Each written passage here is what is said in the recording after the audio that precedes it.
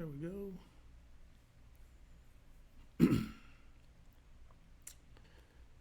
And here we are again.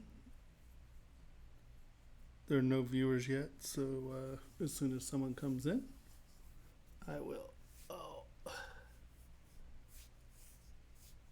check and see. There's one viewer.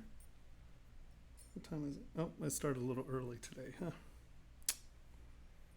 That's how it happens. All right, kind and gentle folk. Hey, Shai, how we doing? So I'm assuming that you can hear me and see me. These are the things we need to know at the beginning here.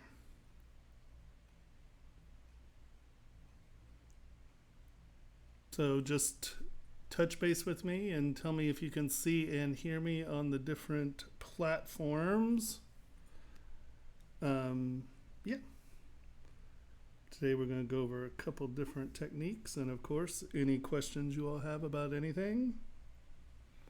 There are 25 people here. Somebody come back. We need someone from Twitch. There we go. There's Facebook. Awesome. So we still need someone from Twitch to tell me if you can see me and hear me, if the connection's clean. And there's that other Microsoft thing, I think. What's that one? Yeah, whatever that is. I don't know what that is. Alrighty. Well, that's good. Hello. How is everyone doing in this world of chaos? Alrighty. Is everyone safe and socially distanced and behaving well?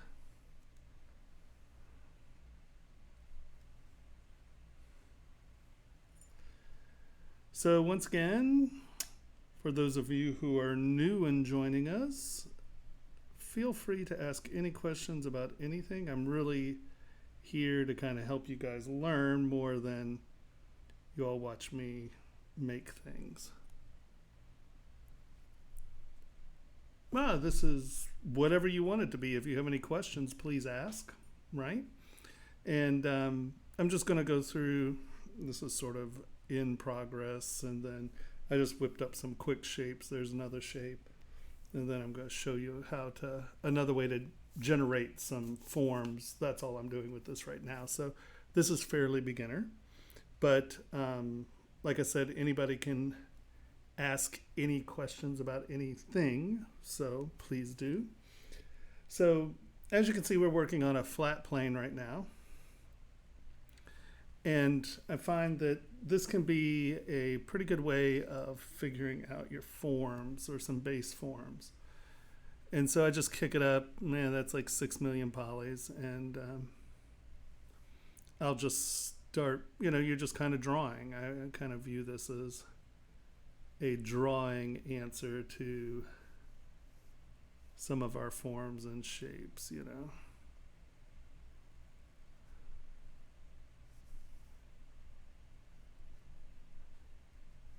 And you can see this is just kind of how I got there, right?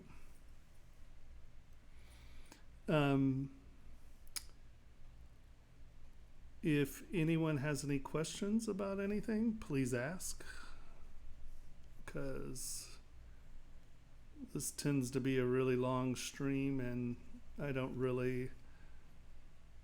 my motivation isn't necessarily to get anything done. It's much more about answering your all's questions in any way I can. For those of you new, I'm a manufacturer, and I use ZBrush for manufacturing. So a lot of the UVs and some of that stuff, I use them limitedly. But if I don't know the answer, we'll sit there and we'll try to figure it out. I'm not afraid to figure stuff out.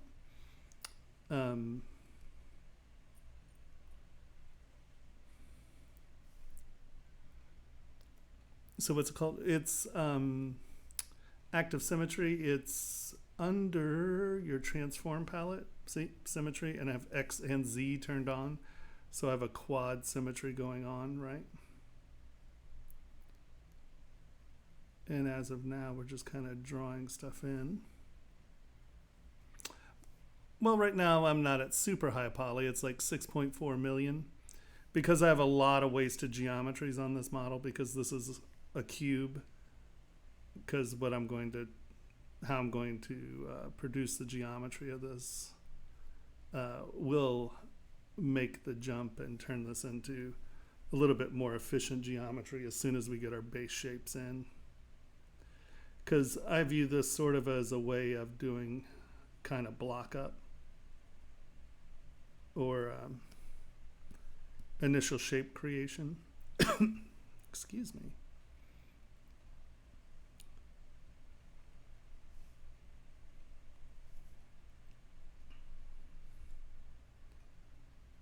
So at this point, I'm not being super...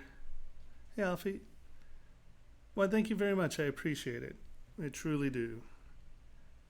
Like I said, I'm trying to get this going, so it's helpful for you guys. A little help, a little information. Get everyone loving ZBrush, right? That's why we're here.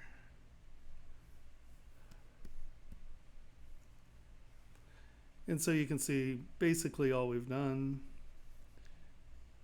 is I just go through and I'm just going to basically draw my shape on. Let's go here where this is a little farther along.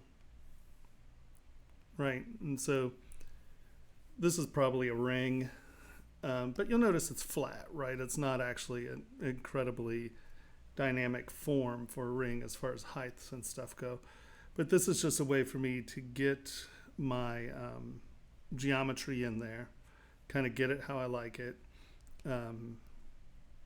define my forms, and here we're going to hit control and make this our history state. If you hit control in your orange, that becomes history, and why I'm doing that is because I want to come in here and make sure these slash marks here are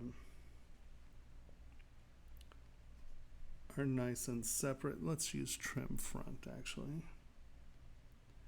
Come in here and I'm just going to make this flat. Smooth it out. Cut it in. Because here in a second I'm going to make this a more viable model to work on.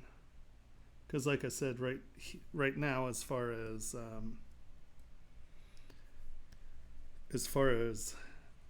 mesh efficiency, this, most of my geometry is on the mesh out here, not actually where I'm sculpting. So I'm going to want to make sure that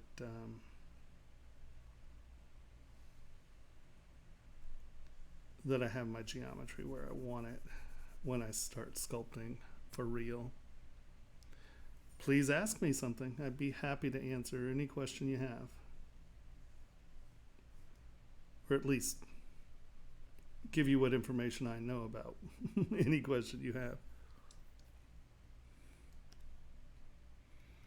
Right, so the thing is remember that, right now this is sort of jewelry stuff, but these are techniques you can apply to anything. And it's really sort of trying to rearrange your mind about how you're thinking about models if you're going to go into printing or milling and try to manufacture them, Okay, I guess you are...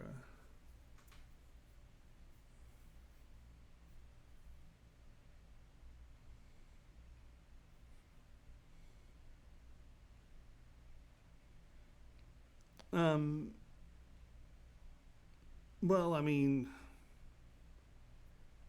do you need them to be exactly that for some reason? Basically you can see, like, you'll start to get acclimated on your line depths. No, that's fine. Hey, ask away. You cannot ask a dumb question. I assure you, if you're asking the question, there are hundreds of people who don't know that as well. So normally, I'll set up a brush for my lines, and then I know that that brush roughly does X, Y, and Z. I very rarely worry too much about the specificity of, like, is it a half mil? Is it da da da? You can be very accurate if you want to be.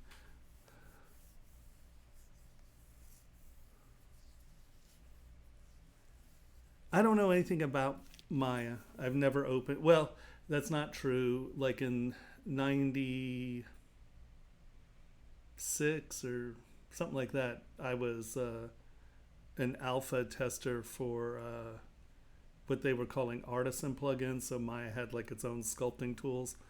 Um, and the only thing I ever told them is they needed more mesh density. So I don't know anything about Maya. I go from ZBrush to my printers or to the mills. So my workflow usually goes straight to STLs.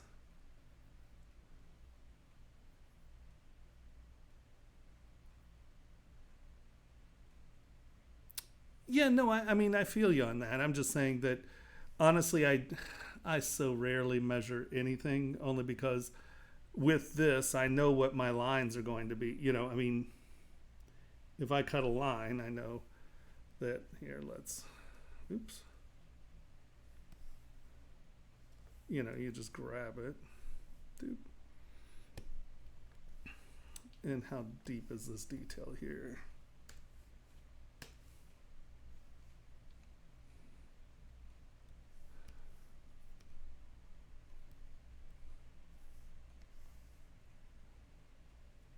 I think if you're doing 0.45, that's huge, honestly. Because that's 0.2. Or did you say 0.04? No, 0.4. Yeah, that's deep, man. I mean, that's 0.2 mil, and I know for a fact that's going to show up. I mean, depending on what you're printing with, too. I mean, if you're printing at 50 microns or 70 microns, yeah, 2 micron, so 0.4 would be 200 microns. You're going to have a rough time with that, of course. I think that if you're trying to do a half mil, I mean, that is a deep, because I mean, look at that line. That's 0.2 millimeters deep, and that's going to show up perfectly fine. You'll never have a problem with that not showing up. Once again, the best way to do it, I think, is know your brush and know your Z intensity. So, yeah, I mean, if you have let's append a star, slider to subtool. You want to make that 0.04. Boop, boop. No, 0.4, sorry. 0.4, enter. And then resize subtool.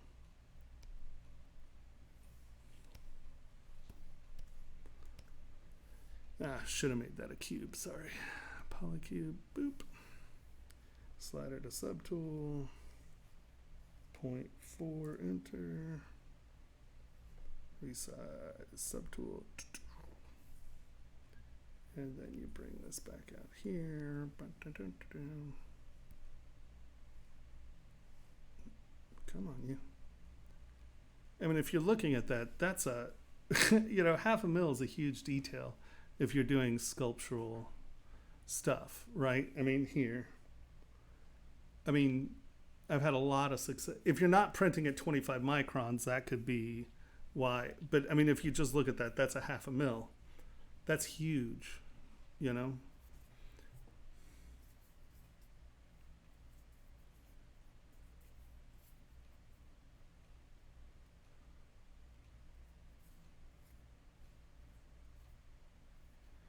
Well, I think a lot of it could be just sort of how you're laying down your lines.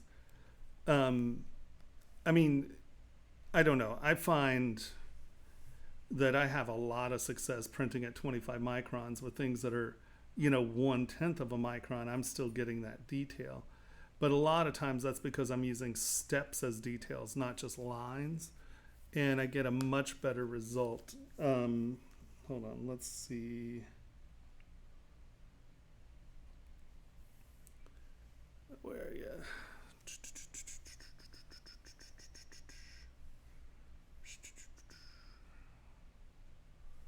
Where are these?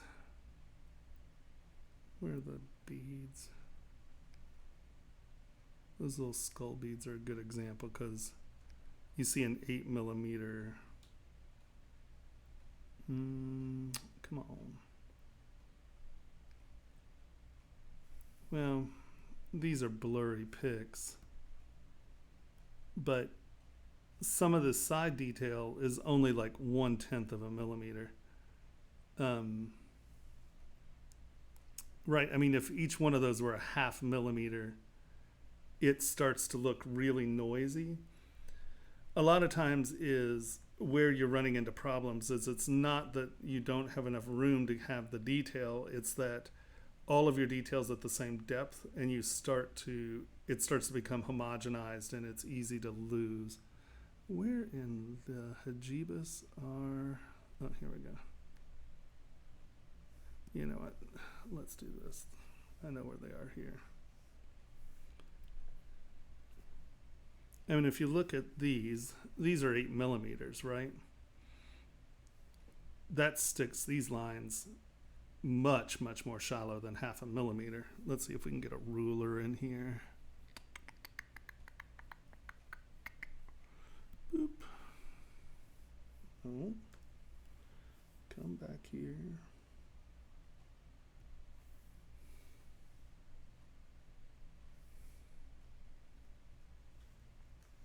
Will it lock onto the internet? Oh, look at that. I didn't know it would do that. That's good. So let's take that and make, that's 1, 2, 3, 4.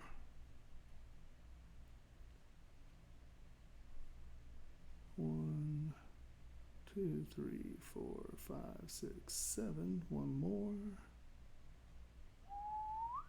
There's 8. And you can see, at 0.5 mil, that space right there is 0.5 mil. Does that make any sense? Like this, from there to there is 0.5 mil. You wouldn't even be able to get that entire form in there, right? So I think that thinking about it in 0.5 mil is pretty damn large, honestly. Hold on, let's hide that. Let's drag you over here. Because it was saying like 0.5 mil is that wide, right? So, if you're printing at high resolution on your printer, you can get things much more detailed than 0.5 mil. Having some depth sure is good, but you can see that by breaking up the depth, these are much more shallow cuts. If that's 0.5 mil, that's probably 0.2, 0.3 deep. So I think a lot of that's depending on your printer, because these are cast directly from resin. So that's what I'm saying.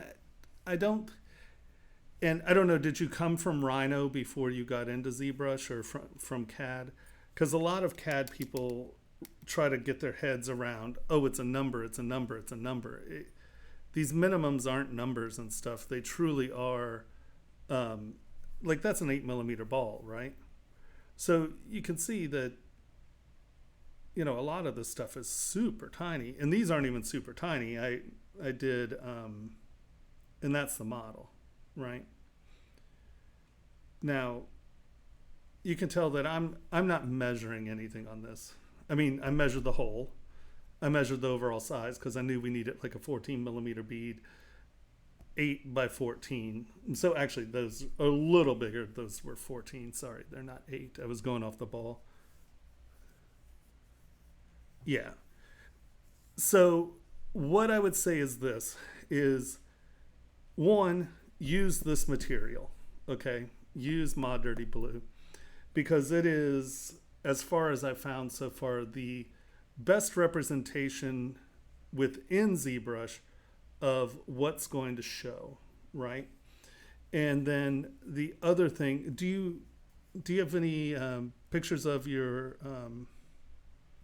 pictures of the models you're talking about?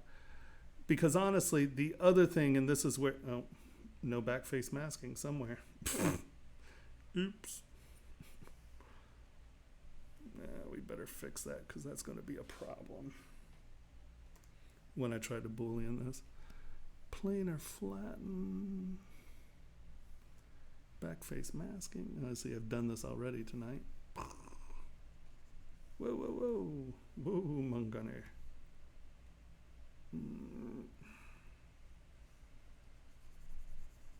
All right.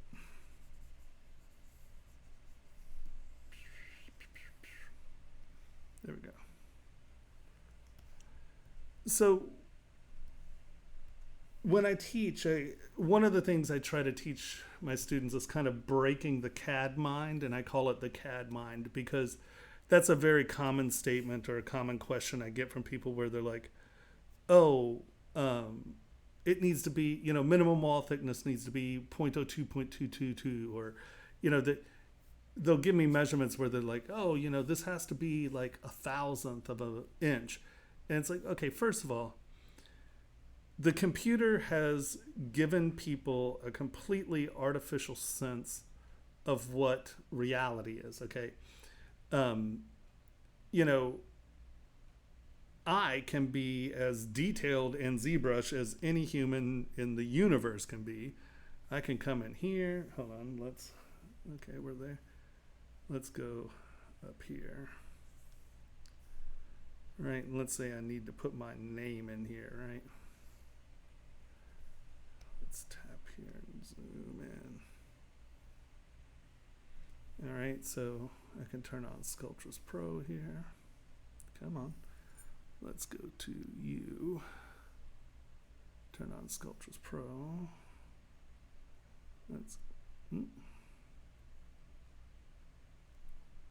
Right, and I can get some geometry in here.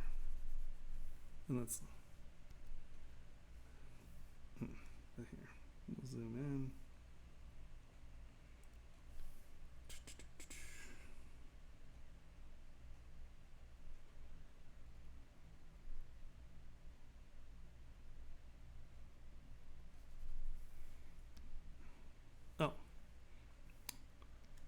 Oh, I see what that notice was. Sorry.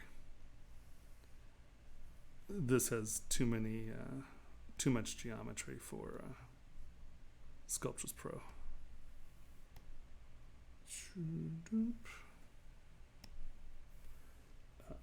Let's take our cube here. Right, we said this was what? This is update size ratio 0.4 mil, right? So let me hide this real quick. Let's come in here. Let's go Sculptural Pro. Let's take this and why are you?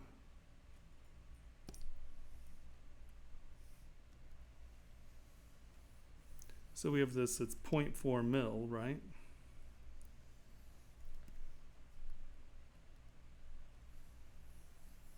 So all I'm doing right now is I'm just adding geometry where I need it.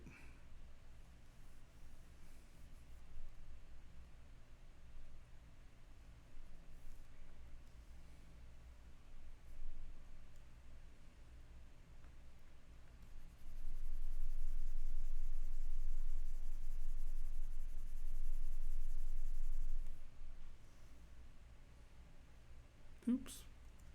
That's supposed to be smooth, not brush. All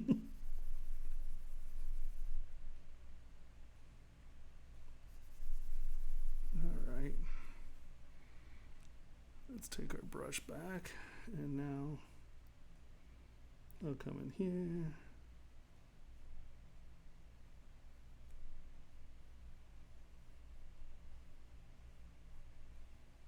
right? So I just wrote my name on your block. So that's 0.5 millimeter, or 0.4 millimeter. And I just wrote my name on it. Okay. So let's go W, let's go to Y.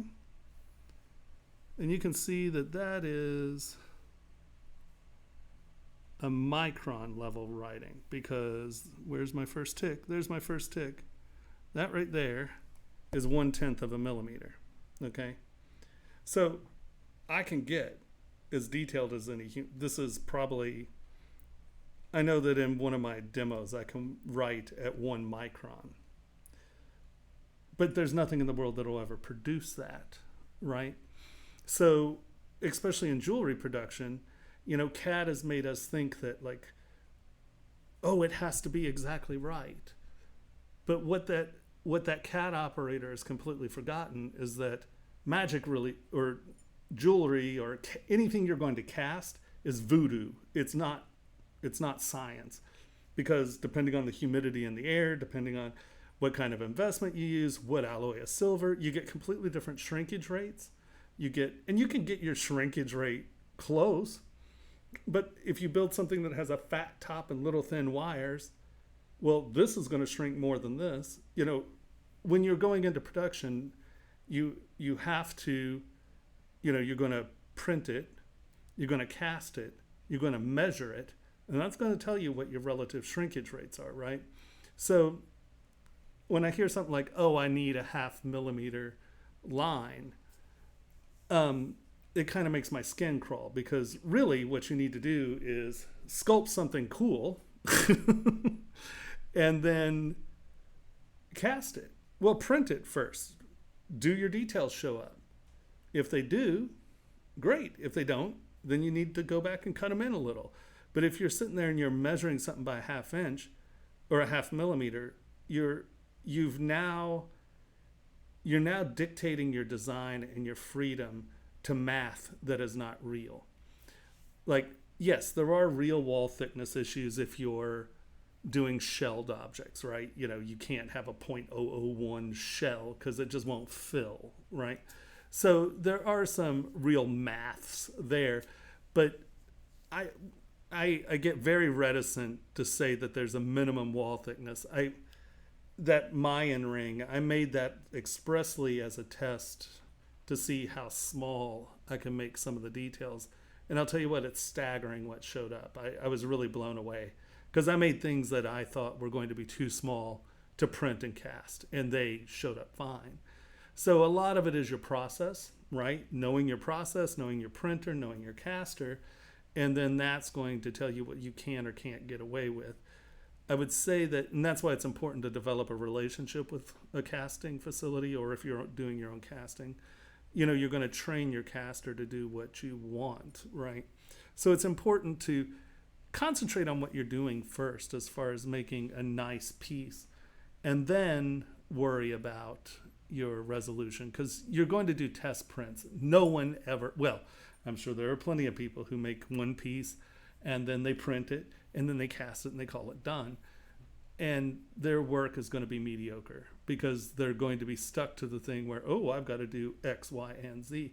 You don't. You need to make beautiful work, and then you tune your process to the work you're making. Because I make work that is very hard to produce. And it's becoming easier and easier to produce, thank goodness, because of wonderful things like Riachi wax injectors and, you know, some of the Formlab printing and blah, blah, blah, blah. There's some really good technology now. But don't get caught in the trap of thinking of numbers. This is not science. It's art. And all of that expected accuracy goes right out the window the second you print it. Because depending on where it is on the print bed, you know, you can get parallax out here on the edges. Well, that changes your print, like where it sits on the print bed. Then, you know, did you accidentally, you know, leave your print in the alcohol too long? So now it's flooded with alcohol. It's sort of bloated. And if you're dealing with, you know, 0.4 millimeter, the bloat of alcohol can change that dramatically. Then did you UV cure it? before you heated it and vacuumed it. You know, I mean, there are all kinds of things that are really dependent on what that final product is. It's not that this line has to be 0.4. Because I think what those rules like that make for uninteresting jewelry, let's just put it that way, I think. Because you're going to wind up, if you're actually going into production, you know, you're going to have to do the piece a few times to make sure your shrinkage rates are exacting, the da-da-da-da-da-da-da, because you want, especially like if you're setting stones in production jewelry, you know, yeah, you're going to have to tune it up, but you're never going to have the right numbers.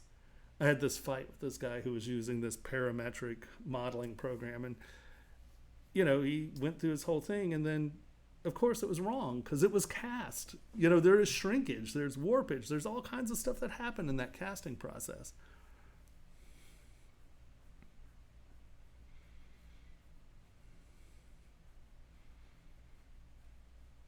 Yeah, no, I mean, it really is a completely different mindset. And like when I teach a lot of people who are jewelers trying to learn ZBrush, and getting them out of that CAD mind is like it's an incredibly hard thing to do, because I honestly believe that CAD has ruined the jewelry industry, because you now have two different kinds of people. You have engineers, and then you have, you know, let's face it, there are very few people, and there are very few people who were bench jewelers who then got on the trend of CAD when Matrix first came out. What was it, like 20 years ago, something like that? And, you know, I just think that it's an incredibly restrictive way of thinking about modeling, because people are so insanely freaked out about, you know, oh, this has to be this big, this big. Well, let's look at this real quick.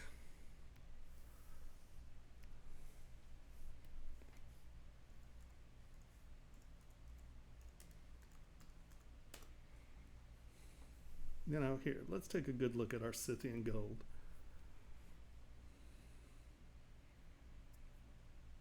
You know, we're pushing over 2,000 years old. And you know what this person didn't do? They didn't worry about their line depth. And this stuff was cast for the most part. There was a lot of it that was cast.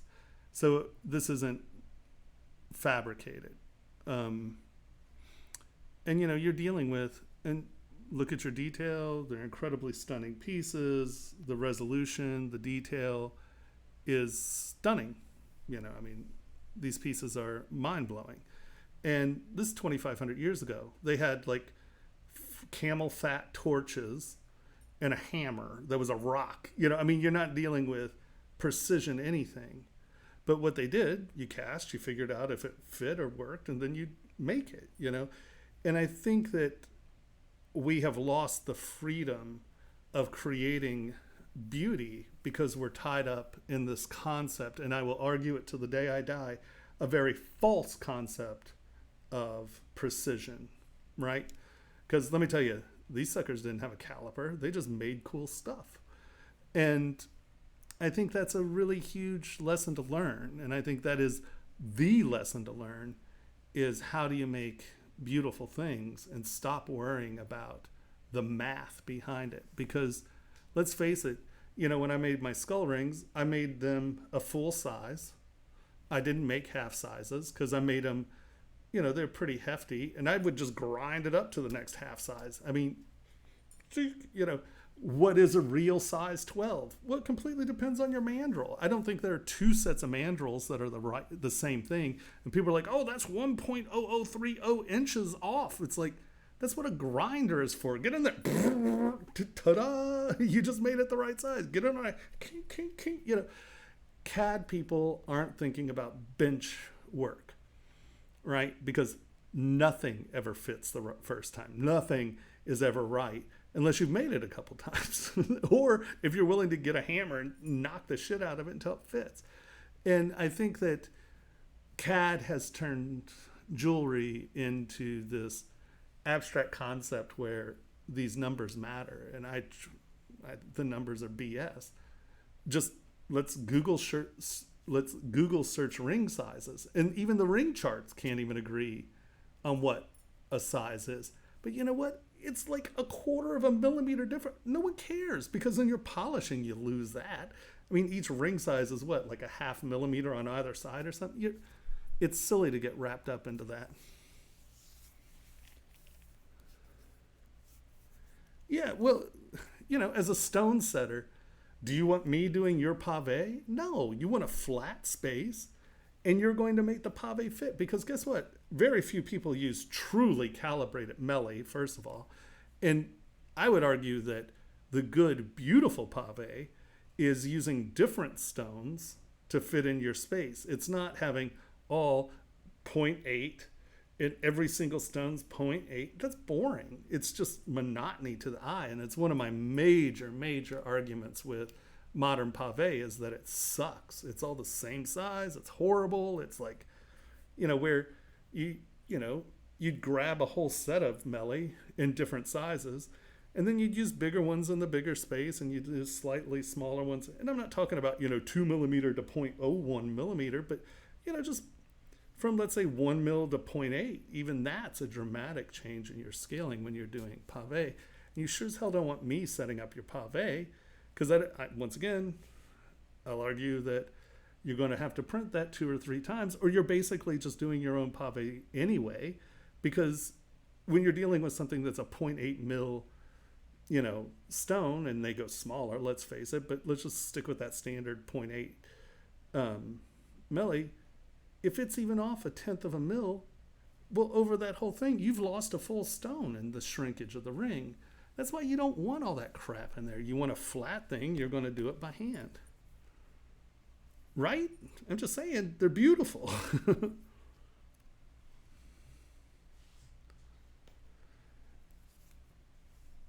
Because it is the number one problem with especially jewelry. And I mean, because if you're doing toys and things like that, let's say you're working for Mattel, they're going to give you a set of joints because they know within their manufacturing that joint set is the right size. And like I said, when you're manufacturing, yes, you have to be careful, but you spend the time, you make your joint set or you make your ring sizes, you calibrate them, and you develop your scale to your work system. Because it's especially ring mandrel. I mean, here, I don't know if you guys know this, but here, let's do this.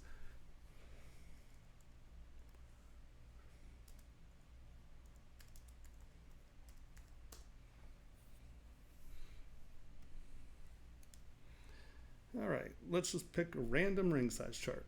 Here we go. So this says that, let's just go with a size 8. A size 8 is circumference of 56.3 mil.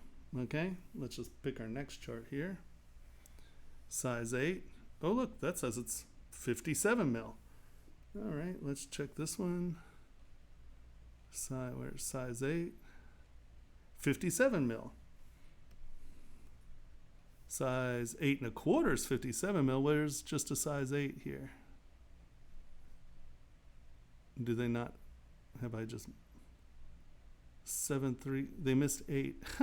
That's really funny. So I'm guessing they're saying that that's 57. Size US 8 57. Okay, so these are all pretty much in agreement. But as you can see, there are lots of charts out there that don't agree. And then you have mandrels, which you're measuring your ring size on, and there is no such thing as calibrated mandrels. Mandrels can be off, multiple tenths of a millimeter. But, okay, so how do you use a mandrel?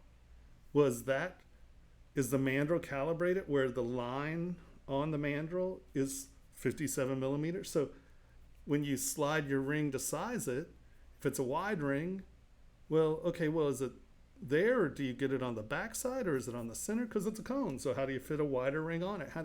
So thinking that this 1/10 of a millimeter matters is silly. It's just silly. They're guidelines of fit. Because, you know, your ring, your fingers, oh, I'm a size 8. Oh, I'm gaining water today. You know, I mean, think about how much weight you fluctuate daily. Well, that's all in your fingers. You know, and it's just like, because I have weird fingers where my meat is fatter than my knuckles, right? Because I use my fingers, so I have muscle in my fingers, so the meat of my fingers are thicker than my knuckles. And so my ring size changes daily. I could wear a size 13, and then if I haven't, you know, I've been out and I've been dumping water, the size 13 will fall off my hand. Now you have the people where you're going over knuckle, where the knuckle is what's actually holding it on. And so now that's a little bit more codified. That's not going to be your body weight fluctuating, the bone size. But, you know, you can have something that's 1/2 millimeter off in the circumference, and you are never, ever, ever going to know. I mean, a heavy polish can take that off. You know, it's like, so I think that, you know, the math in jewelry is voodoo. And as long as you view it that way, you're going to make much nicer jewelry, and you're going to be much happier in life, because if you're chasing these decimal points, it's silly. It's not real. And you go to presentations and you see people talk and you see people teach, and it freaks me out, because it's like, well, you don't know that. You're casting this. The only way you can know that is if you're machining stuff, right? Because if you're milling the metal away, then yes, you can be very specific about your scale. Otherwise, it's voodoo.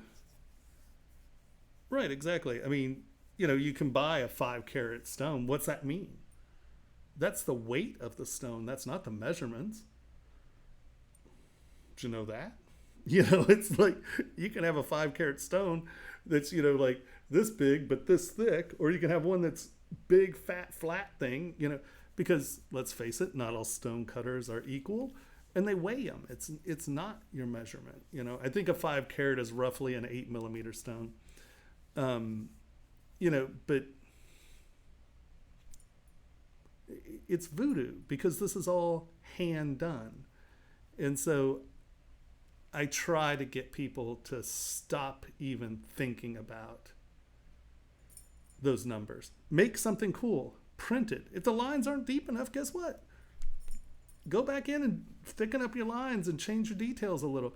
And soon what you're going to do is you're going to realize what works and doesn't, right? Because I know out of this what lines are going to show up, as long as I'm using my printer, right? And I know the caster, because I've seen the work that's come back from them. I know certain people over polish, certain people under polish, you know. So yeah, it really is it's voodoo. And as long as you're thinking about it as voodoo, you have to understand that it's a process. It's not, oh, I'm going to sculpt this one thing and it's going to be great. You know, it's going to be magnificent, and it's going to work the first time. That's just untrue. I mean, you might get a beautiful piece out the first time, but I'll bet you any amount of money it's not the size you think it is.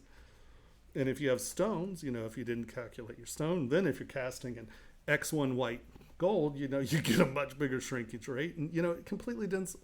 What's the material you're casting in? Where are you casting it? Different elevations, you get different casting processes. If there's too much water, your investment swells, blah, blah, blah. You know, I mean, voodoo, not science. Just remember that.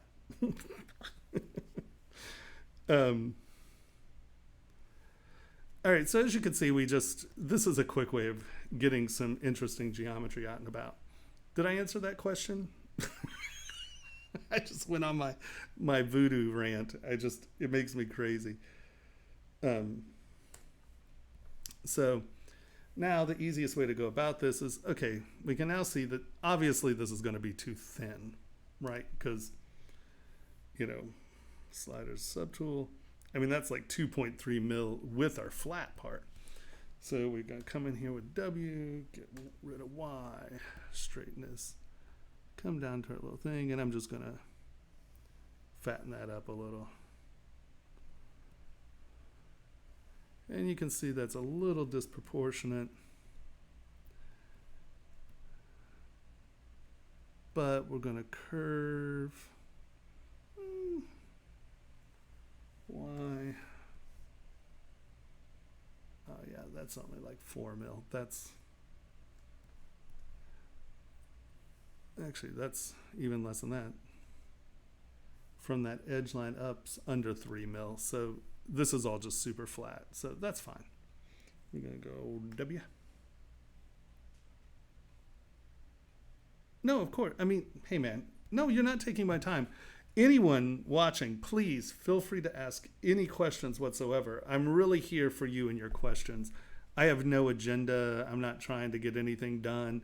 I mean, I'll switch and we can sculpt elephants if someone has questions about elephant sculpting. You know, don't think that you're interrupting me. That's sort of how my stream works, is my stream turns into a lot more of a Q&A and let me help you through issues more than watching me sculpt something. I don't really get much done during my streams as far as project orienting. I was going to bring some. Did that file transfer fail? Hold on.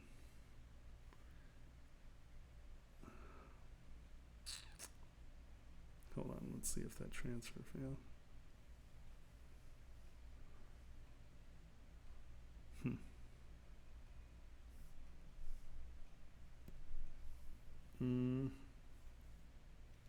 Don't know. Damn. I was going to work on a certain file later on, but it's so funny. I love, you get people come in, you know, I could see how many people are here. People don't associate. People really just want to watch people sculpt creatures and soldiers. I'm not that guy, sadly. I think I'm going to just start sculpting monsters. Then I'll get a viewership. All right, let's append. Take you, make you a square.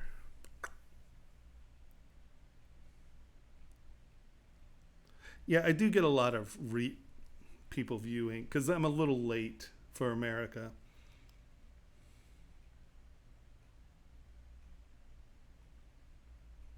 They have to be merged. Yeah, you. Okay.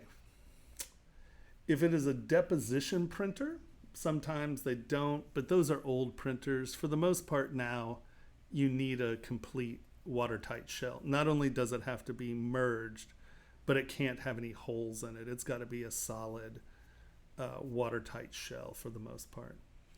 And luckily ZBrush does a very good job of generating watertight shells.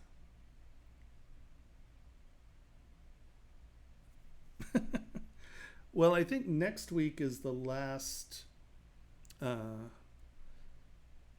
Monday of the month. So next week will be crits. So bring something for critiques. Here, this is.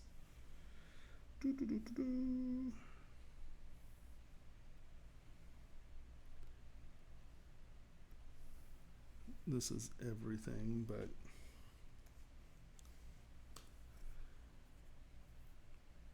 If you go to ZBrush.tsw, if you click on that link, you can upload models for critiques next week. All right. Control W. I'm going to squish this down.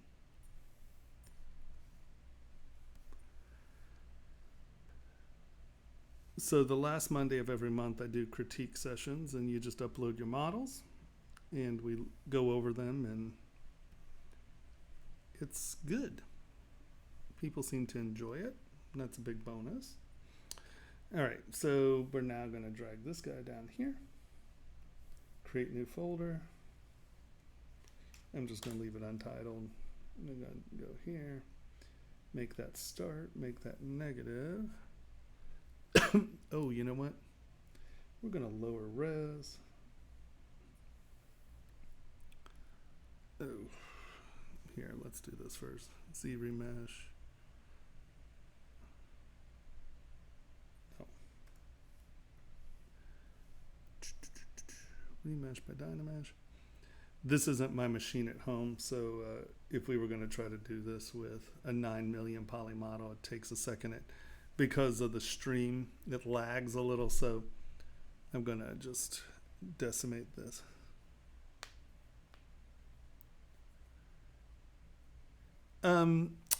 Yeah, usually sprues are something you talk to with your caster, because it completely depends on what the casting machine is, and it depends on how they cast. If they cast just your piece and they're going to make a little investment and cast your piece one at a time, it's completely different than if they're actually casting 50-piece sprues and they're just throwing yours on the tree. So also, if it's a centrifugal casting machine compared to a vacuum overpressure casting machine, they sprue differently and they require different sort of things because of how the metal throws, right? So that's something you want to take up with your caster for sure. I don't tend to think about sprues. I put texture on everything, inside everything, all the time. I'm a horrible person when it comes to sprues. People cuss me a lot, but I tend to leave.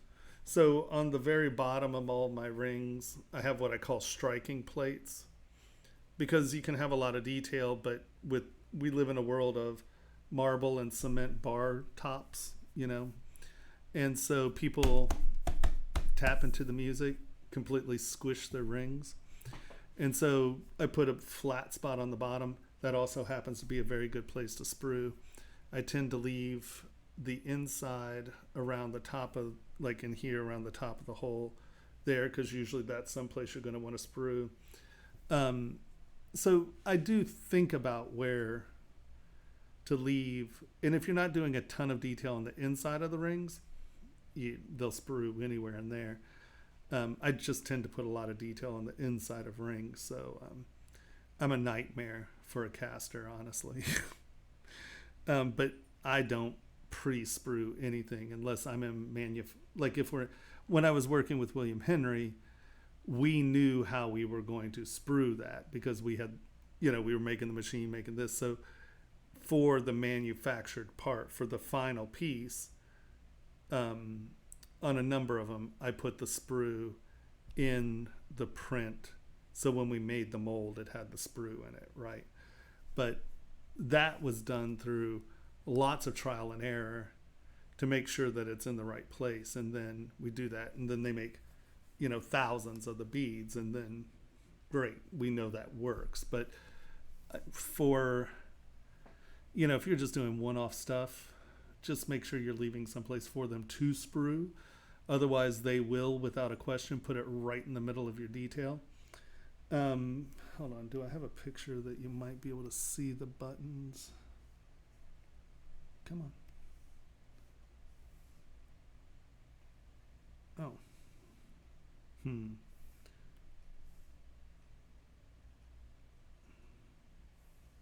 I guess I plug this into a different...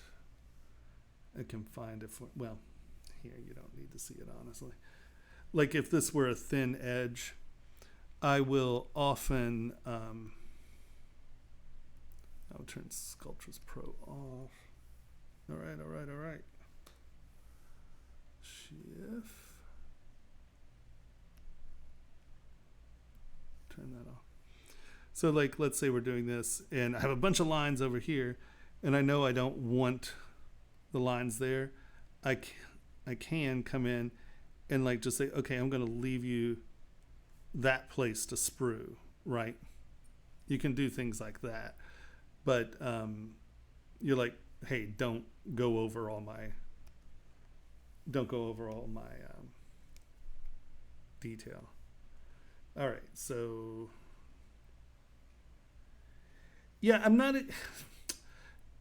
because of all of the closures and stuff, I've been talking to Ryan about when we're going to run the class, and I have to make sure that they don't pull a domicile at home here in Washington, because I don't have the bandwidth to do it from home. I have to come to this cooperative workspace, but luckily no one's here. It's Chehalis is a little town, and most people, I mean, I think in the 4 months that I've been renting here, I've seen like 5 people.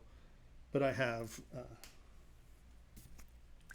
99% isopropyl. I spray everything down. I'm a germaphobe. I spray everything all the time.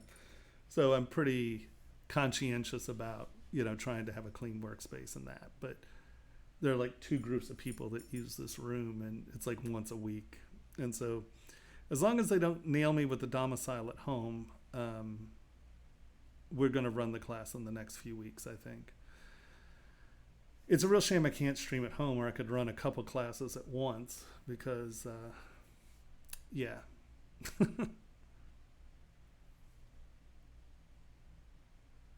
For Seattle. Okay, I'm a little farther south than Seattle. I can see domicile in Seattle. It's still booming. I mean, it's still arcing. We have 2 cases in Lewis County, and it's real, and I'm not saying I'm not, and especially I've been house sitting my friend's house, and today was her birthday. Happy birthday, Lee. It was she turned 77 today, so my housemate's 77, so I tend to be I try to be incredibly conscientious about it, but I spray the hell out of everything. When I don't touch mail, I spray it down, because I'm not worried about me. I mean, if I got it, I'm healthy, I have a feeling that I would get over it, but I don't want to kill Lee, so I'm trying to be fairly conscientious about it. But hopefully he doesn't do the whole state. I think if he just does it, domicile by city, I think that's going to be better, because if you domicile the whole state, well, here, I mean, I don't know if you guys know about this website. It's Infection 2020, and it breaks down it by county. 43906. Let's refresh and see. There you go. Look, we just went up. Look at that. Past 24 hours, 11,000 new cases. But let's go to here. And so the nice thing about this site is it gives you by county breakdown. And you can see that in our county, in this whole county, there are only 2 hits, but it's traveling down the 5 corridor. Tacoma just got nailed, and this is Portland here. So, these counties don't even have them, because let's face it, most of those are national forests. So if they domiciled the whole state, sadly, that's going to really, like Okinawa and those counties would really get nailed. Actually, the east side's doing pretty well, honestly. Oh, you mean east side in Seattle? Oh, yeah, no, you're doomed. It actually started the east side. You should stay home. But this is a really good site, because, it keeps you, I mean, it's hourly. And so I tend to pay attention. But, there are 2 people in my county right now. And like I said, this is a very low traffic space that luckily I've seen 4 people here since I've been working. So if this were a very busy one, I wouldn't do it here, because I wouldn't risk Lee. But I feel okay about this space.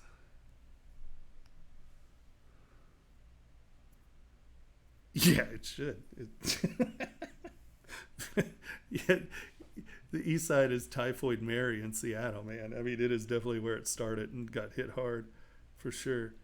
So after you've done your flat, you just come in, Boolean folder,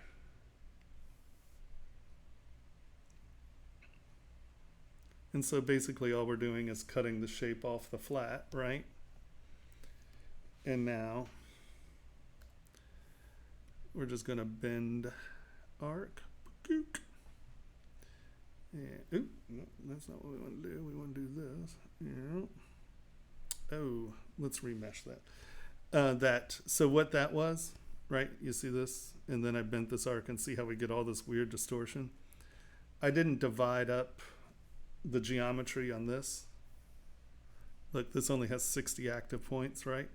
So it's going to try, when it cuts, it tries to use the Boolean of the, or the geometry of the cutter. It's trying to apply it here. And that's why we got that weird. Here, let's do this and divide this up.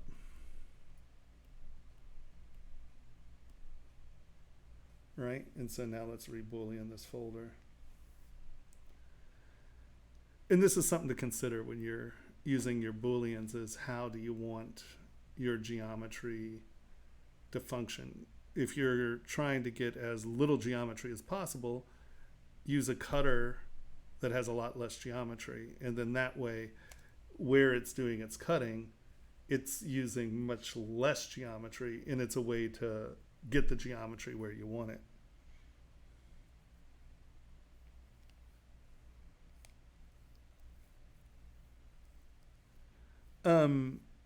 So there are two ways. I think probably the easiest way is to go here. Well, I need to, hold on.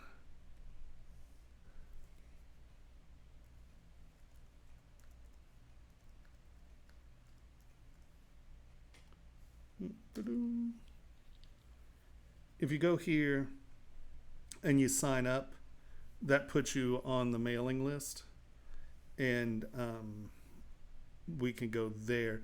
I'll also be making announcements here. We figured that we'd know something by now, but once again, Ryan got kind of screwed because California has a domicile, so I don't know.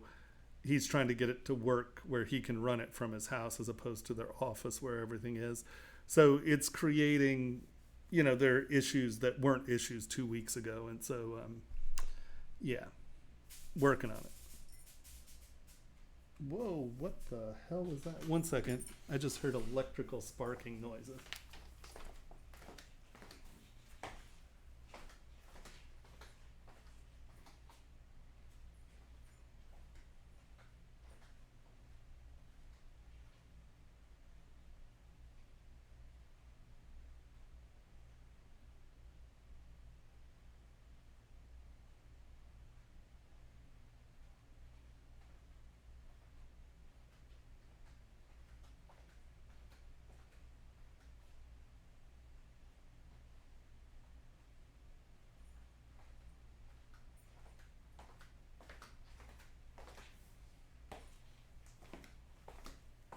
Well, I don't know what that was, but I'll pay attention to that. It sounded, but I didn't smell anything electrical. That was weird. Well,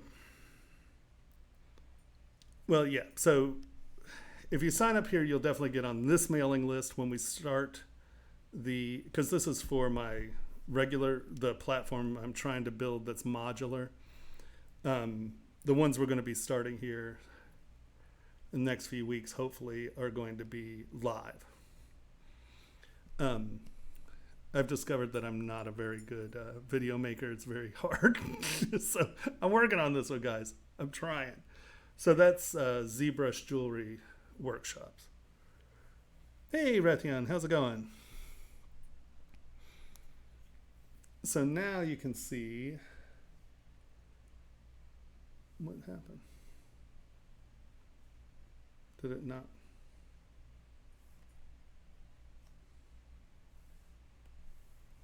Okay, that's the first one.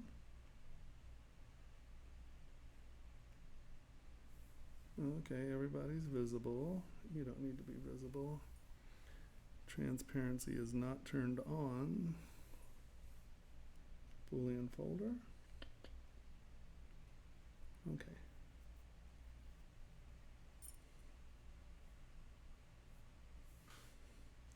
Yeah, I know. They got, we still have the space in Hackney Wick, and the people who are living there, they haven't been able to. And it's funny because, like, when you have people who, like, we have a pretty big loft, and when you have like 5 people, the nice thing about it is usually most people are there at different times, right? When you got lockdown, everyone's all there at the same time, and I guess it's supposedly funny. Uh, you get to learn who your roommates are pretty quick. Oh yeah, without a doubt. So here you can see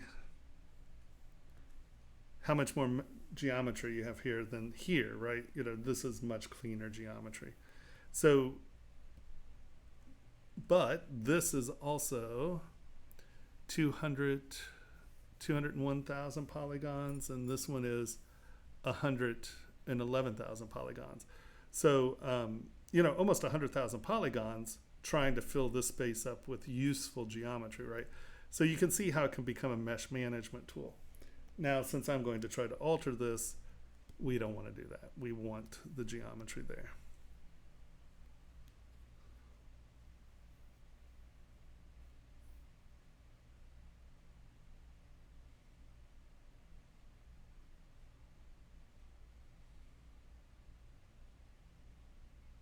No, you're not hogging questions. I'm here to answer questions. So don't hesitate to answer questions or ask questions. Hello, Shingo. How would you do printable larger mill grain? Once again, that comes down to your printer, your process, because like on this, if we wanted to add mill grain, I have a mill grain tool. Right? And I'm just going to, hold on, let's get out of here. Right? And so you just pick what size you want. And what's nice is you can literally come here, change your draw size. Tap your line, boop. And you can pick your mill grain size. And I find you can do mill grain this way. Depending on the size of your mill grain, you're going to leave that ridge, right, or lip for them. So if it's going to be 2 millimeter mill grain, obviously you need to leave that much meat there if you want them to hand do the mill grain. That's just something to talk to your bench jeweler about, because I've had very successful mill grain where I put it in, and as long as you're printing at 25 microns, that's more than enough, because I let it sit a little high on the surface, and then you get that full around.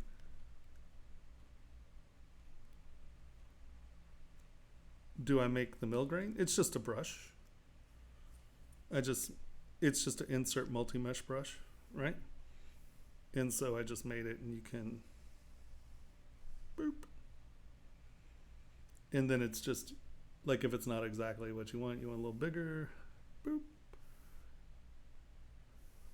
And you can get it to be wherever you want, And then if you need to continue, just go to the side, and you can continue it out and about. But, all of the Astor and Orion.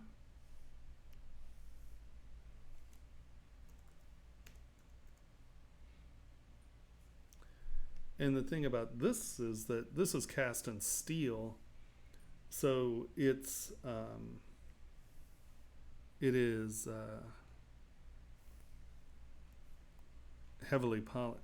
Hold on, All right, ethically sourced fashion. Hold on, let's go to pictures. That's probably easier. Come on. Let me find something that has... Well, you can see it in there, right? That's the size of that image.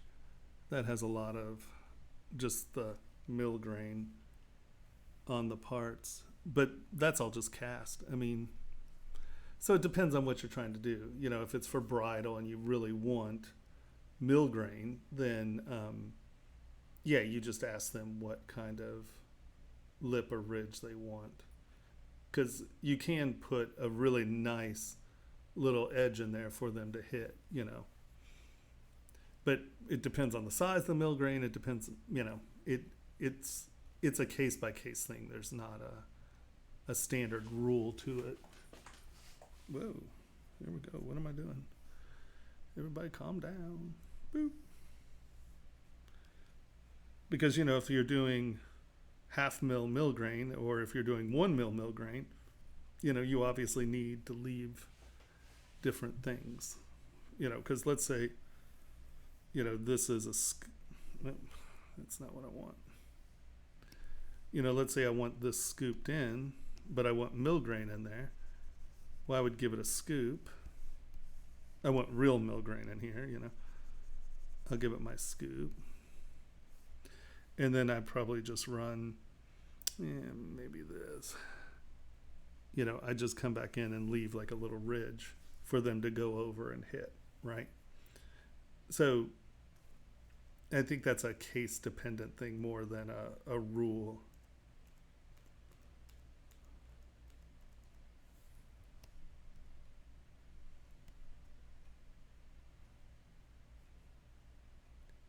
Yeah. But, you know, I mean, once again, if you're doing 1 mill grain, the 0.4 isn't going to do you much good, is it? You know, I would say that you definitely want, I think you need to figure out what the edge is, you know.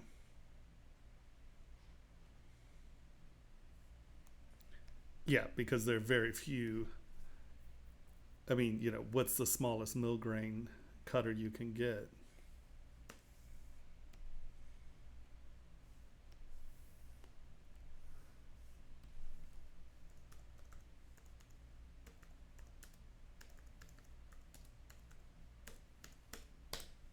How we doing, Mark? That's large mill grain.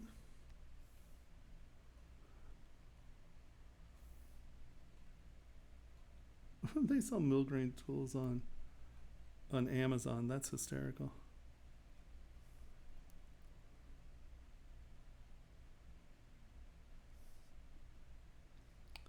Lathe mill grain.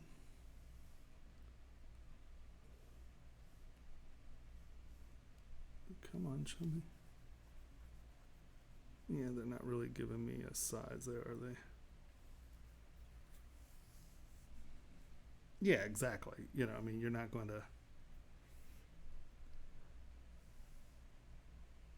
Look how tiny that little wheel is. That's awesome. They're so cute. I love mill grain wheels. They're rad.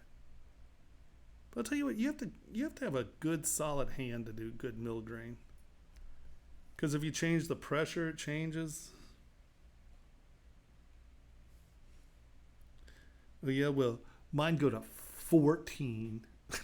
All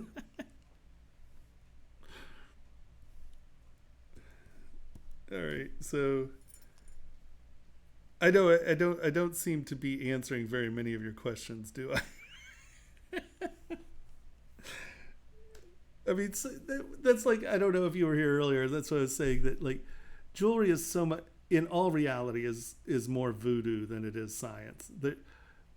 Because everyone does everything differently. I mean, unless you go to Germany and you deal with a goldsmith, they all went through the same school and registry. You have to be able to do certain things to call yourself a goldsmith there. But, you know, yeah, it's all just make beautiful things, and I assure you that they'll find the right mill grain.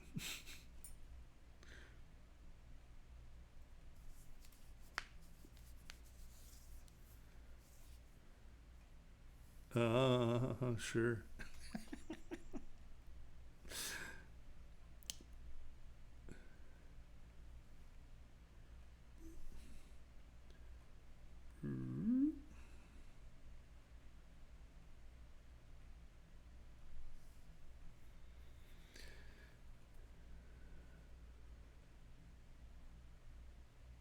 Yeah, if you're not doing your own manufacturing, you damn well better be the friend of the people who are making your work. If you have a relationship with them, they will take the extra step it takes to prep your work, because how you finish work is completely different. Like mine, I don't like over finished work. I like all those surface scratches, edges and dings and wings and all of that. Where if you're doing, traditional bridal, you don't even want a huff mark on it. You have to, you're going to send it to Mark Morell and he's going to polish it with like little like dental floss with polishing gauze and stuff. I mean, it's such a, that's why, like, you hear these rules, and I think the rules are idiotic because they have nothing to do with what I'm doing compared to what you're doing compared to what they're doing. Like I said, this is a much looser thing than what we've made it, and I blame CAD. I think CAD has ruined jewelry design. Without a question, I think that's true.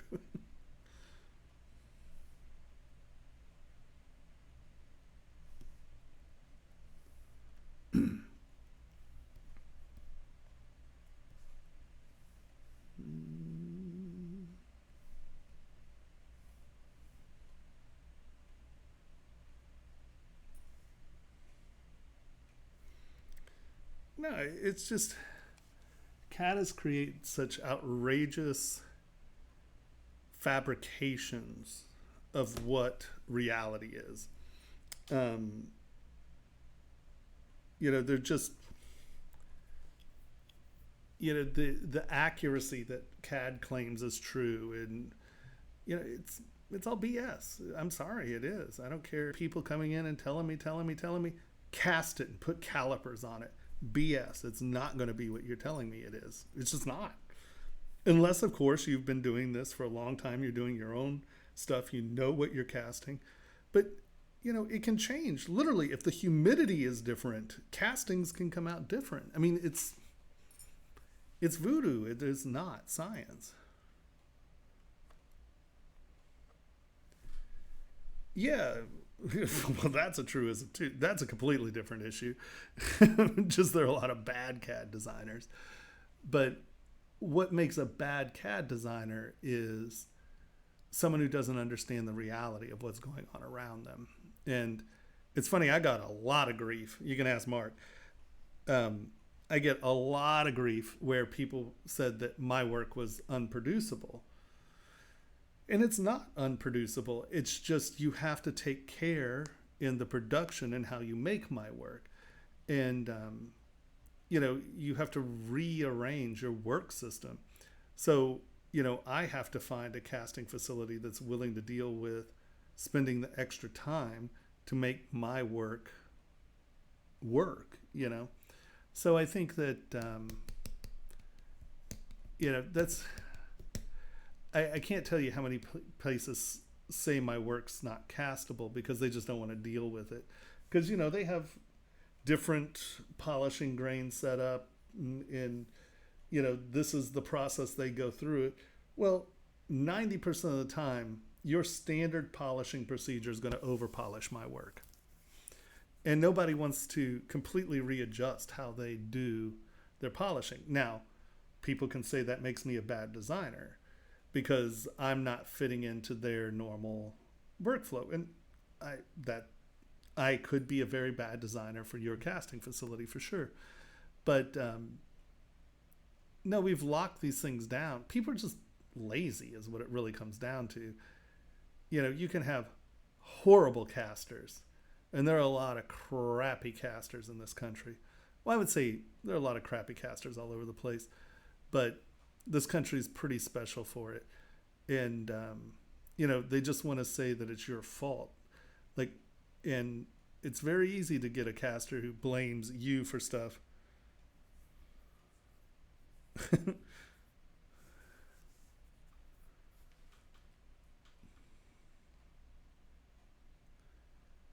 We can.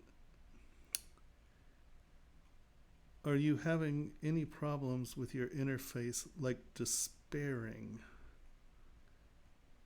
I don't know exactly what you're asking, Fabio. I'm not sure what you mean. If you clarify, I'd be happy to answer that.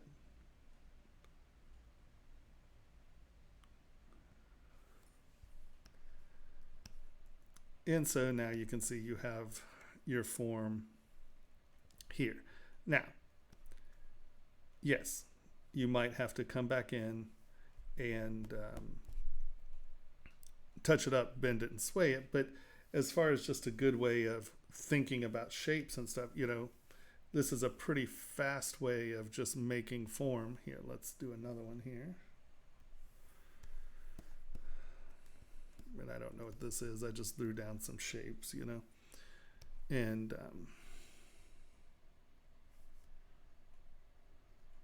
what is going on here?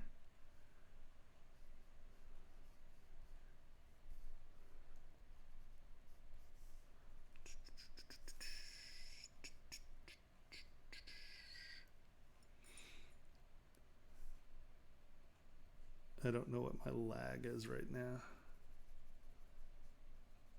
I don't know if I should say to Fabio, please, I'm more than willing to answer your question. I just don't quite understand what you mean by despairing.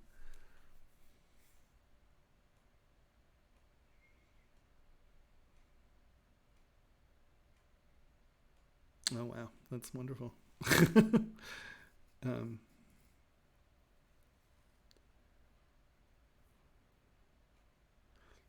Honestly, to start, all you need is ZBrush and a tablet. You can't do it with your mouse.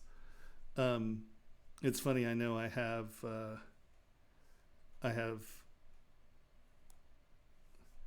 at least $50,000 worth of my sculpting tools. I have a set of chisels that are worth. They're about 800 years old, and I think I spent like $18,000 for them about 30 years ago. So some of my best tools are 800 years old, but so I know what you're saying there. ZBrush and a tablet is where you need to start. I think that as a tool user, if you invest the money into a Cintiq, you're going to be a lot happier because I have a stylus. I have it on my screen. It's pressure and angle sensitive. And so as a tool user, it's an interface that makes a lot of sense for me. And I think as a tool user, it'll be much more intuitive to you. I didn't have a bunch of problems in my conversion to ZBrush because I started with a Cintiq. And just your use of tool, you know, hand tool, is a big deal. It's super helpful for sure. And then I would say, you know, obviously, if you really plan to do this, not just like if you plan to make money, buy a Formlabs printer. It's really the most affordable home printer. And I would say it's definitely a prosumer printer because now it does, you know, professional work or professional quality printing, and it's affordable, and they're not going anywhere. The material sciences are really top notch. And sinuses, not corona. I start coughing when I start talking, sorry. So I think that's probably your first bet. Get the program. Buy a Cintiq if you can afford one.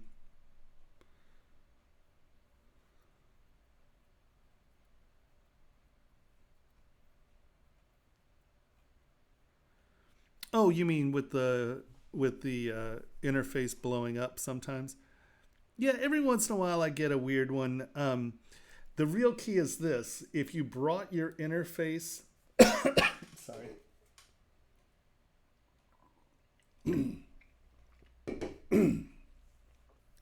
If you brought your interface from an older version, like I had a real problem bringing my 2019 interface into 2020. I kept getting these things down here and it did not like it at all. So I just had to rebuild my interface real quick in the new version. That might be your problem. I don't know how long you've been using your interface. You like an Intuos better than a Cintiq? I don't even know how to wrap my head around that as a reality. I don't know. I don't know if you started in the computer Hellcat or if, because this gentleman was, he's a dental, so like he's been a tool user. And so if you're used to having a tool in your hand and moving material, there's absolutely the learning curve of taking a stylus and putting it on a Cintiq as opposed to putting on a tablet is a radically different experience. How do we build an interface? Yeah, I don't even know what that means, that you like an Intuos. Why does this keep auto-saving? Hold on, let me see what my quick save is 40 minutes. That was not 40 minutes, was it? No, it can't be. It's only 9:20. But try rebuilding it in your new, because I had a lot of problems with my old interface coming in here. So how do you build an interface? So all of these buttons are in menus, right? Like you can hold this over this, and if you hold down Control, you can see right. You can see down. No, I have to hold it over. I'm trying to do two things at once here. Will it let me? Boop. Yes, there we go. See right here, button path, brush, extractor. So I know that this is the path for this button. And then let's say morph, right? Hold down Control. Boop. And then you see button path, brush, morph. Escape. And then let's come over here. No, I'm not trying to close my holes, actually. Hold down Control. I'm not trying to do it. Show me Control. Really? All right, that's not going to let me do that. Why? There we go. I don't know why it didn't do that for Control. But here you can see Tool, Geometry, Divide. All right, so knowing where your buttons come from. And so if you have them out, that's an easy way to find its path. So now that was button path. Oh God, here we go. Okay, let's get out of that brush really quick, or it just gets us into a lock. So now you come up into Preferences, go under Config, and see Enable Customize. Boop. And so now you literally can just, you hold down Control Alt, and see you can move the brushes around. You can come over here and let's say I want this brush, I hold it and I bring it out, and now that brush is down here, right? So you just literally drag the brushes you want out. And if you want to get rid of one of them, right, we're here. If you want to get rid of it, hold down Control Alt, drag it into your work area, boop, and it goes away. So then, yeah, Fabio, I would definitely rebuild it because I had big problems come from 2019 to 2020. Actually, I had problems coming from 2020 to 2021, I think. It might, but yeah, there's some interface issues. So I would definitely rebuild it in 2020. Don't just bring it in. Well, what I did is I brought it in, and then I changed, everything that was wrong. Then I saved it. I didn't rebuild it from scratch. Well, I mean, you can definitely start with an Intuos or a Bamboo or any of those things, without a doubt. I'm just saying, as a tool user, a Cintiq is a much more comprehensive set because you're actually working on the object, you're applying pressure, and it is sculpting. There's just no doubt about it. So that's the only thing I'd say about that.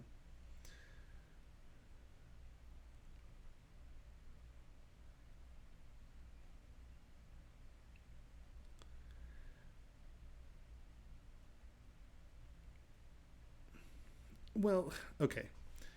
The little one isn't a Cintiq. I don't mean to. I didn't say this out loud, but the 16-inch is rough, especially if you have the old small Cintiq, not the 16-inch Cintiq Pro. The Cintiq Pro, the small Cintiq, the new 16-inch you can work on.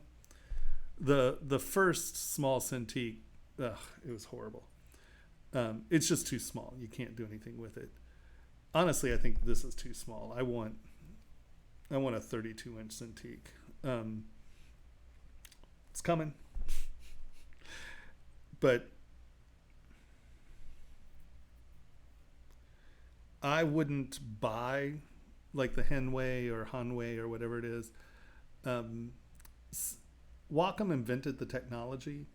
Their pressure sensitivity is dramatically better. And for ZBrush, the pressure sensitivity is a big deal. You hear a lot of people crab about.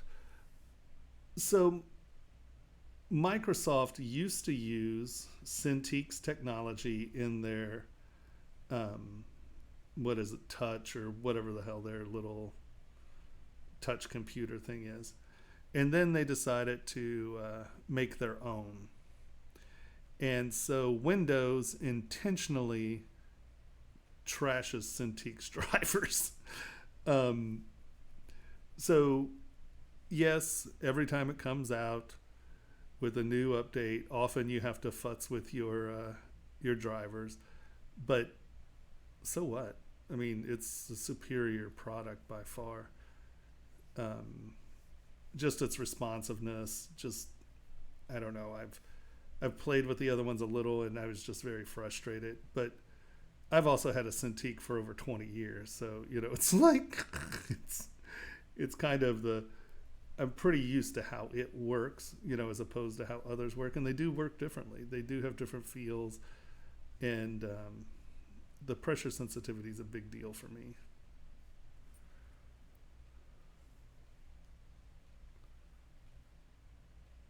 Oh, I just put my keyboard in my lap. I don't even futz with that. Um, no, I'll tell you, this is a 24, and I definitely the 32 would do me very well.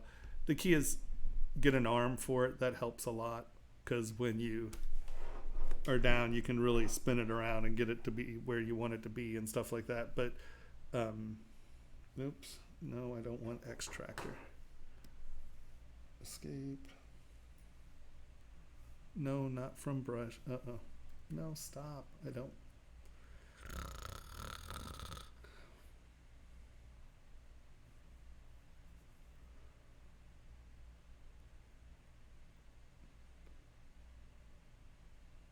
Cintiq. Oh, Cintiq.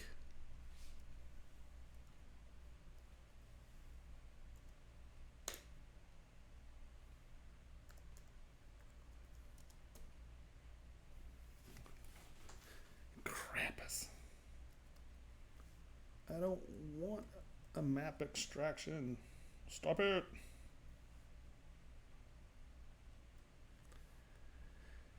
And you can have really precise control over your keyboard when you.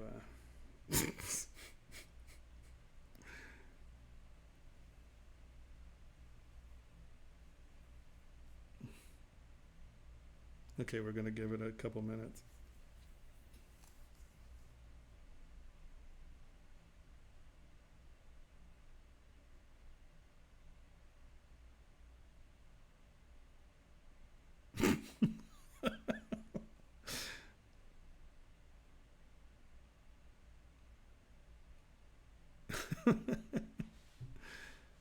No, I guess so. But I'm extremely dyslexic. I could never use a tablet.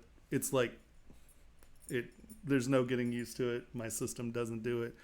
But I don't know. I mean, did you ever sculpt? I mean, did you ever have?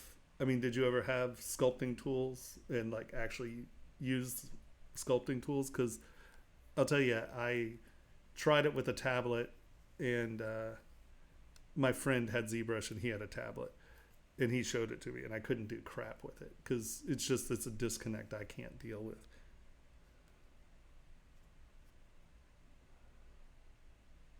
Yes, this is a 24-inch Cintiq Pro with the Pro engine, so the computer's here. I think they discontinued that, sadly, but okay. Sorry, we're not waiting. We'll just reboot the program. Can't deal with it.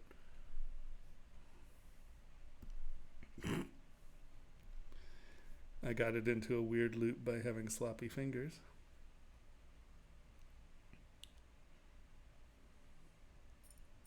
Come on, you. You can do it.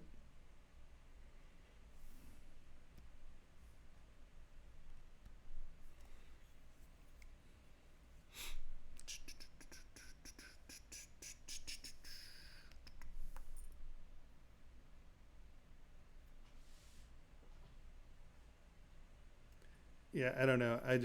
There's no comparison. I don't get it. But, once again, it's all habit. We do what we get used to, and there it is.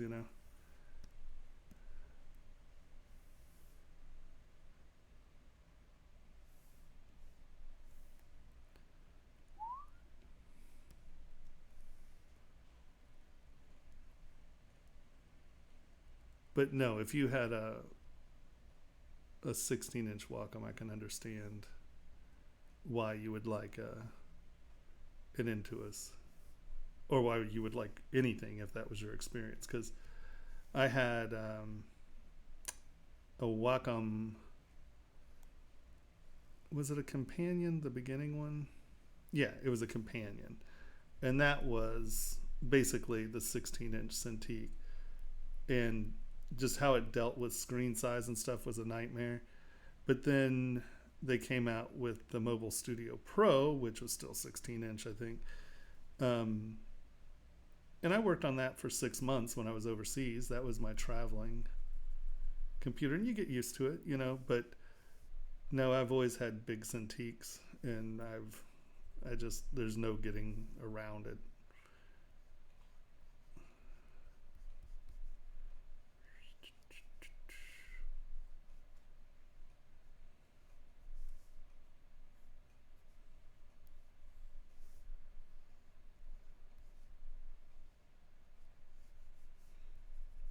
But then again, there are people who like automatics too, I love that you have to pay extra to get a stick shift in a car nowadays. That blows me away. I can't imagine. Every car I had was a stick until I bought my friend's Honda when I lived in Los Angeles. And it was a Honda Accord or something like that, but it was automatic. And I'll tell you, when you're doing traffic and you're sitting in traffic all day, automatics rock for traffic.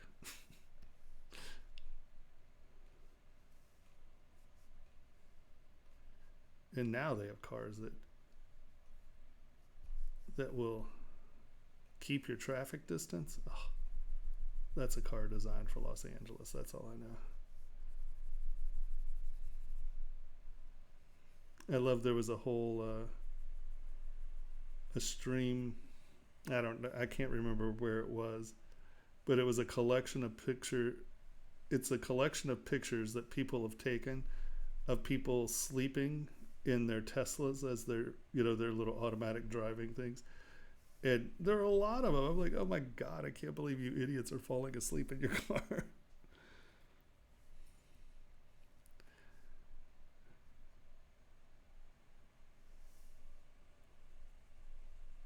I don't know, was it 60 Minutes last week or something like that talked about the self-driving semis that are actually they're saying that they'll be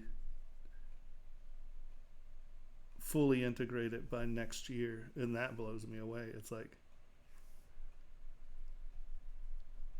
a self-driving semi that's a lot of weight. But, I guess it's better than some methed out wingnut who hasn't, I don't know. It's crazy because, we're entering that phase, that transitional phase of, humans being, it's like this middle American white male is losing his job in manufacturing, not to immigrants, but to robots. And, if you look at how well organized science fiction futures, smart writers, technology replaces work. But the only way that works is if you have an egalitarian society that provides for the non-workers, right? If you're going to replace work with technology, you have to have it where like money means nothing, where you are taking care of the people who are not working. And sadly, that's not what we're doing today. So there's a lot of anxiety about that one.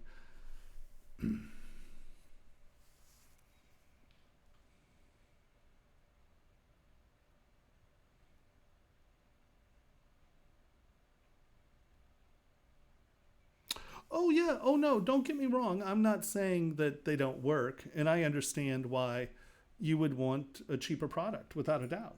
No, I mean, it's just for what I do and how obsessively anal I am about my stroke pressures and sensitivities and stuff, I was very, very frustrated by the one that I was using at my friend's house. But like I said, I've had a Cintiq for 20 years, and in turn, I'm very used to it.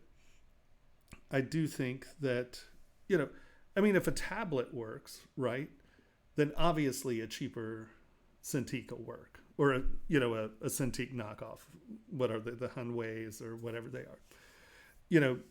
I would just say that as you're buying, look at its stats, right? Its statistics, and make sure you're getting something that does have a good range of pressure sensitivity, that has a good range of that stuff. Because if you only have 20 levels of pressure sensitivity, you might as well be working with a mouse. That's going to be something that's unusable. And one of my students bought, I think it was like a 20 something inch it was like $250, but it had like, literally, it was like 35 levels of pressure. That's useless for ZBrush, I just I'm very, very fond of the Wacom product. And I'm actually very, very fond of the Wacom company. They've been very good to me. And I've never had a real problem with them, in the sense of I've never had all of my products have lasted a very long time. Anytime I had a problem with them, they took care of it very easily. So as far as a company goes, I like the company as well. And so I tend to like to support companies that I like. It's something that I think is important. And so I would tend to spend that extra money and buy from a company I'm fond of. But oh no, without a question, if you can't afford a Cintiq, then yes, get what you can afford. And I don't know enough about the knockoffs to really have an opinion on which ones are better or anything like that. That's all I'm saying about that. I don't think it's have or nothing. Get what you can afford and go, because I have this conversation, or I get yelled at quite a bit on this stream because I keep calling Formlabs a cheap printer, and not in quality and price. And Formlabs is an incredibly cheap printer compared to the other printers that I use. And when I say, you know, it's a cheap printer, it is. It's a very cheap printer, but you get professional quality prints, you know. And so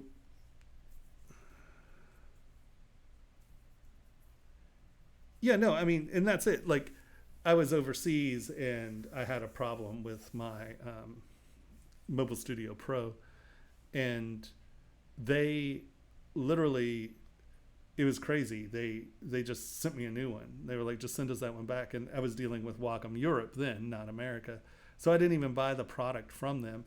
They just called America, and it was given to me from Wacom, and they didn't even think twice. They just sent me another one, and that you don't get that kind of service from people much. You know, that's not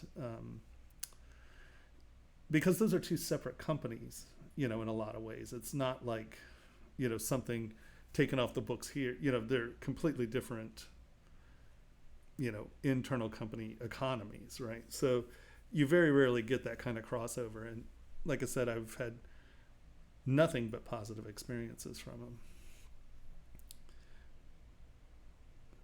And it's really cool. I don't know if you're all in Portland ever, or if anyone is near Portland, but the Wacom Experience Center, you know, they have their American corporate offices moved to Portland from Vancouver. And they have this thing called the Wacom Experience Center. And it's great. They have, you know, a bunch of their new product out, and you can come in and futz with it, and you can do whatever you want there. It's crazy. She said that there was a graduate student who came in, and because they have all the software on the computers, there was a guy who didn't have the editing software that he needed. So he came in and he completely edited his graduate thesis at the Wacom Experience Center. Now, who's going to let you do that? Who's going to let you sit in their in their showroom and you know, mix your graduate thesis? You know, and you know, it's not a pressure to buy anything there. It's a pressure. The only pressure is to explore. They're like, just come in, and they have tons of people come in and do cool stuff, and you know, so I think that's something with the company ethos, you know, and that's one of the big reasons why I love ZBrush so much, is that the company ethos, I think, is very powerful.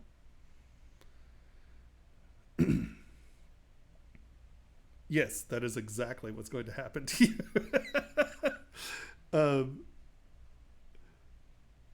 Come to Portland and try it out. No, I mean, I don't know. I mean, as a tool user and someone who is extremely dyslexic, I can't use a tablet. It's just not something that is in my power to use. I can't do it. It's like an Etch-a-Sketch. I have no association. It's not something I can use. But I think the tablets are very, very useful tools.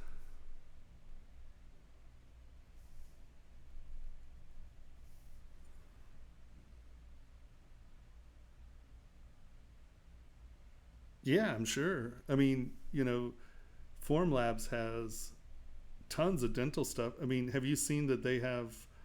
I've been using it for other stuff because it's biosafe. But like Formlabs now has where you can print the teeth and the gums. You can print your own dentures. It's all biosafe. What is it? Biosafe 2, and the other one's biosafe level 3. You know, because it's meant to stay in your mouth. They're dentures, and they're just printing them. It's crazy. So I can see how there are quite a few dental lab technicians that are losing it, I'm sure.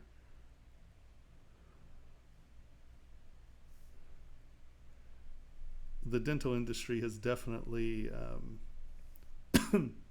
transformed because of 3D printing.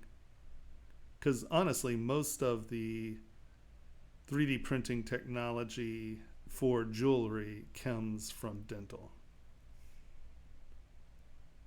because let's face it, there's a lot more business in the dental world than there is the jewelry world.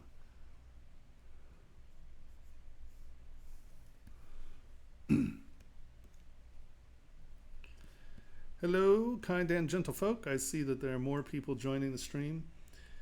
I just want everyone to remember that you're more than feel free to ask any questions. That's really more why I am here rather than me actually sitting here and accomplishing anything. So do not hesitate with any questions you have. I can stop what I'm doing. I can start a model, whatever you need. I am here for you. That is sort of the point of this stream. So don't think you're interrupting or anything like that. That is why I am here.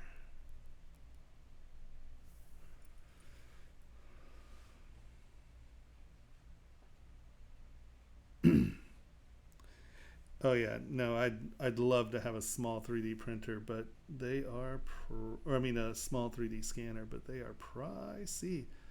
I'm actually looking forward to the new Apple, the iPhone 12 or whatever it's going to be, because supposedly it has, I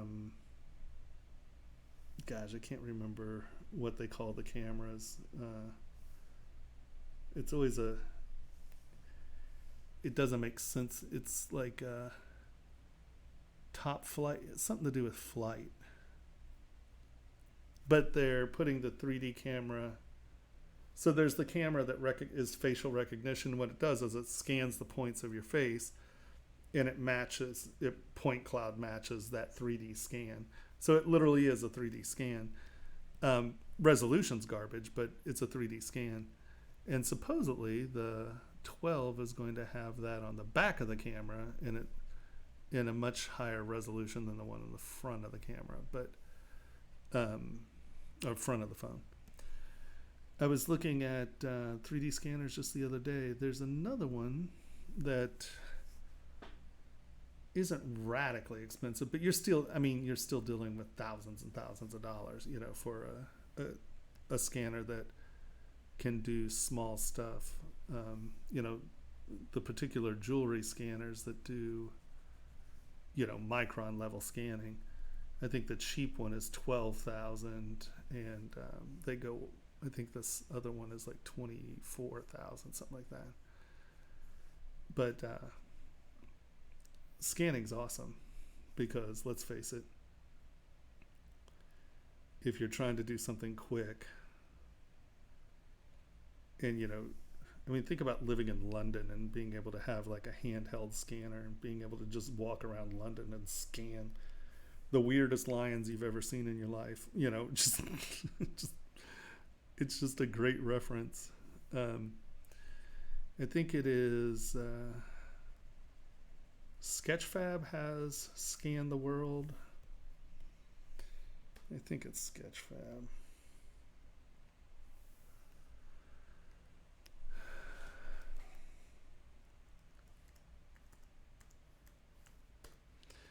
So a lot of the museums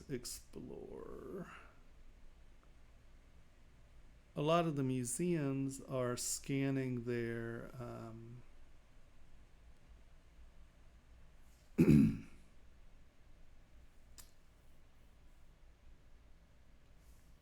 culture, heritage, and history. I think it might be.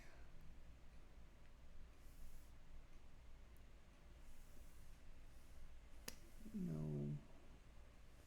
Did I double tap something? Yeah.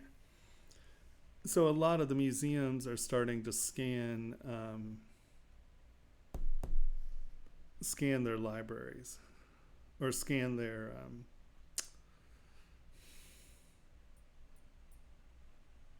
collections. Good God, that was hard. Oh, cool. Yeah, no, Portland, there's some good stuff going on in Portland.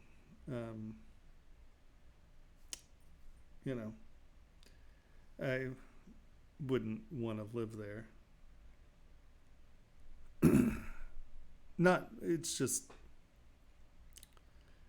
very crowded and full of groovers, and I lived there a couple times, and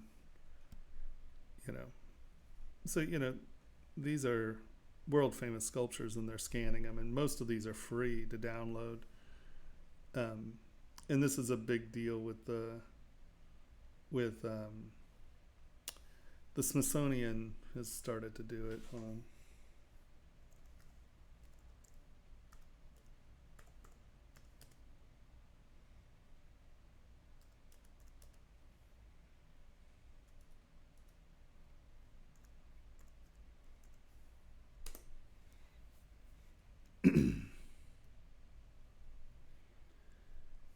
Yeah, here you go. And so this is a lot of the Smithsonian scans.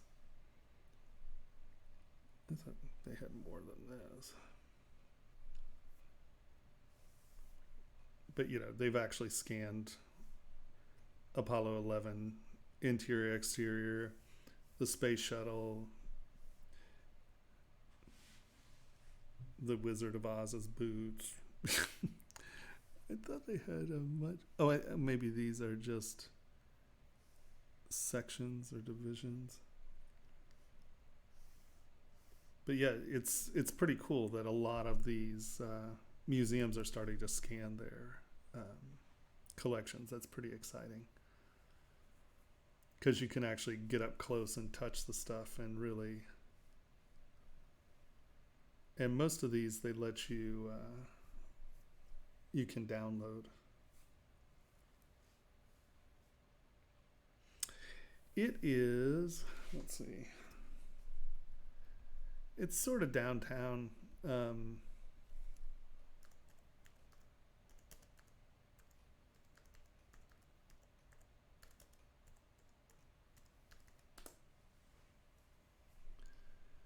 Yeah, it's in the Pearl.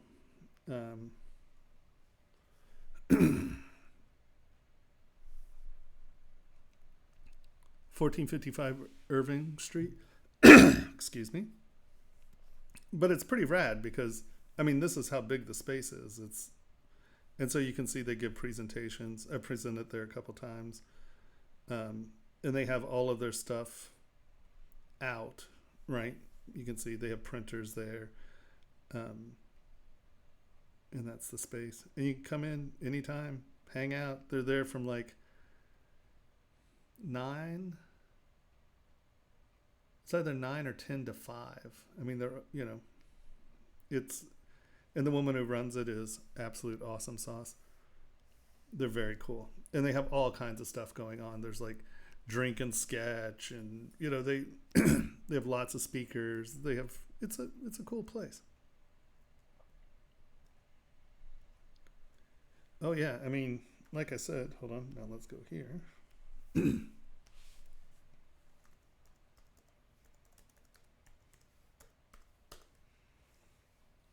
Formlabs has really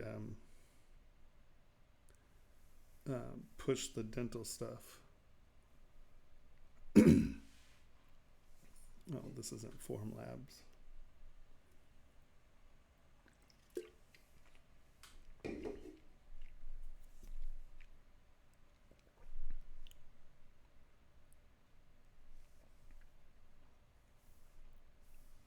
Like the drilling guides. Where's the, oh, there you go. So they have the pink denture, and then they have the tooth. Where's the tooth? Yeah. So they make the tooth and the denture, and you just print it now. That's crazy. That like you can actually wear something you printed. Yeah, see, there you go. And they just assemble them and then polish it. And you got dentures. Crazy talk.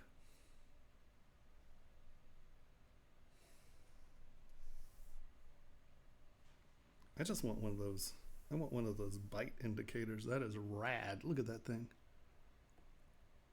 I don't know what the hell I'd do with it, but well, I'd make teeth. I've already done Sampa's teeth a few times. That's just awesome. Look at that. It's carbon fiber and just beautiful, knurly. You know, that thing has got to cost thousands of bucks just for that thing. That costs more than the printer, I'm sure, because I want one.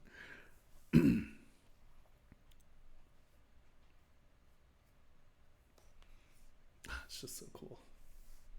But it's nice because they now have 3 biosafe materials. This one, and then these 2, the denture materials are, I don't know what that white is. Is that a new one?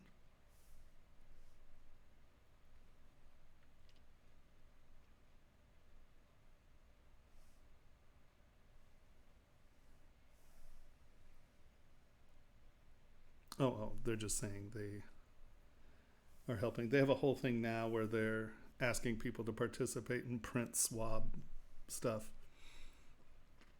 So they're kind of getting everyone involved in trying to save that. Yeah,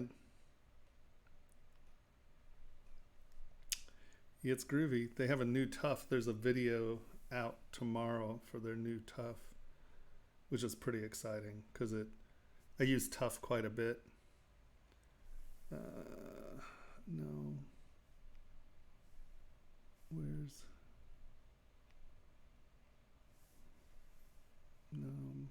Where's materials? Oh, I see it's.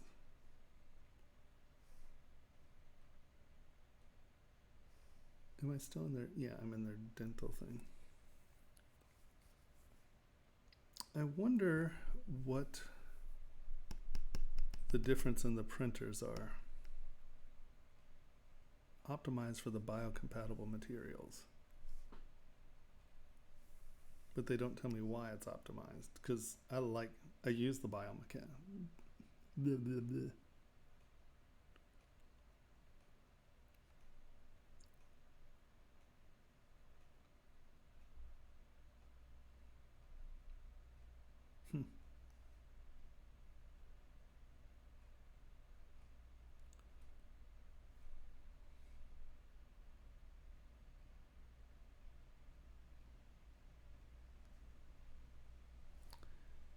I want to know what the difference in it.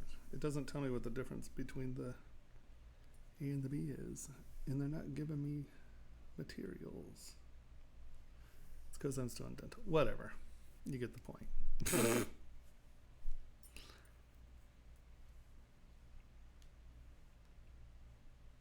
Yeah.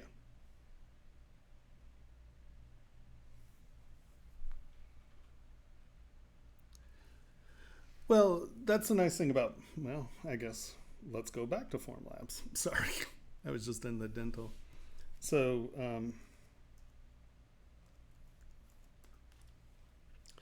the nice thing about Formlab, I didn't want dental. I would say this is the thing that separates Formlabs from a lot of the other printing companies as their materials. So I've personally printed with quite a few of these. So what they're calling the jewelry resins, right? So the purple's castable, and so it works like a wax. And then the Pro Gray is a good just base resin. I've used the Rigid, which is nice for making like parts and such. Elastic is flexible. The Flexible is flexible, and High Temp is just that. So we've used it as silicone molds. They don't have Tough here. Where's Tough? I guess Tough might. This is Tough here, but they're coming out with a new Tough tomorrow. They're showing the. So the problem with Tough was that it had like impact shattering, but other than that, it was pretty resolute. I mean, hold on, let's go here. I'll show you. This is. So I made these glasses, or designed these glasses here, right? And so the problem with these is that, you know, these holes have to be exactly the same, and they've got to be on the exact same plane, or when you torque these down, you can crack your lenses. So it being super straight. So in Formlabs, you come in, and I have this little aluminum plate for my drill press. printed this in the gray, and I would now, and this is tough, right? And so I just made these seating jigs, and that way I can use this as jigs for, see, that's the arch, right? And then, oops, sorry. The arch, you can see how it sits in. It just seats, you clamp it down and in, and that keeps it in the same place every time, right? And that's a temple. And then you flip the temple, right? So it drills that hole. And so we're drilling that hole, these two holes, and these two holes. And I have one for the arms as well. I don't know what I did with it.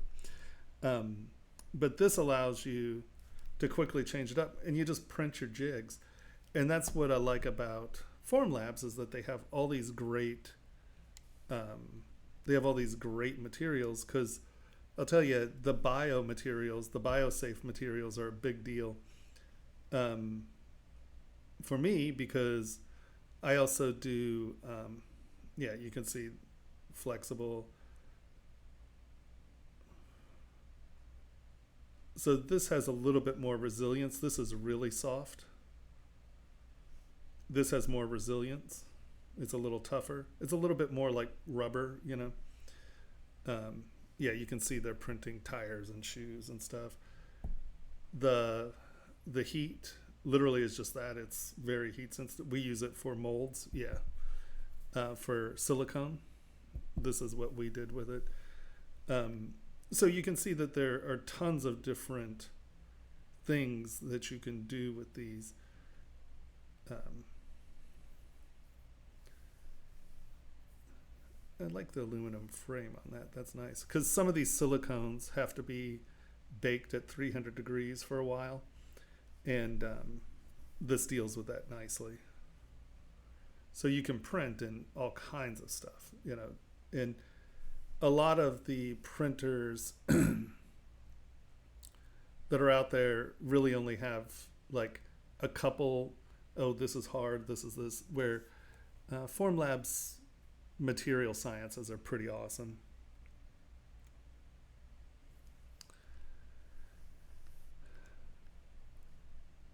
Anybody have any questions? Feel free to ask.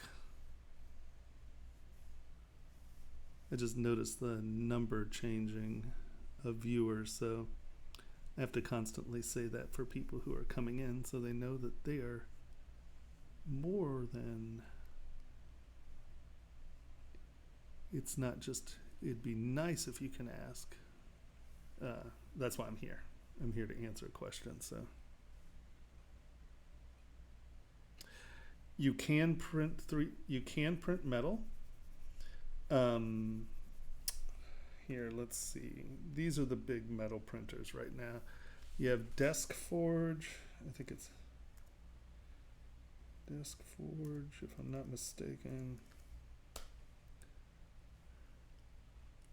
Not.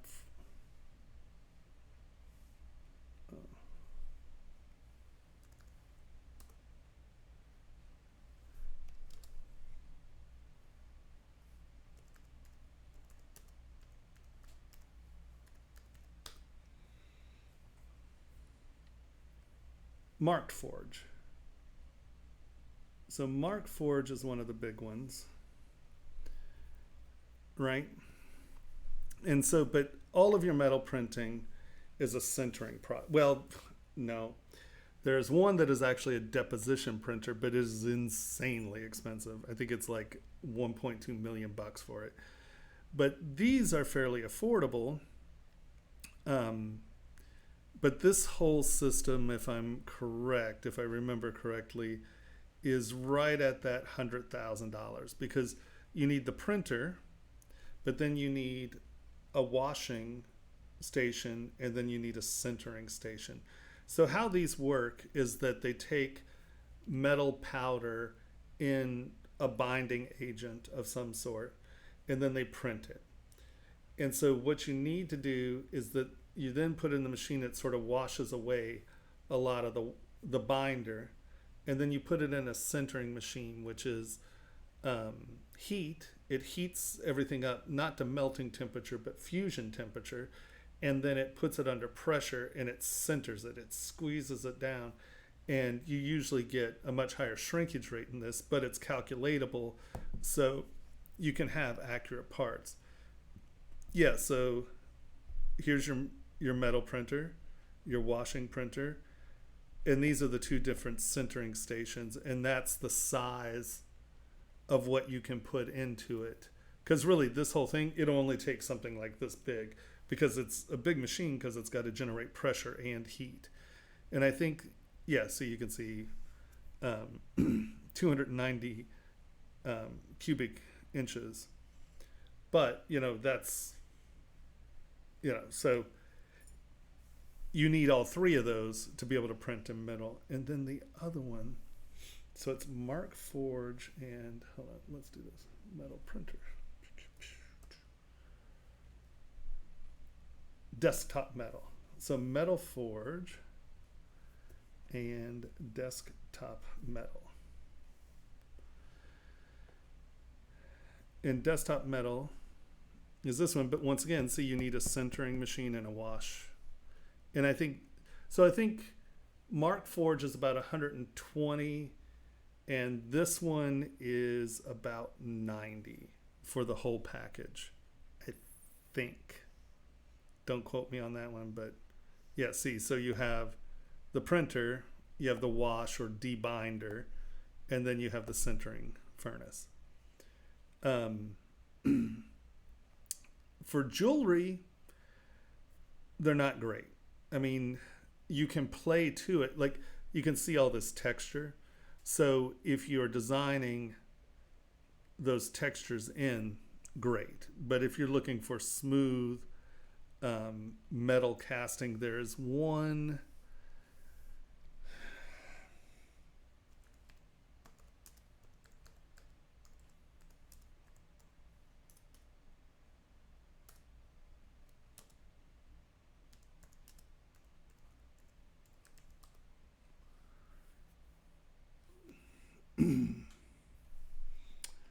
Well, 3D Systems has the X8, I think it's X800, and it's incredible because it's crazy because it heats everything up to fusion temperature, and then it has like a printer head that spits melted metal out, and it hits and fuses.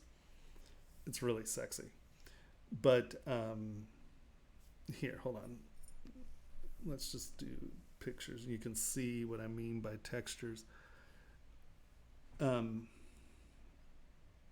No, this is just 3D. Jewelry. Control X. 3D. Metal printer.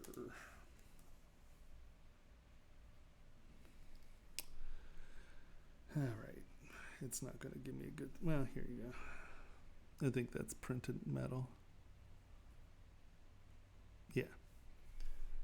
So you can see that, you can get wire detail, but surface detail kills you because finishing the surfaces are pretty rough. At least for me, because, I have lots of little linear surface detail. If you have stuff that isn't that surface detailed, they work fine. But you can see that, most of the stuff will have like a sandblasted feel to it, and then you have to get rid of that unless you're, once again, designing that into your jewelry. Bathsheba. Yeah.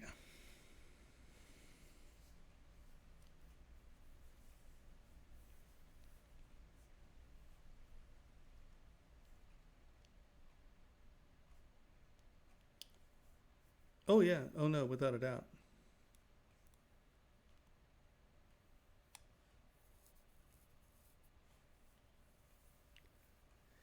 Yeah, once again, Shapeways kills me because they're not a casting or it's not a jewelry casting facility. They actually now use, if I'm not mistaken, they use Carrera in New York. But yeah, let's.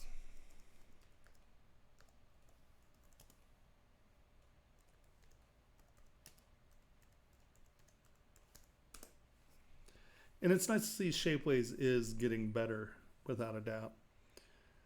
But you see what I mean? See how it has this sort of sandblasty texture? That's the problem with metal printing, is that it, oh, well, good. They've really kicked up their printers then.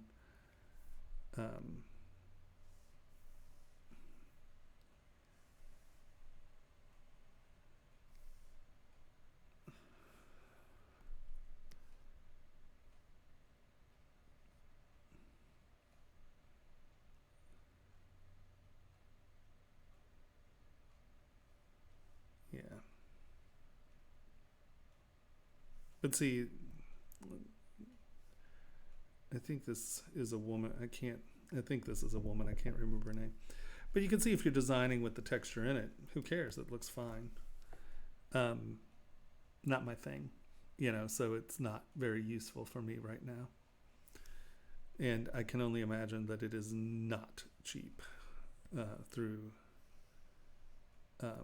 we had a necklace printed in titanium, and it cost me about $3,800 to have it printed.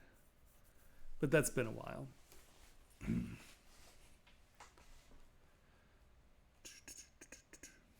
So yeah, I mean, nowadays you can pretty much print anything. Yeah. Oh, well, I mean, now they're printing actual biomatter. It's crazy. No, printing is the future without a question. I mean, think about it. It's, what was the Star Trek little, you walk up to it and ask for something, hey, send me one of these. Well, that's sort of what we do every day in the jewelry industry now. It's like, hey, look, I've made this. Here, I'll send you a copy of it. Brr, comes out on your printer, right? It's pretty wacky. And having seen where printers have come over the last, 20 years is amazing.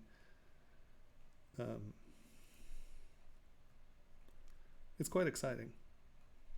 And it's cool because, it's been fun being involved with printing for like the last 18 years. And it's really neat to see what it's done and what can be done and what, it's pretty exciting stuff.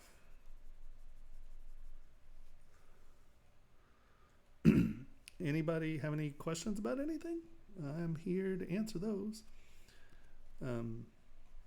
Right now I'm just kind of showing this technique of getting your basic shapes down when you do it flat, because there are a lot of people who are more comfortable with drawing than sculpting.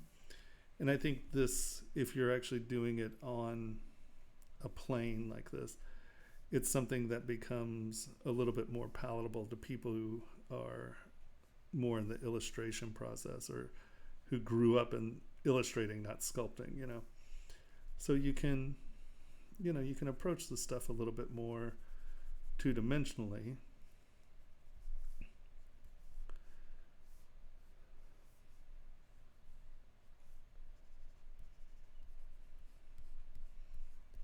And just kind of decide what you want to go back and come forward. Like, I know I'm going to want a hole here, right? Just kind of mask that off.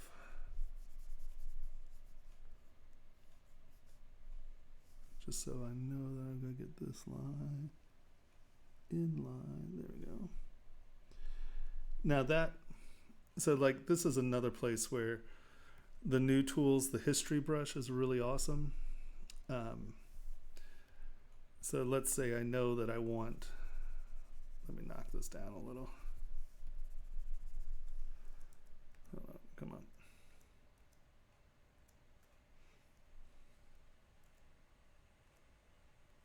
Right, I know I want this to come through. And so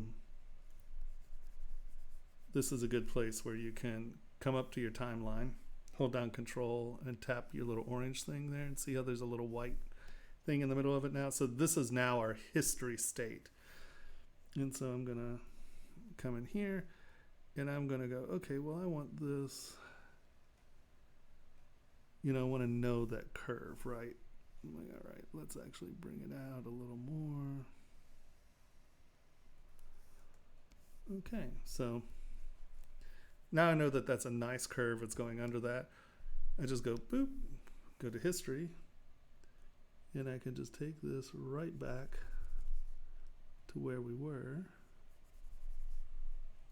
right?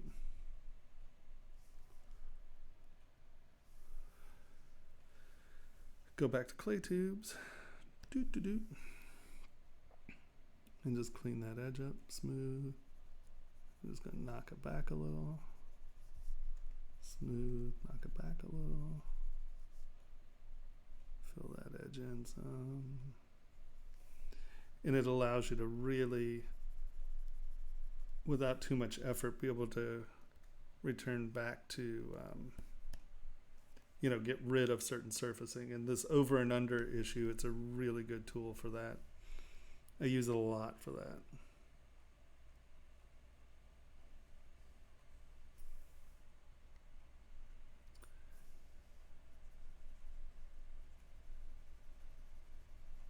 Use it quite a bit for that. It's really become my go-to favorite new tool. And so like here again, like I know that I want this to be planar with that. Just take planar, drag it over here. And then my little hole's going to be there. But if I accidentally, oh crap, what am I going to do? Well, you can always undo. But, you know, it's a really good way of also, I don't know if you all do this a lot, but I do this a ton. You know, I'm sitting down here and I'm working and, oh look, planar flatten doesn't have backface masking turned on. Backface masking. So whenever you see that blowing out in the back, backface masking.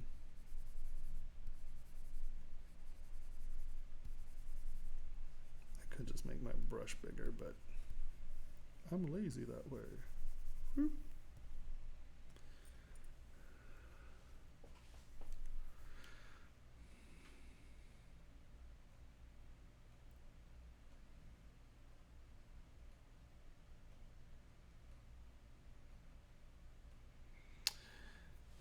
Size in geometry. All right, let's see. Here's my geometry tab. Size.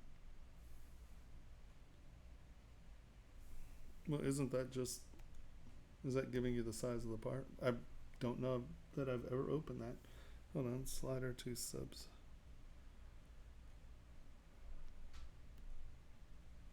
$418.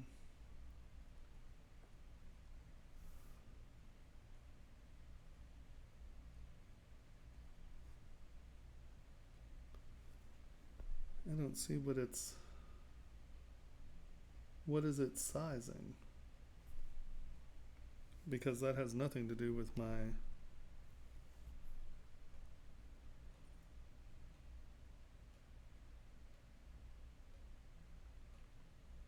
I never use this. I don't even know what it's associating with.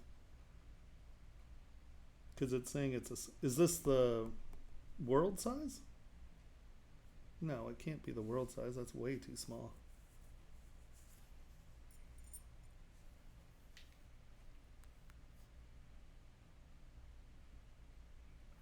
Well, I don't ever worry about Dynamesh resolution because we now have Dynamesh tools that I don't even know what that is associating with.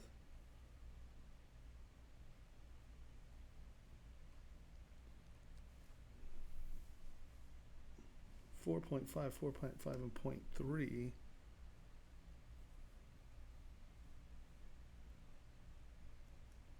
Well, I I mean, it can't be your world size. I mean, what? Because it's obviously associating with this, right? Because it's 4.5, 4.5, and y is 3.6. So if you come here, I'm sure that, well, here, let's take this to 0.36. No, it's not relative to that. Interesting.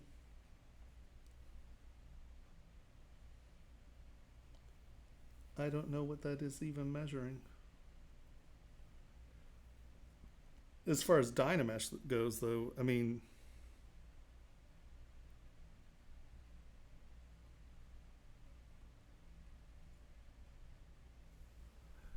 okay, well, I guess.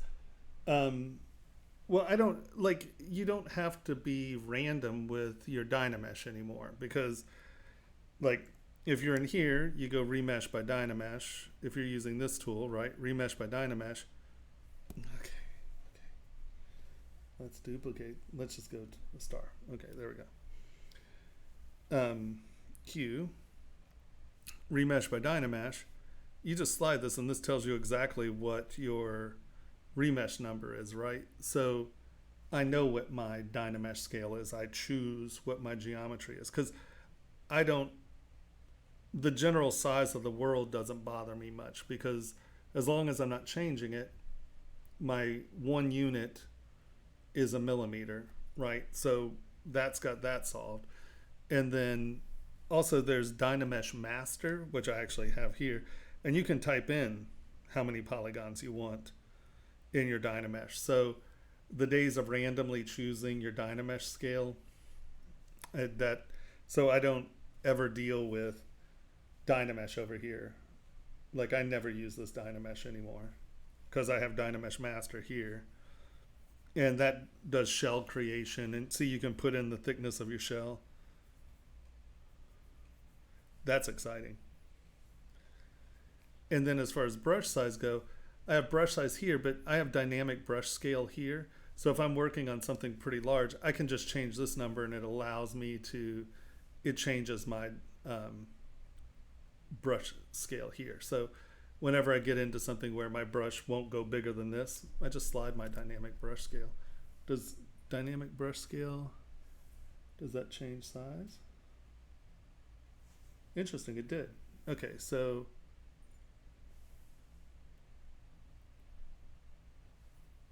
no, it didn't. I have no idea what these numbers are. They don't associate with anything that I can tell. Because, I mean, our size ratio is 2, 1.7.5, 2, 1.7.5. Okay. So this is giving you object scale, basically. I mean, you're within, a 10,000th of a millimeter. I think that's fine. So this is just another, now the question is, okay, accept that. Now if we come here, subtool, duplicate, and drag that there, is it,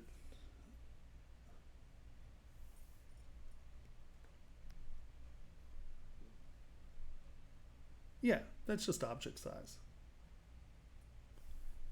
Update size ratio, 3.8, 3.846, 3.85, 3.846, 3.83, 3.83, 0.96, 0.96. Yeah, so that's another place to get these numbers, I guess. So that's just giving you your subtool size, or your all that's doing is telling you your subtool size. So that's right here. I have update size ratios, and that gives you that. Where slider to subtool gives you the entire, what's in the entire project, not the individual subtool. Or it'll do the individual subtool. If you have something hidden, it doesn't. So you see sliders a subtool, it didn't change, where update size ratio tells you the size of what you are showing. So that's why I have them pulled out. They're different. And people are like, oh, well, why are they showing different numbers? It's just how each one of these tools rounds up.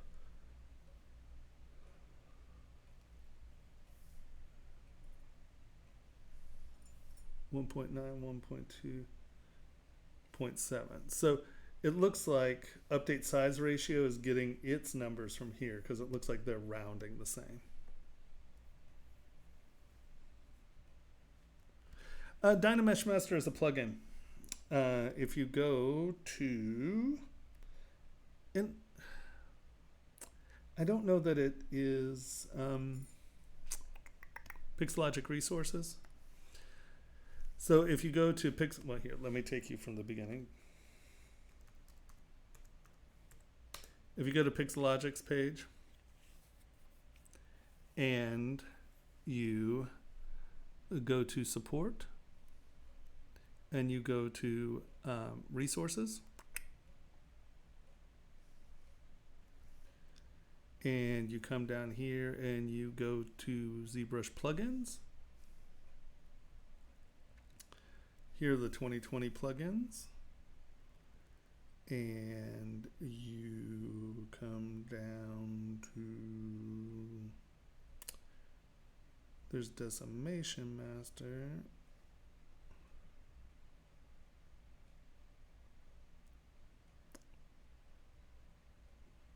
Dynamesh Master. And you just download it here. And that is over here. So the nice thing about it is, like, create a shell. You can type in how thick you want your shell. And for jewelers and manufacturers, this is a big deal because it allows you to pick a shell. It gives you all kinds of options. All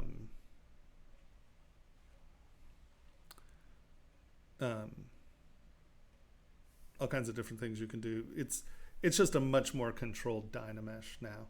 So yeah, I've never even, I might have opened size at one point, but once they put, in 3D Print Hub, once they put update size ratios here, I just pulled it out, bring it here, right? And then with Scale Master, right? Scale Master, boop. It is sliders to subtool. Yeah, so honestly, I don't know in the 16 years that I've been using this that I've ever opened that side, that little thing.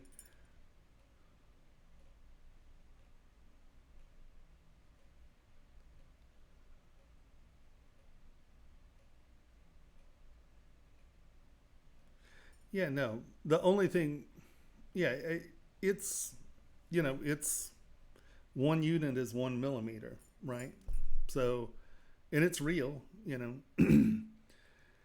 If you are exporting, like to STL through Print Hub, like export STL, the only thing, like, I get people who are like, oh, well, I'm exporting and the sizes are all wrong. The only thing you have to do is update size ratios when you're doing it. And you have to be careful because, hold on, duplicate.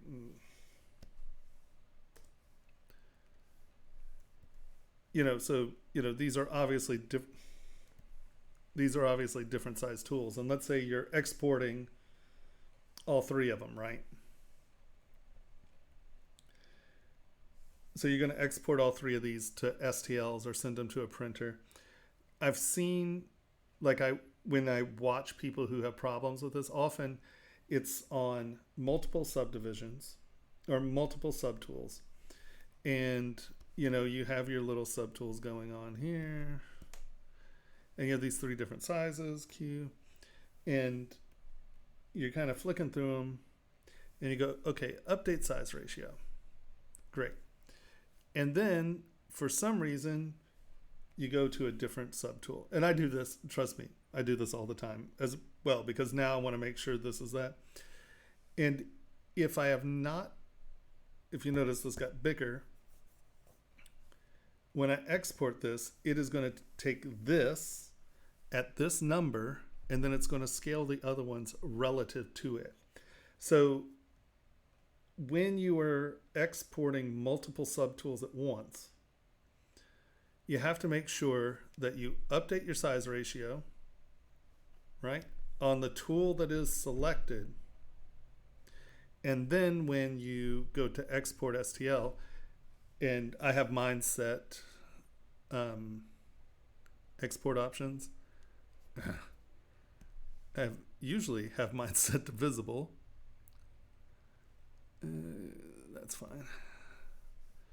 Okay, so now that way, if I don't want this one going, but I want these two, export visible. But it's really important to remember that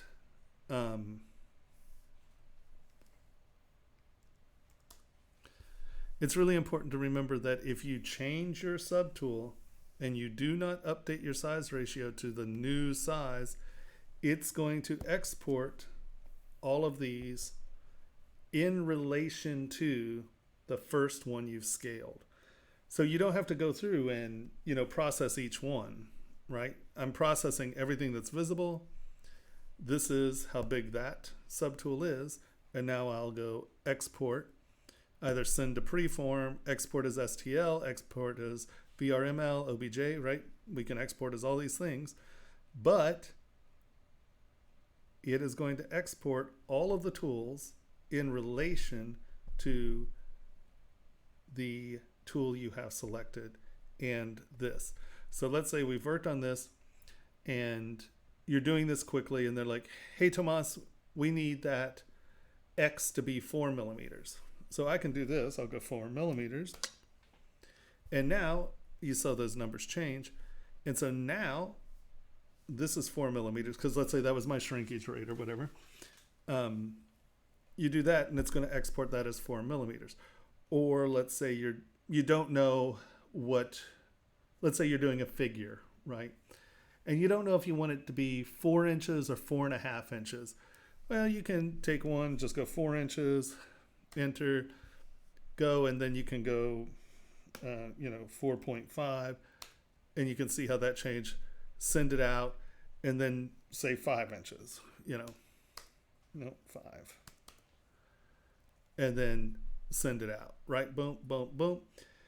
And then you don't have to rescale everything, and it'll go to the printer in those different sizes. So whatever this number is whatever the selected subtool is going to export out as. So this is where people screw up their scale 99% of the time. Yeah, Dynamesh Master is awesome. Hey, Dr. Beervorken. So that is where most people screw themselves on scale. Is that little thing right there. Export size ratios.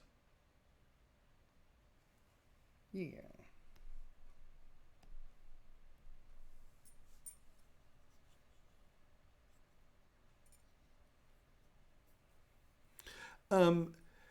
No news on the course yet, only because we have to, Ryan, I think, got hit with the shelter at home thing, and he's trying to get it to where the stuff that he was doing at the office is going to be at home.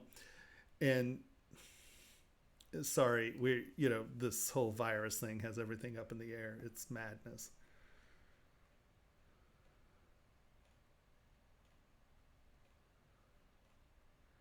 But yes, within the next week or two, I should have some information. Sorry, it's just, the shelter, the domicile at home laws are screwing us, obviously.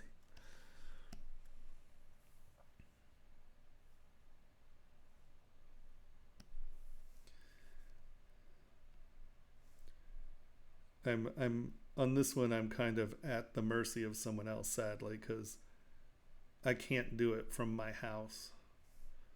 I don't have the bandwidth to be the host of it all, so I'm waiting on him to to get it sorted, sadly.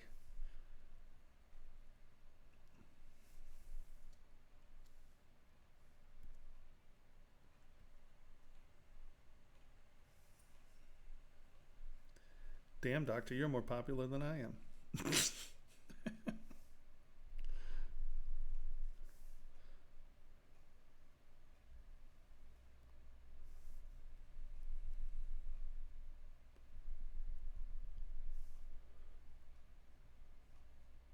So is everyone doing well and being safe? It was really interesting.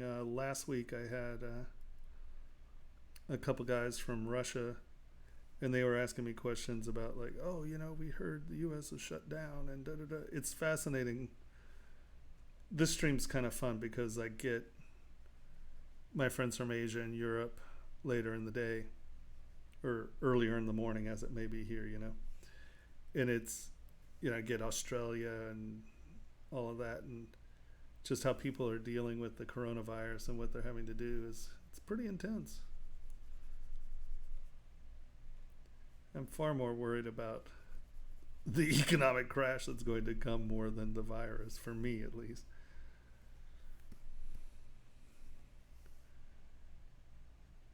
It's already nailed me pretty good. I've lost quite a few jobs. People are just scared of spending money.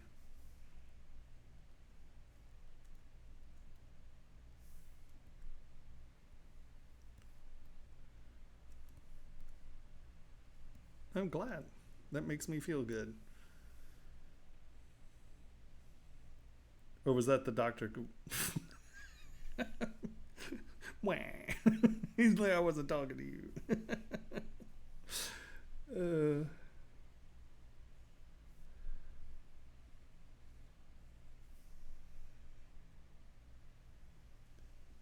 It's been fascinating to see how different countries deal with the financial end of this. Like, you know, England saying that they're going to give like 82% of your earnings or whatever. And that's, you know, that's awesome. But how do you work it on someone like me who does, you know, freelance work? What is that even? You know, I mean, how does that pan out? But the states are never going to do that. That's never going to happen. That is definitely not how this country thinks about help.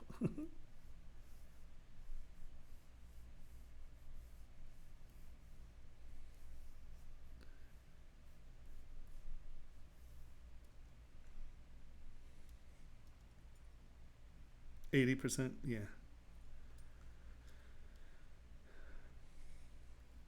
Do they base that on your, like on a paycheck, or do they base that on your income taxes?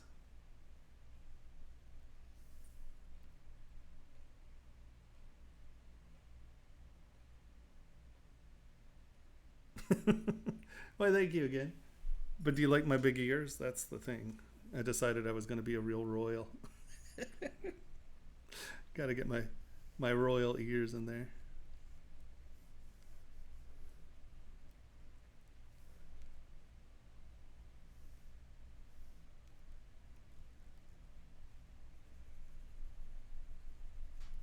Because isn't the Netherlands is doing something like that as well, where they're giving you a percentage, but they also have the like a minimum like living wage, right? Don't they give you $1,000 or something? I can't remember what the living wage is, but I thought that was already something that they were doing.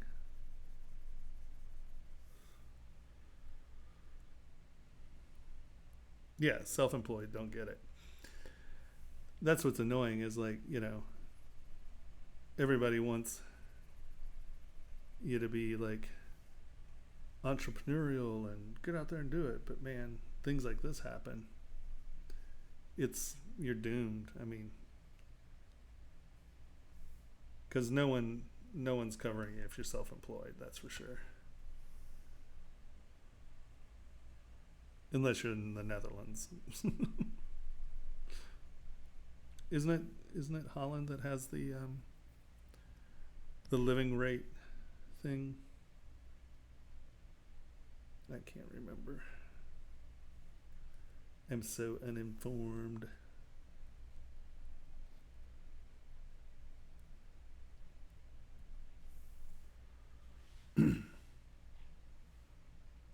well, that's nice.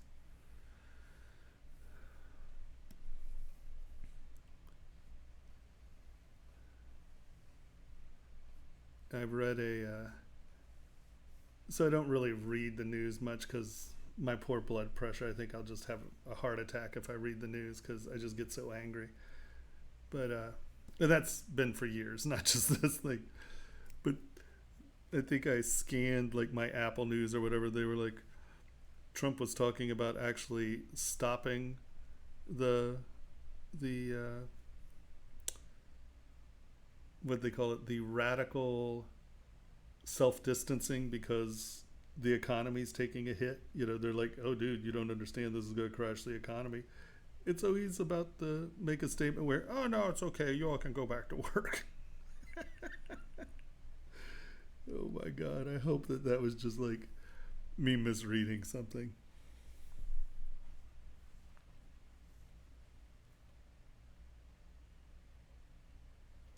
700 hours of work. Well, I do a lot more than that. I wish that I worked 700 hours. That'd be awesome. Sadly, I work a lot more than that. Well, not sadly. I'm doing what I enjoy, so it's good. I have no real complaints. Whoa.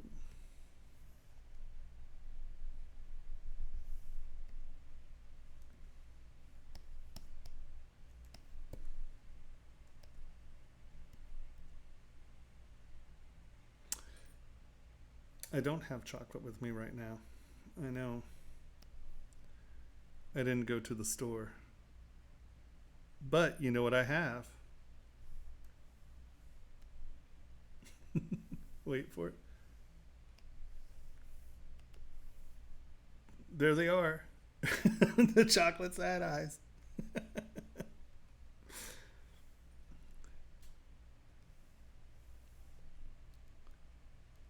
I'll tell you what I haven't had in a long time that I really realized I'm kind of longing for is some really good homemade tapioca pudding.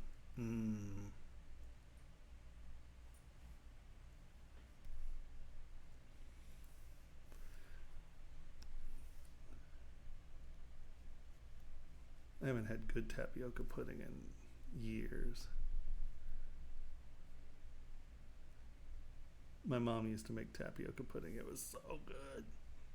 I remember my great-grandmother used to make butterscotch pudding. And you get this old Bavarian woman making butterscotch pudding, it'll kill you. It was awesome.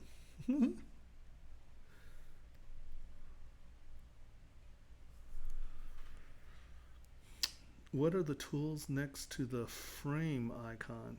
Oh, you mean these right here? Oh, this is Lazy Nezumi. I think I actually have it up. Sad eyes. Lazy Nezumi Pro. So basically it is a program. Yeah, it's only $30. I'll tell you what, if you do this, it's worth every penny.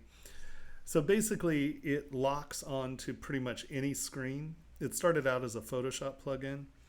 And if you open it, you just hit Control-1 and see how it locked onto, you saw that red flash. And this allows me to take these tools. So it has the lazy mouse tools, but it's really about like, I can come over here, grab Control, grab this, bring it over here, and I can now draw a circle. And just being able to draw circles on things makes that worth $30. Easy peasy. But it has, you know, each one of these has like, see, move ellipse, slide a, oh, that's interesting. I've never seen that. So let's say you're here and you want to draw a circle next to it. You just slide it, draw a circle next to it, slide it. Size. And so you can change your circles, but it has like isometric, right? So I can take that and take that, and that way I can draw lines very clearly. The other nice thing about these locking is rotating. It'll lock the rotation, right? And so that's awesome if you're trying to get something to rotate really tightly on an axis. I know they have the XY axis thing, but you can take this and rotate it at that angle and it's going to stay tight. I actually use that quite often.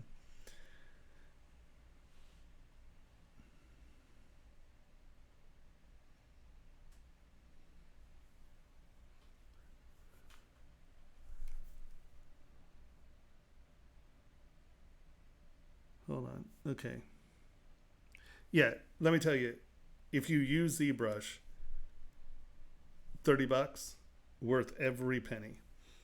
Because it just allows you to, like, it has like French curves. You know, let's say I want this to be a specific curve. Come over here. Hold on. Move the curve over here. You just drag your point. These are your little angle changes, right? Where's my, oh, there it is. Oops, so get that there. Move my curve up. I'm going to move that to where it's a little sharper. Get that to where it's sharper. And then you can just come in and, you know, draw this nice curve. But then you come right here and your curve is, you know, so it has some really powerful, wonderful tools and worth every penny. Worth every penny. Yeah, lazy Nezumi. All right. Have they got me on commission yet? I know, I really... I talked to him and I sent him an email. So when I do the course, when I do the, when I get my modular course set up, we can make it where I give it with the course. So that's cool. The price is a yearly subscription? Is it? No. Really? I can't think that I've paid that $30. Are you sure? Do they call it subscription?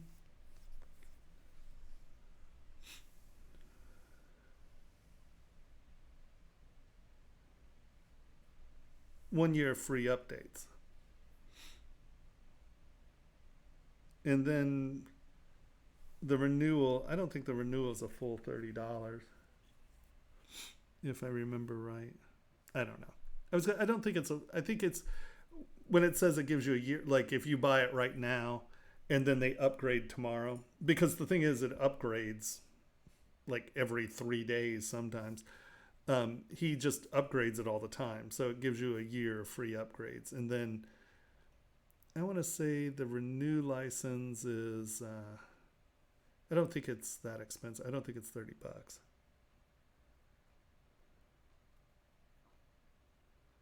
Yeah. And I don't think you pay a full price to, I don't think you pay $30 every year. I think, does it give you what the renewal price is? Look here.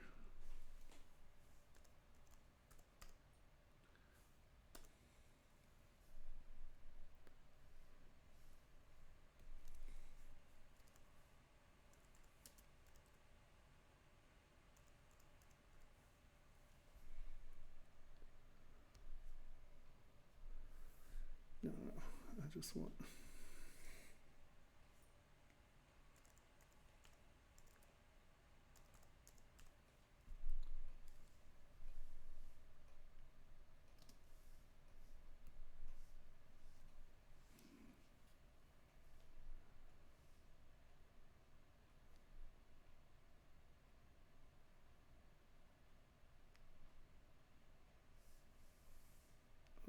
I guess I shouldn't give everyone my links to my.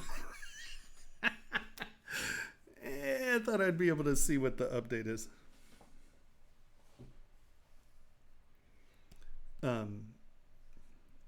You haven't updated since February. There was just an update the other day.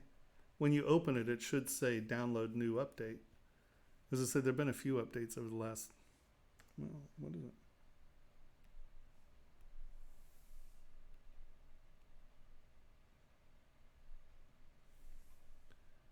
info.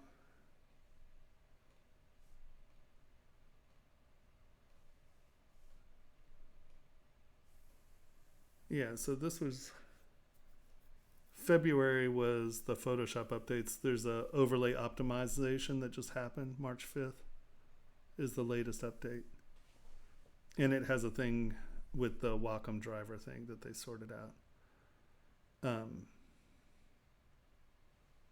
Because you have to set it for tablet or it gets confused.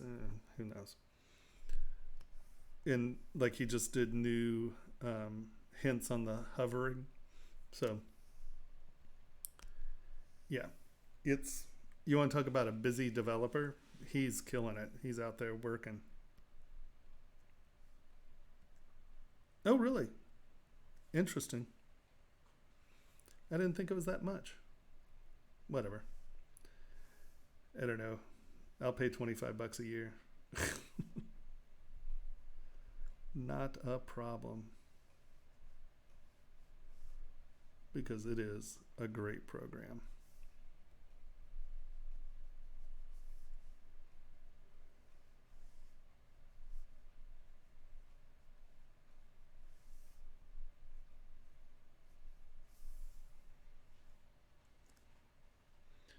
Now, was there a Montana Big Fork? Sorry, I caught the tail end of the Dynamesh Master conversation.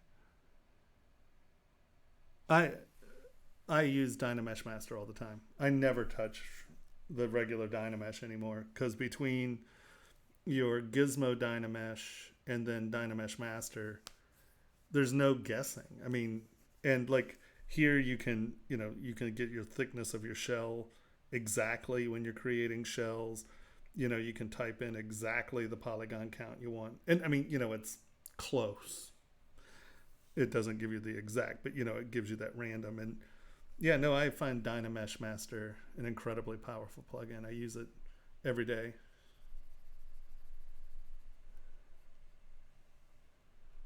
Every day.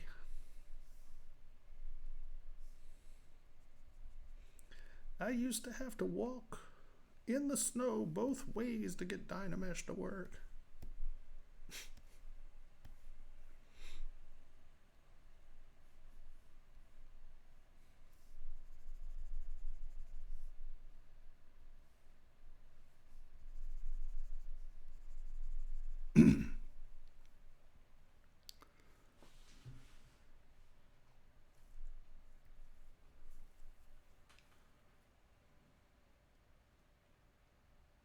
Oh yeah, no, he's great. I mean, I've asked him a number of things. It's prompt response. It's always him, so it's not someone who doesn't know what's going on. He's killing it. Oh no, this is so we've gotten so far away from where I started. I was just talking about ways of developing base geometry. And there are a lot of people who are more comfortable sketching than viewing it as sculpting. And I was saying you can take a flat plane like this, and then where are we? We're here. We're here. Drag it into a folder. Drag it down here. Push start. Boop. Turn that one off. Make that negative. Get it up here. Slide it to where you're cutting things off. And then you can notice that that's not going through. You can take any of your brushes and just grab an edge tool and just kind of cut it out. And anything that, right, I want a notch there. Let's say I want that to come down.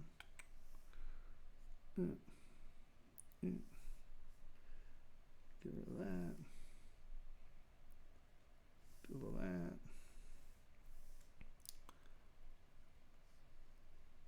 And so I'm just using any of my line tools to transform that edge, and then let's do that.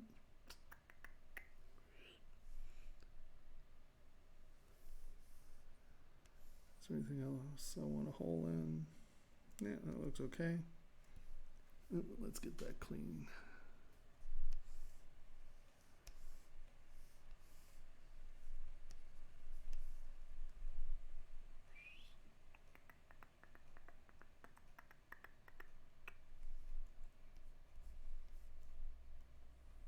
Whoa, that's not what I wanted to do.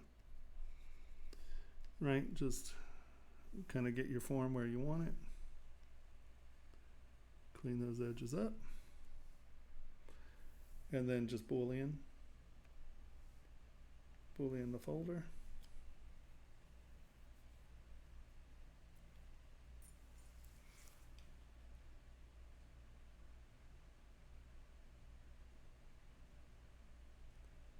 Yeah, I'm sorry. I haven't actually look, this week was just chaos for me. I've been sort of racing to replace some work that I lost. I lost about $8,000 worth of work over the last week or so.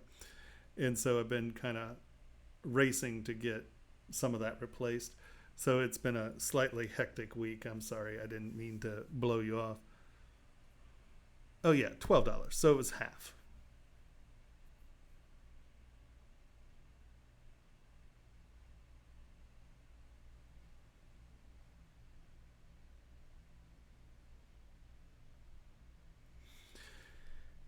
Yeah, yeah, there we go. So you've booleaned it out. So now you have, oh, whoa. That was a vastly overjuiced brush there. So let's get rid of that stuff. Boop. Right, and now we just hide part, delete hidden. And so now we have this form that you can now bend, twist, fuddle around with, you know. But I was just showing another way of generating some geometry. Does that make sense? I know we kind of got far away. We got a little far away from this over the process. My bad. Let's W, tap on the surface, go home, move it in just a touch, mirror and weld Y. Boom, now you have sort of a dimensional object. Now here's where you do have to come back in. You know, we gave ourselves some thickness here, but you know, here's where you may come back in and you know, knock this down.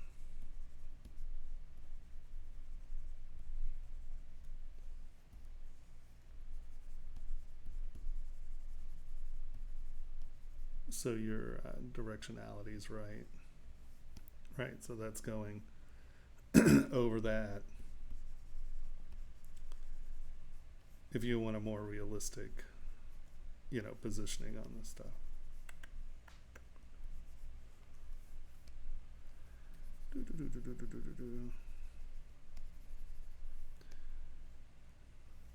All I know is I bet Netflix is killing it these days. I can only imagine they've had an incredible run on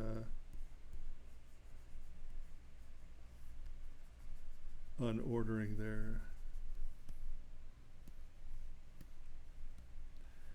I was watching the new Westworld. That's pretty good.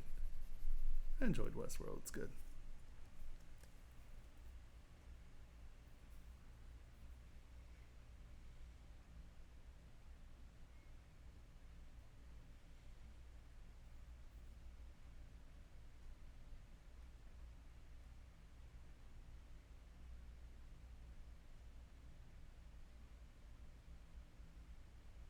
Next Monday is next Monday's critiques here.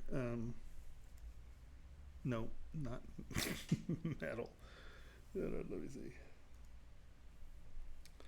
Next week is critiques. If anybody wants to upload models for the critique session,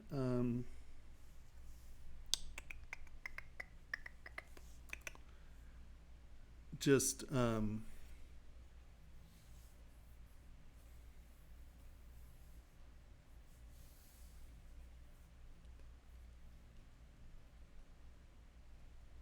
well, so if anyone, if anyone knows, like Seattle was like the big outbreak in the States. We were really the first start. It hit us really hard. And last weekend, these idiots all went to Alki Beach. And I'm just like, guys, what are you doing? I don't understand, people. I don't understand. It's like, I don't care if you're young and you're healthy. You're going to kill the people around you. It makes me nuts. It's like, come on, guys. Do you really need to behave this way? Yeah, so that's a quick way of generating. In this one we went from a flat, right? We bent it, and now we have a ring. And when you're doing this, you can consider the fact that it is going to distort, so you can actually squish your model, so when it does distort, you get it like this, or just come in and, oh goodness, sorry, come in and, you can now push this around and make it round or make it whatever you want, But for those people who are more comfortable drawing and are new to sculpting, that can be an easy way of getting geometry created. You're going to have to futz with it to get your process right, but it's a nice thing.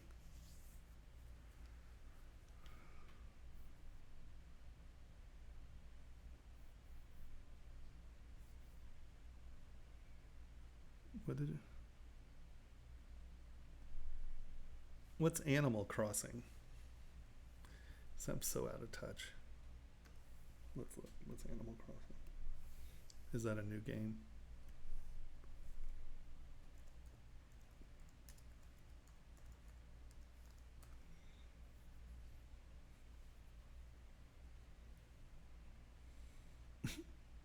Right on.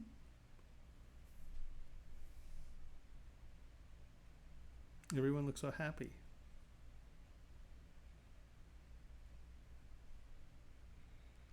I loved, what was the Cube, and they had the game with the little dude who walk around and plant different versions of himself. I can't remember what it's called. Cool. That's nice. Anything laid back is probably really incredibly beneficial these days. I was browsing TED Talks, and the guy who was one of the pandemic specialists, they, obviously people were rewatching his thing, and you're just like, wow. But I guess they did a movie called Pandemic on Netflix, and it's based off of his, he helped with the smallpox stuff, and so he was talking about on this TED Talk what the next pandemic is going to be. And so it's interesting that that's now on Netflix, and yeah, there it is. I'm very disappointed. I thought, did the file transfer come over? Hold on. Oh no, it's not even halfway there. See, this is the problem right here. I just tried to transfer this file. I thought that I would just throw it up on Dropbox and bring it with me. I think you all remember the little shield for the umbrella company that I'm working on. And it said that it was going to be 3 days to upload it on. So I tried to do this. I started this.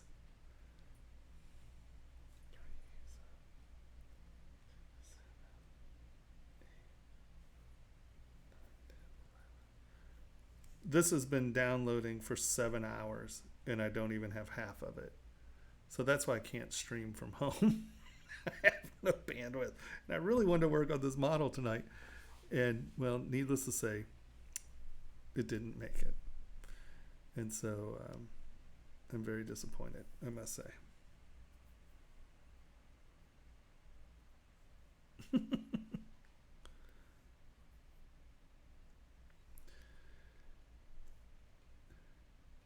I used to play a lot of video games, and then but I didn't work on the computer. You know, as a physical sculptor, and then once I switched to the computer, the concept of spending my entertainment time on the computer completely conflicts with my OCD, because if I'm going to sit here and work on something in the computer, well, then I'm going to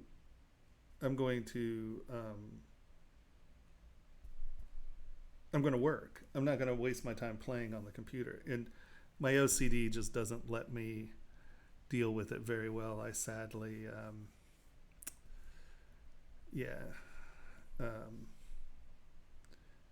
my OCD doesn't let me do things. Oh, actually, let's go back to this one.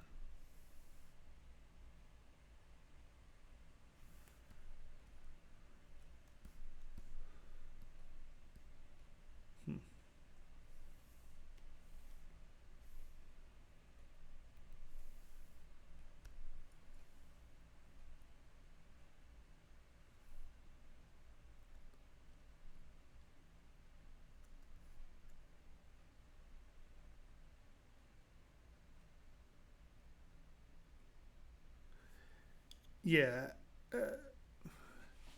But, you know, it's funny. Like, as long as the art style works with the gameplay, that's okay. I mean, I can deal with different styles. That doesn't bother me.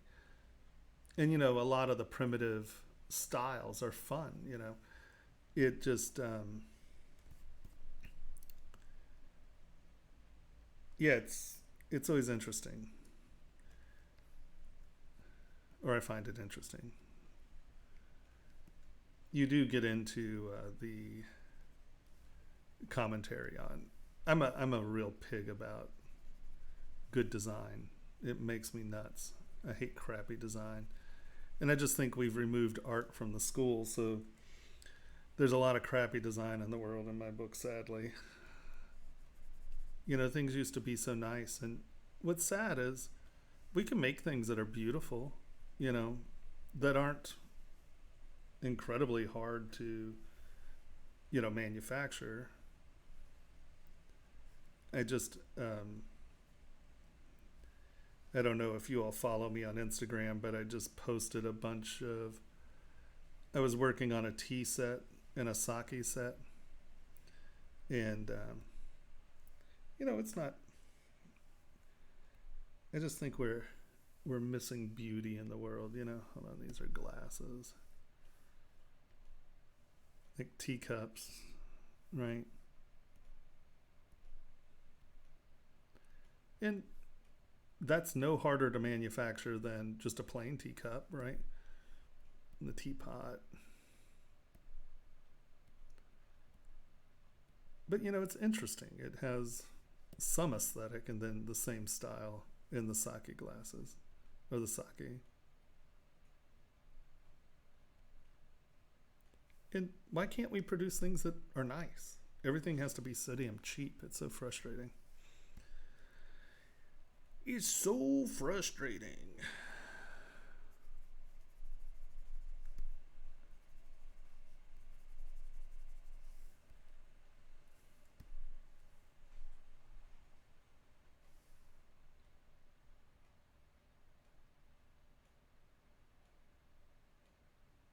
Well, I mean, here, okay. I'm actually, uh,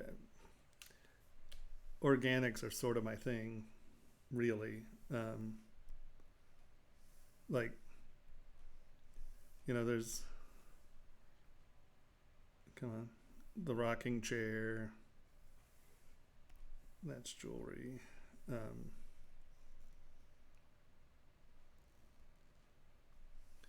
And then let's see.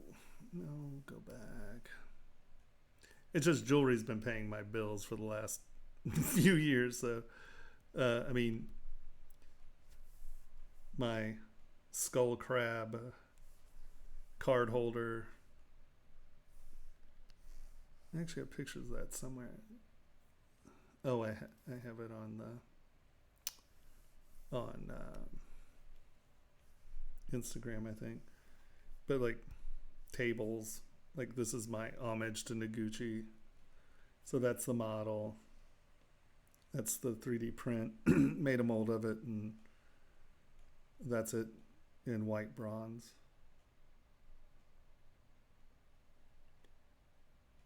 So I do I do all kinds of stuff. I have a lamp that goes with that. So yeah, I mean, I do all kinds of stuff. It's just my market for the most part is jewelry. Yeah, there's Giger in there for sure. It's really funny. Everyone's like, "Oh, Giger was your main inspiration, obviously," and I'm like, "No, actually, Henry Moore was. Henry Moore was a big inspiration, but come on, where are you?"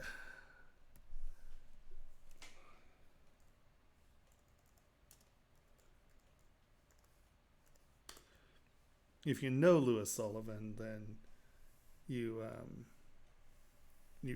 you'd see that actually he's a much bigger inspiration to my original artwork than Giger was.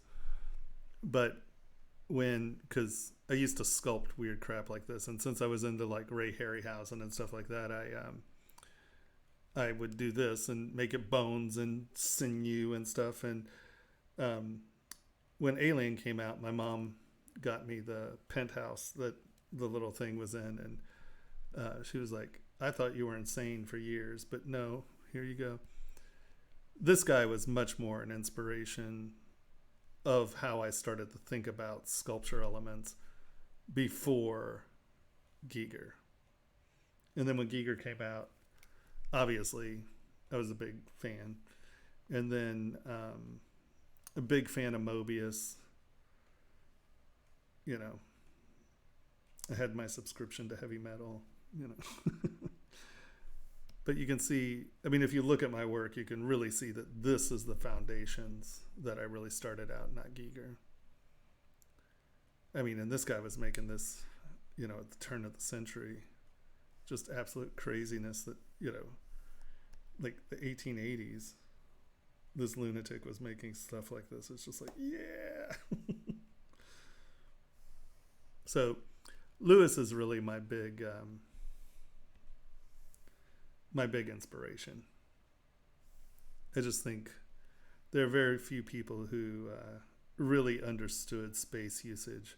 And what's crazy is, you think this is all organic, and he had this crazy science to how he built this organic stuff. He's the one who coined form over function.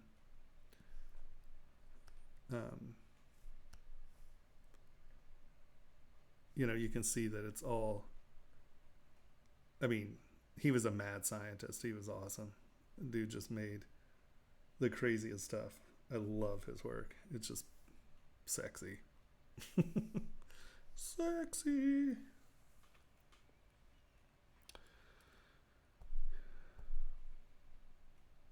Was what a multi-part print? The table? Yeah, it was 2 pieces. And then they welded it in the center there.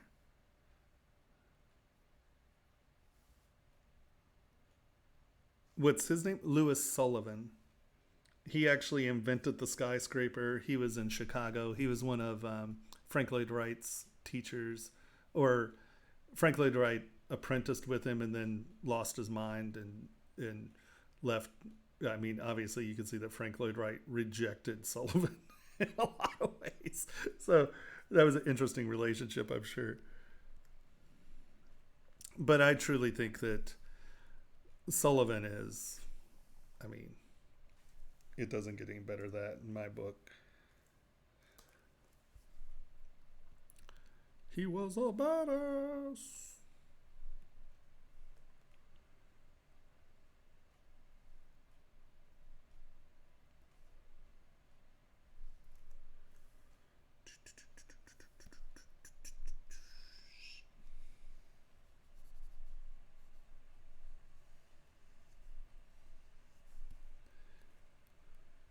But jewelry has been my money for the most part. when it comes down to the computer and stuff. I went from, well, we were local 755, so we sculpted mostly big set elements and, you know, some costumes like the Batman costume and Robin and all that stuff and Alien, and so some of that suit stuff, but for the most part we did big architectural stuff in the film industry. And and then I came to then I was shown ZBrush. I was like, okay, that's the future. But I left the film industry a long time ago, 2003, I think, something like that.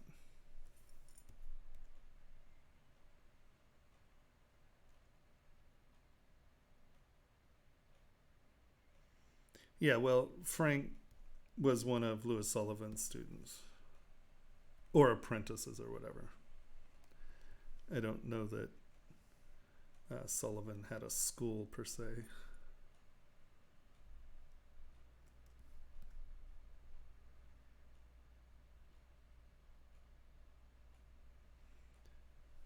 Yeah, I tell you, it's the only sculpture is the only thing I've ever done. I started making like little. It's really funny. I sort of made like these little snow globes. Our friends, the first time I really made my own money was 1970. What had to be 76, 77. So it was like Star Wars came out 78, Alien came out 79, I think, or it was 77 and 78, however it worked out. But we lived in Reston, Virginia, and they have this lake, and I don't know if it was every weekend, I can't remember, it's been a long time ago. You know, you're talking about 40 years ago, I don't know. But they had a lake that had, it wasn't really an art fair, it was more like a, you know, like a weekend fair. Like the sandwich shop would come out and set up a booth, and so during the summer, you know, it was like artists and sandwiches and bookstores, and you know, it's just everyone brought their business out to the lake. And there's like this little, let's see if we can find a satellite picture of it.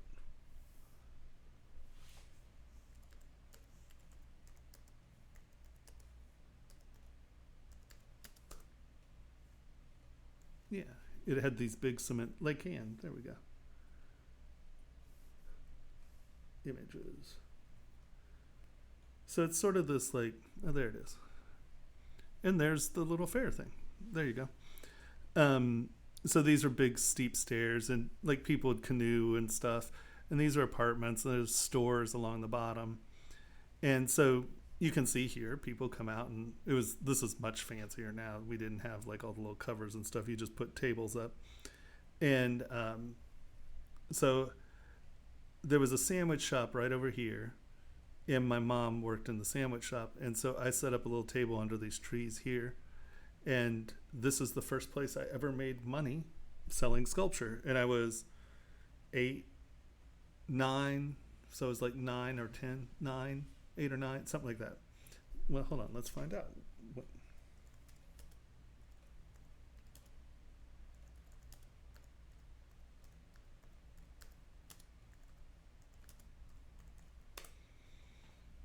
'78, I think. 77, okay. And then Alien was the next year, if I'm not.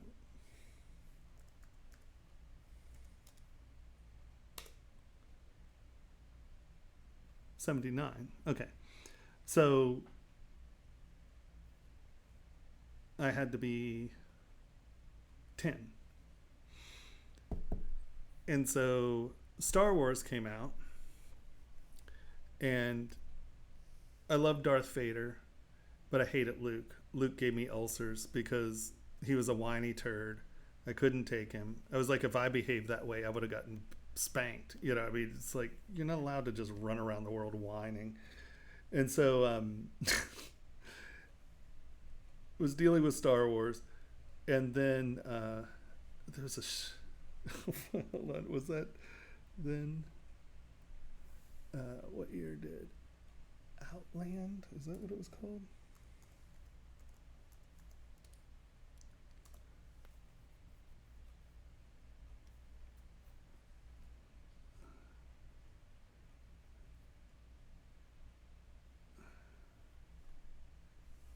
No.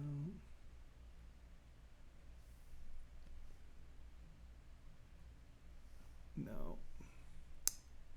That was later. But so our neighbor, she had a lot of babies. And I mean a lot. I think she had like 4 or 5 babies. She had like twins, and then like the next year she had triplets. So she had 1 billion babies. So she had a ton of baby food jars. And there was a clay called Duplo. Here, today is just Thomas must remember.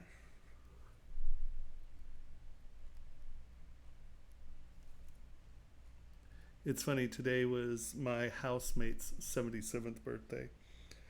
So we were remembering stuff and chatting and laughing, and so now I have Duplo clay.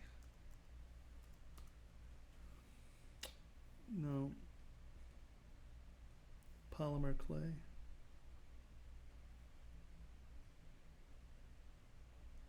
Primo. Was it Primo? It's Italian. Oh no, Primo's the Sculpey stuff. It's Duro epoxy putty. That's what we made miniatures out of.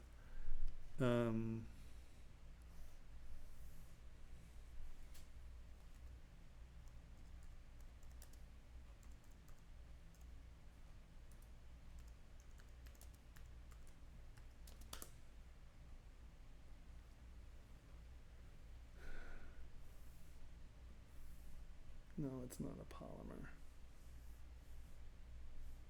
Italian.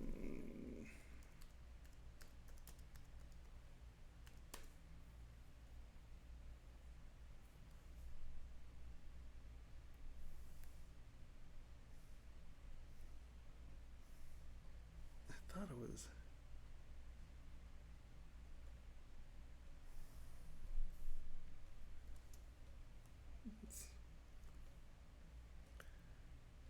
No, not Fimo.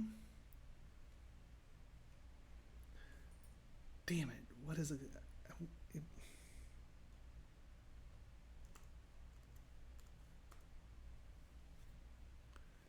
No, Duplo was the big Lego. Italian colored oil clay, not oil paint. Oh, that's gonna make me nuts now.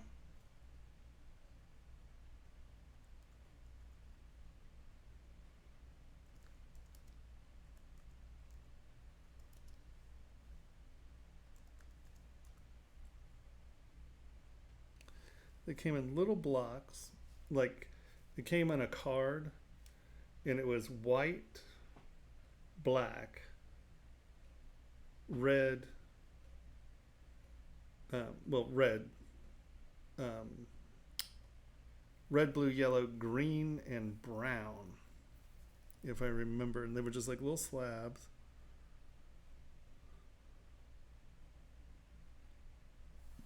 We did Primo, didn't? No, Primo's the. That's gonna make me crazy. Someone else had to use this stuff. Come on. It came in blocks like this. It sort of looked like that. It wasn't that many colors.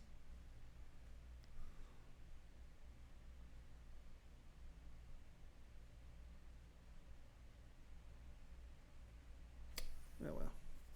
Can't remember. Well, it was an Italian thing, and it was like, I can't believe it was 40 years ago. Um,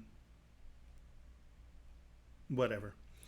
But so what I would do is I'd take the baby food bottle, baby food jars. Good God, that was hard. Baby food jars, and I'd unscrew the tops, and then I'd sculpt like a little figure on the top, fill it up with water, screw it, and they'd be like little, like little snow globes, except they were like Alien and Star Wars and all kinds of weird sci-fi crap. And it was crazy. I mean, it was 1979, and I could make, $75-100 a weekend. It was pretty rad. So I started, and back then that was like some crazy money for a kid, to make on his own. And yeah, that was a lot of fun. That was a lot of fun.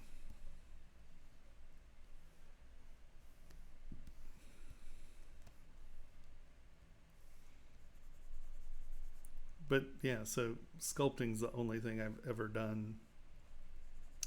My mom was a painter. When I was young, she did oil paintings, and then she became a draftsman. She used to do hand-drawn topological maps for the Army Corps of Engineers for a while, or the Navy Corps of Engineers. And she did a bunch of stuff like that. And then she got a job working for Brown and Williamson, the tobacco company.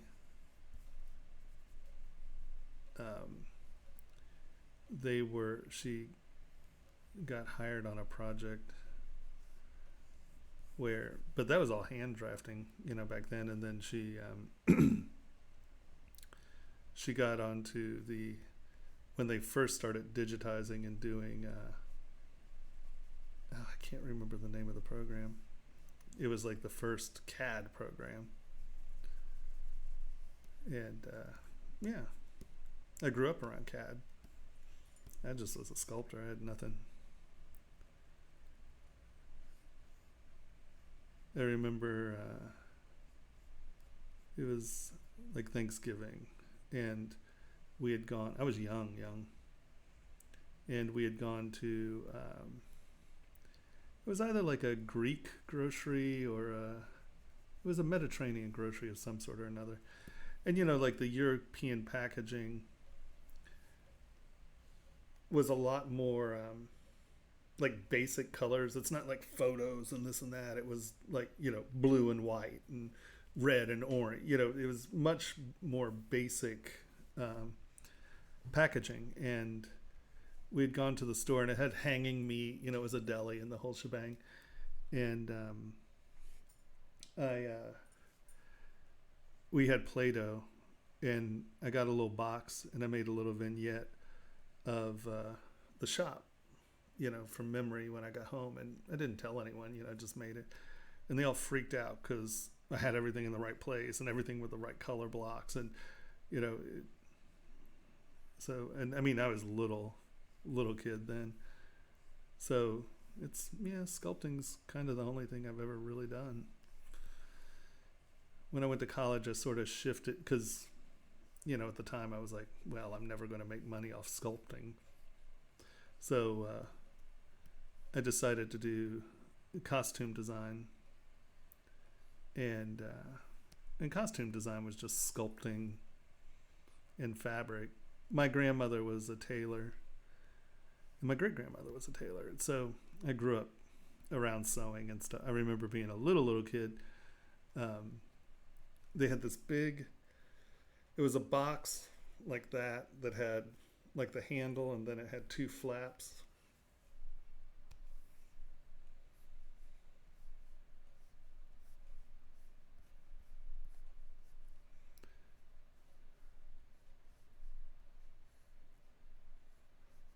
Like that. And then these flaps would open up. And it was all the loose buttons. And so I'd come in and string all the buttons together by color and size and pattern. And I was really good at it because I could recognize pattern and shape pretty well at the time. So even as a little kid, that's, I was around sewing and stuff. And yeah, it's kind of the only thing I've ever done. But I went to Cal Arts in the costume design program and graduated from the animation department, actually. I graduated from the School of Interschool Politics. I think I was the first or second person to go into like the interschool program, which means you were a dysfunctional lunatic who couldn't work in one school, so they just created something for you. It was sort of this idiot can't figure out what he's doing here, let's just say he's doing something school. Cal Arts was wonderful back then. I have no idea what it's like anymore. I haven't been there in forever. It was a great school, though. That's one thing I do not regret. Cal Arts was worth every penny and every ounce of time. I mean, I still have great friends from Cal Arts.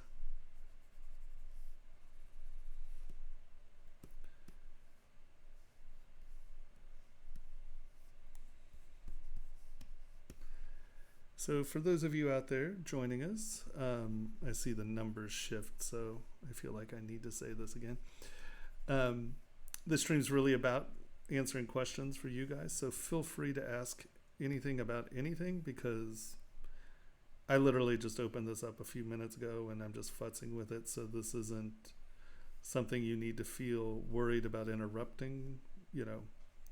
Ask away about anything. It doesn't have to do with what I'm working on at the moment. Also, if anyone is going to be around next week and has models or, we've looked at drawings. I'll look at anything, honestly.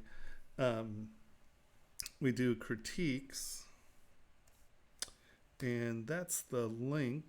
If you just click on the link, upload your files, we will we'll look at them next week and go over them. And yeah, I think the critique class part's really entertaining, and I'm not touting my own horn. I'm pretty good at it. Cal Arts was nothing but critique courses, so through critique was sort of how I was educated. And so I think it's a very good way of just discussing and getting more familiar with your own work when other people look at it.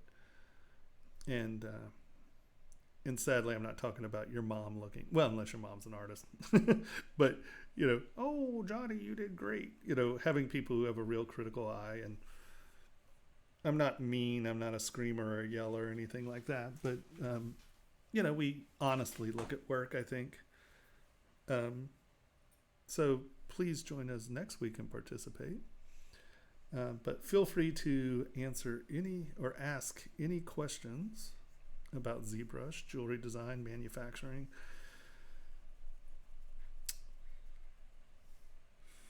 Heavy metal in the early 80s, Not heavy metal music, the magazine.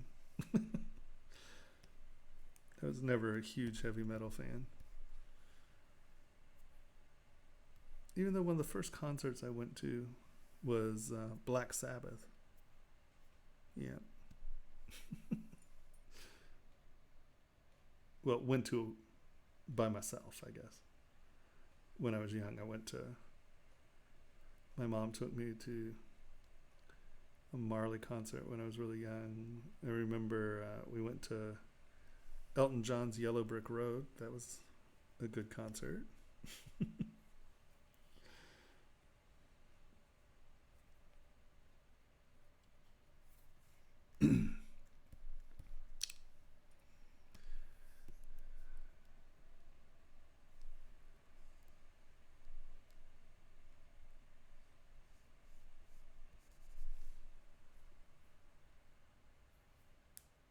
Hey, how's it going? Did we get you through any of that? Did it help at all? Oh yeah, Gaudi's. I'm a huge Gaudi fan. We have a place in Gandia, Spain. My business partners are there. I used to spend um, half the year in Europe with them. I've been busy. I haven't gone back recently,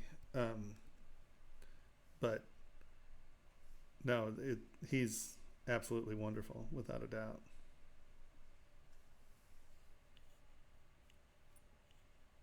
Yeah, he's like I said, he's spectacular. I'm a big Henry Moore's another big influence. I love Henry Moore. He just had very interesting shape usage.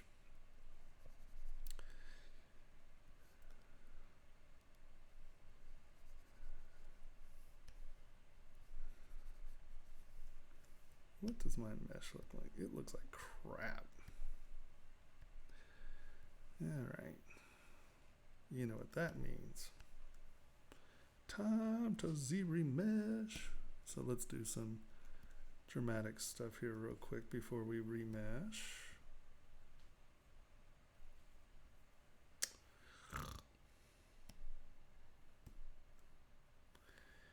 Yeah, no, he's spectacular. And I understand that they finally got the funding to finish the cathedral, if I'm not mistaken. Actually, speaking of Barcelona, I think that did they actually do it yet, or are they about to do where they're making the entire downtown of Barcelona no cars? That's pretty awesome.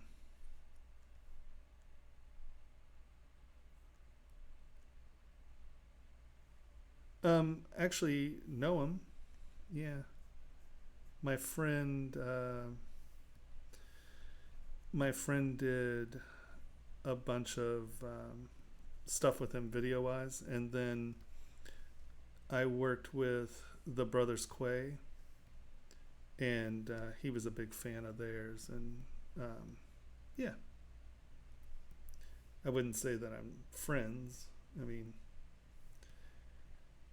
50-50 chance that he'd remember me. I mean, that once again, it's been 25 years or something like that, so I don't expect anyone to remember me.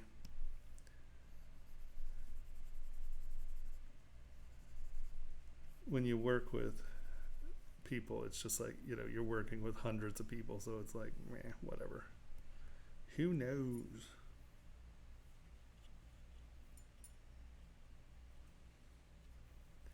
Who knows?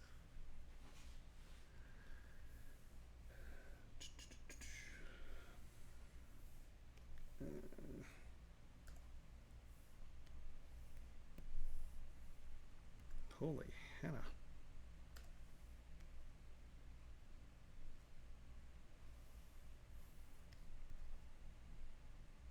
No, ask anything. I ain't got nothing to hide. I can't say that it'll be interesting what I have to say, but yeah, I'm more than willing to answer away. I feel lucky in a lot of ways though, because I mean, I've been lucky with having a lot of opportunities when I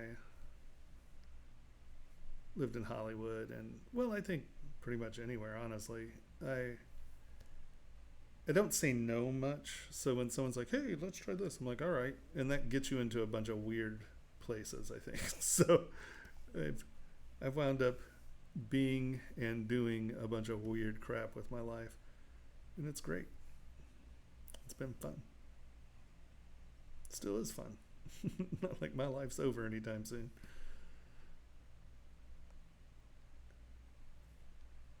Well, I can't imagine that it is.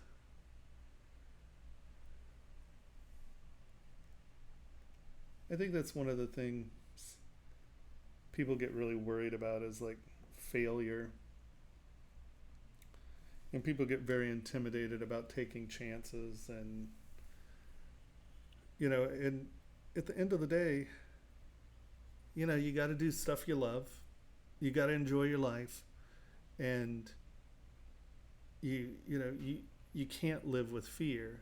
You just have to be willing to take those chances and get into weird places and do dumb stuff. And people laugh at me a lot because when I was making a lot of money in Hollywood, I never bought a house. I didn't buy a bunch of that kind of stuff because I didn't want to be locked down. I wanted to be able to, go where I wanted to go at the times that I wanted to have it. And I think that it's really allowed for me to have a pretty cool, dynamic, exciting life to me, because I've never I've never been married. I don't have pets. I don't, I've removed that from my life to be able to live life a little bit more in context with my desires, and, there have been, like, I lived with a woman named Kate, and, she was fantastic and just an incredibly wonderful, powerful woman. But, it just, we never really talked about we were together 9.5 years and never really talked about getting married, never really, because it's just, and she wound up getting married and having a beautiful daughter. She's killing it. She's awesome. Still a dear friend. I think it's funny how we decide to live our lives. People are like, oh, haven't you missed out? No, I have wonderful opportunities because I'm not tied to things, But I'm also a weird myopic OCD wingnut who I don't mind being alone. I in fact kind of prefer being alone most of the time. So I don't ever have that, oh, I'm lonely thing. That's not part of my makeup at all. I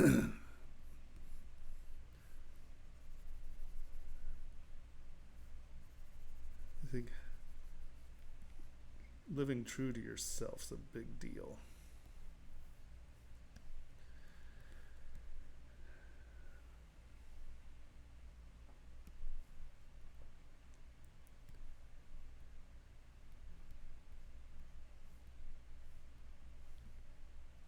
And I had no idea that not having car payments, not having house payments, not having any of that is really beneficial right now. Because the world economy is going to crash and burn here, so. Oh, goodness gracious.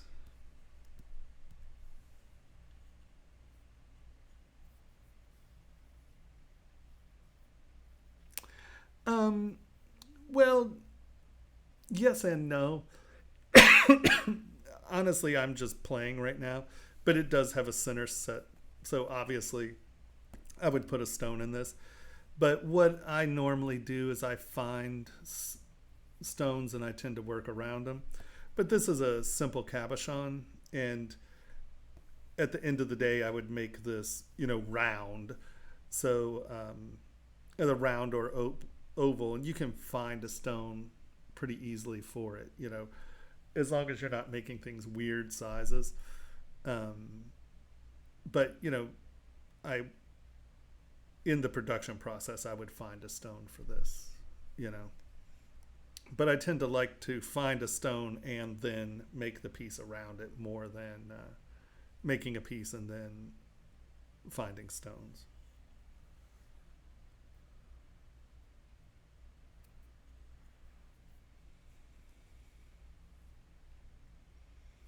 Yeah, exactly. I mean, there's this overreaching expectation of normality, and if you don't fit into that, these are what people should desire thing, there's a lot of kickback often.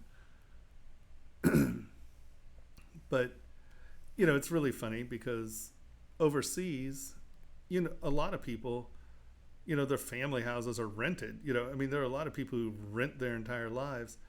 And I really do think that the concept of the American dream in some ways has destroyed America. It's like poor people won't vote against, taxing the rich because they believe that they're going to win the damn lottery. And, well, I don't want to tax the rich because, well, I'll be rich one day. And that whole you know, the American dream, I think, is an odd dream in some ways. I think it's a slightly outdated concept of reality, honestly. And I'm not saying you shouldn't want to succeed. You know, I'm an overachiever in some ways and an underachiever in many others. You know, I overachieve in my trying to get better at what I want to be good at, but going out and trying to get work and this and that. I try to get work of my work. Like I could go get a job tomorrow, you know, as far as like going to a store, working, you know, going to a manufacturer, working.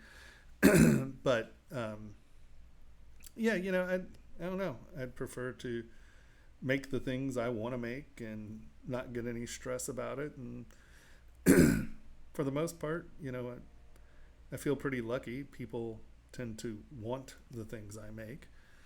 So that's nice.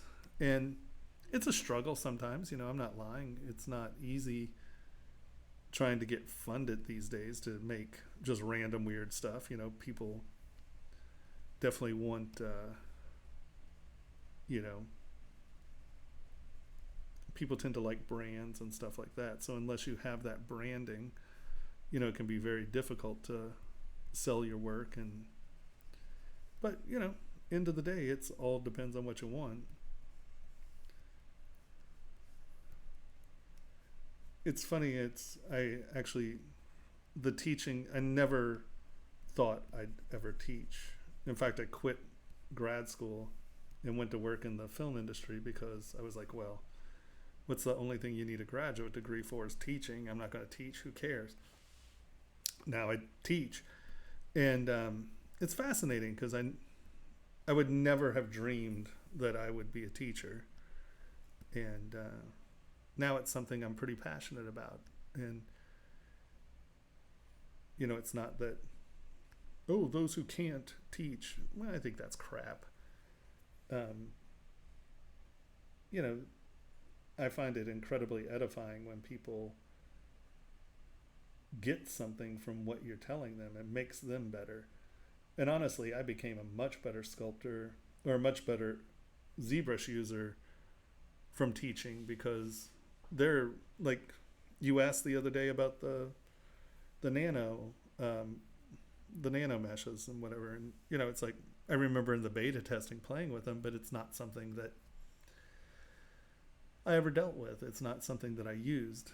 And so, you know, it makes me look into things when I try to help someone with what they're thinking about. And I don't know, I think that teaching is, you know, an incredibly important thing, especially nowadays, because hell, no one teaches anything anymore.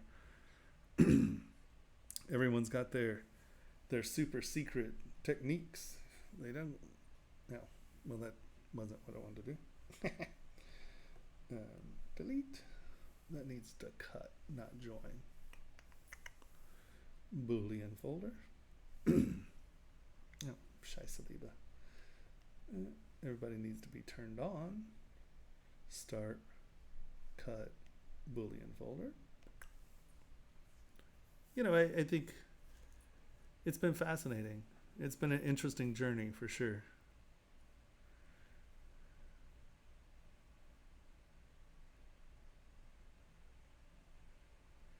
In a lot of ways, yeah. Most of the stuff I do is like that. I mean, obviously, if you're doing a line of something and you're going to make multiples, you do something in a standardized size, right? You know, like, wow, that's thinking. Let's go to...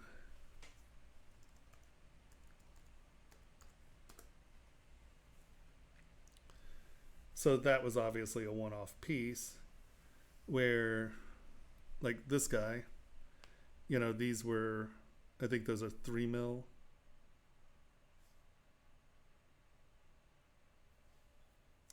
They might be 4 mil. Those are 4 mil cabs. And then that's made for, I think, a 5 mil. That might be 4 mil. I can't remember.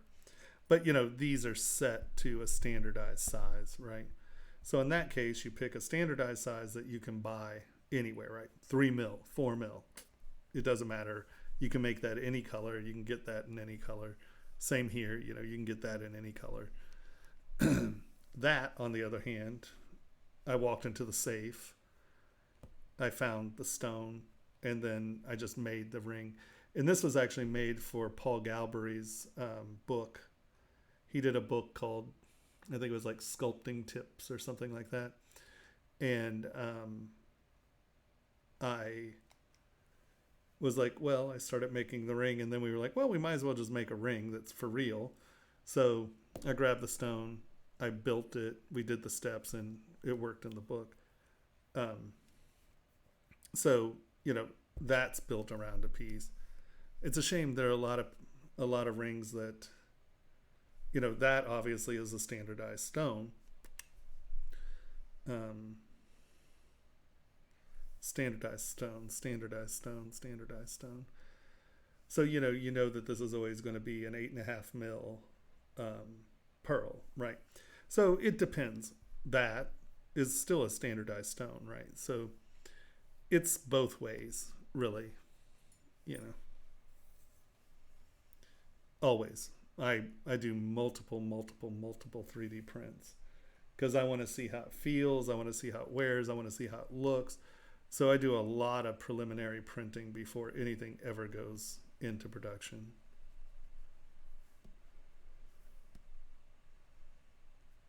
I just think it's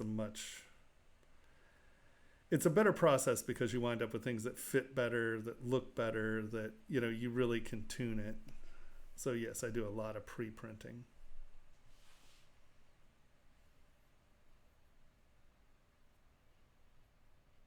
Yeah. Well, that's what's killing me is that if I actually could stream at home, I could run a number of classes. It's just I don't have the bandwidth to work from home, sadly. I was hoping that Elon had his satellite thing going quicker than it's actually happened. They were talking about it for a while now, and now they're launching satellites, but that doesn't help me right now, that's for sure. It's sad. Sad. I'm so sad. Let's punch a hole in here too.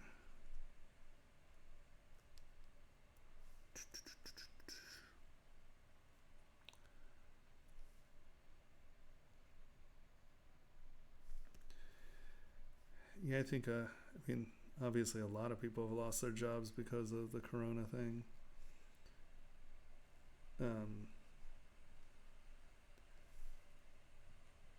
It's sad when, we do a lot of bridal and things like that. And I've had a number of people cancel because, they're going to have to put off their weddings and stuff. And it's just like, oh, well, we'll just do it next year. And it's like, oh, well, that's good. But, it's hard. It's absolutely crazy what's going on.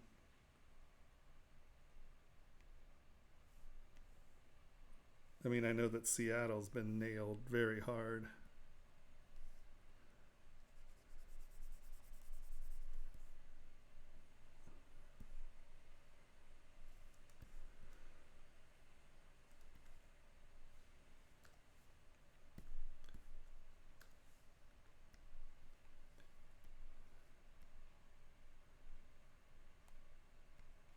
As far as, I know New York, it came later in New York, but it hit New York very, very hard as well.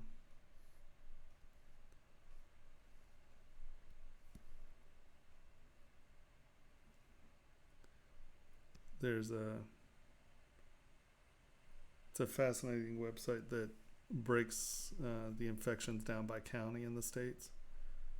And it's crazy to watch, how it spreads and how it goes. And this, streaming has been interesting because, so many of you are from different countries and listening to, well, one, what different countries hear, the news, but also just how the different countries are dealing with it. And it's the internet's an incredibly powerful thing if it's if it's not used for evil. You know, it's like it I think it helps, you know. I do. No, what's this guy? Huh? I don't know. Do you all find that you are using the internet as like a way to stay in touch and be communicative with friends and such? Or does like the news and everything just freak you out and depress you? Well, there are some people who have been like doing concerts online, right? Or they've been broadcasting the concerts. I think for St. Patrick's Day, it wasn't Flogging Molly. I can't remember who it was, but they were showing that they did, you know, they got the venue and they did the lights and stuff. There was just no one at the thing.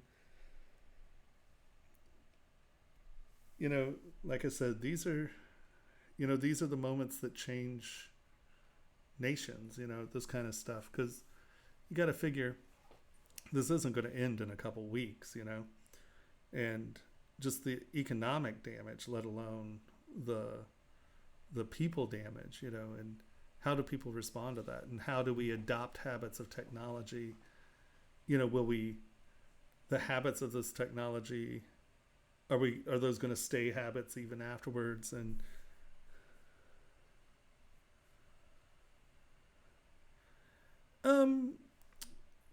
yeah, I would say that there are definitely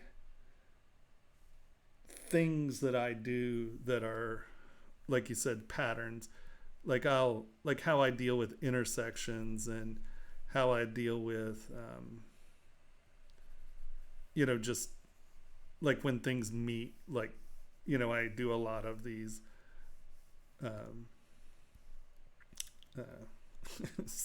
sexual organ shapes.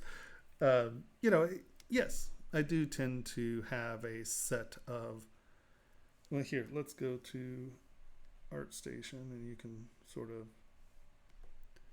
you know, like here, there's definitely a vocabulary, you know, that I use.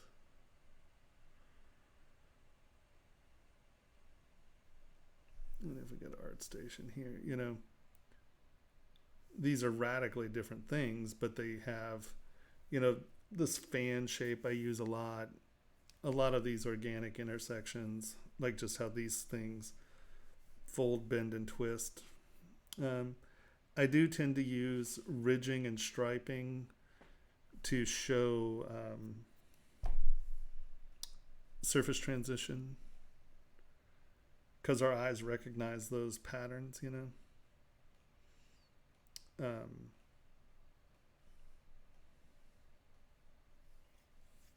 But it's funny, I've ever since I've been doing the jewelry stuff, my hand has tightened up quite a bit.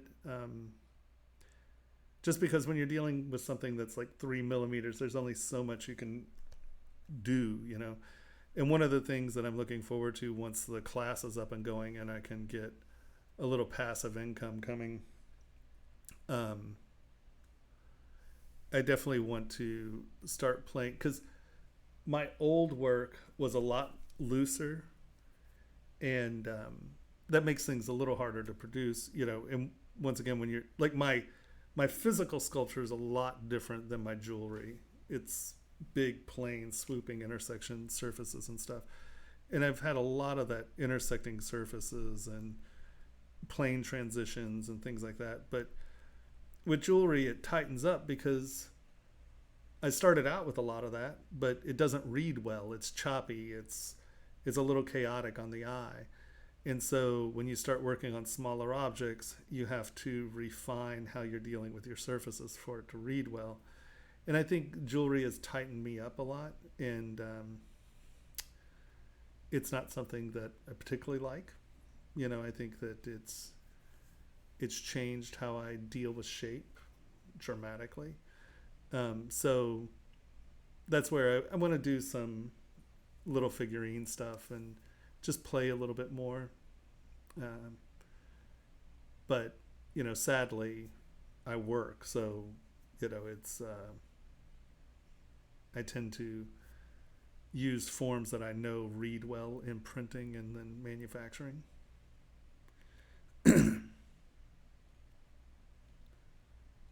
Yeah. Yeah, we're going to do a live class here soon.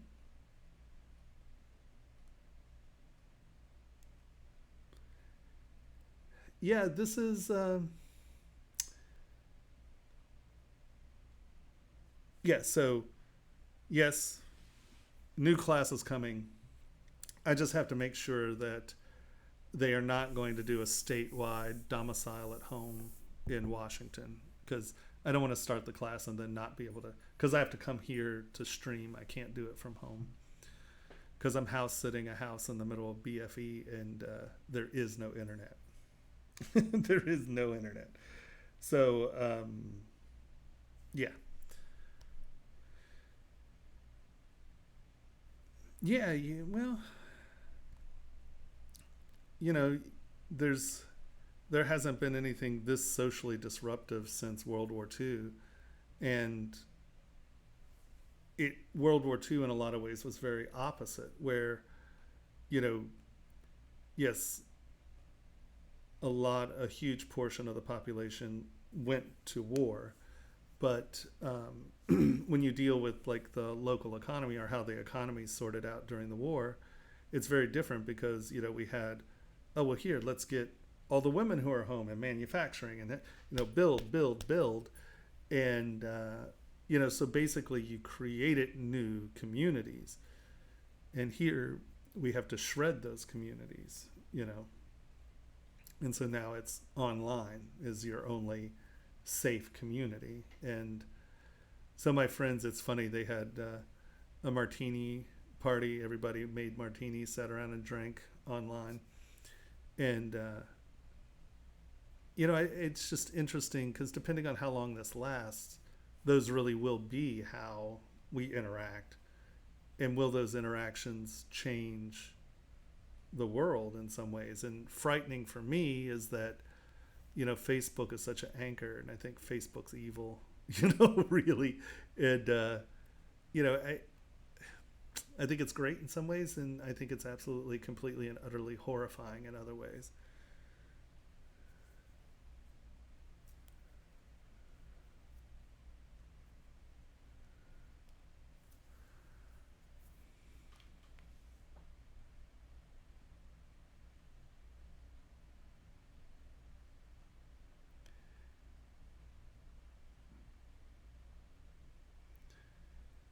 Well, and see, that's what's killing me, because, in a lot of ways, this is a perfect time for me to do online classes.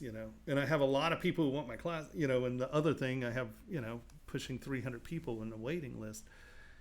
And I just, so I'm house sitting my friend's house, and their mother, it's a couple, so her mother is at the house, and she turned actually 77 today. Happy birthday, Lee. And they didn't want her at the house alone throughout the winter, so I stayed there. And this is sort of my second home. Like, whenever I come back from Europe, I come here and stay first and then decide what's going on. So, it's really a second home to me. But it's out in the middle of nowhere, and it just doesn't have internet. And, next year, that won't be nearly as big a deal, because, even if you, like, 5G will feasibly be streaming speeds. And then, Skylink or whatever, they're talking about second or third quarter having, Elon Musk's internet to the world, and that's fast as hell as well. So there are some real answers of this coming up. I always seem to be like 5 steps behind where I need to be to take advantage of the momentum. So it's to be fair, it's a little frustrating. I won't lie, but there's not an easy answer right now, because I'm responsible. It's not just, oh, hey, I'm house sitting. I'm kind of helping, Lee as well. And that's kind of important to me. And so, I could be in any number of places with better internet, but taking care of Lee is kind of important, and they need me there, and their family, and okay, I'll deal with it. And sadly, I'm not quicker at making damn videos. So my my modular classes are not as fast as I would have hoped because my OCD, I want things to be right, and I do it, and then I'm one of those people who, if I don't have someone come over and hit me in the side of the head and say, Tomas, that's enough, move on. Yeah, no, it's fascinating. It's definitely fascinating.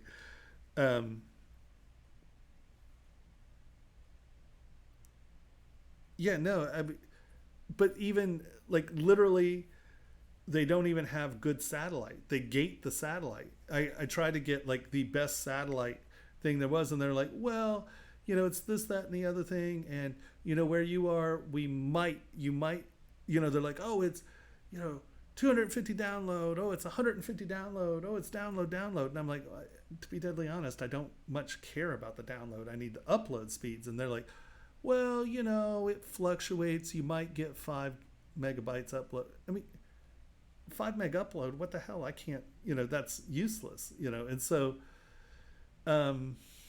yeah, it's a problem.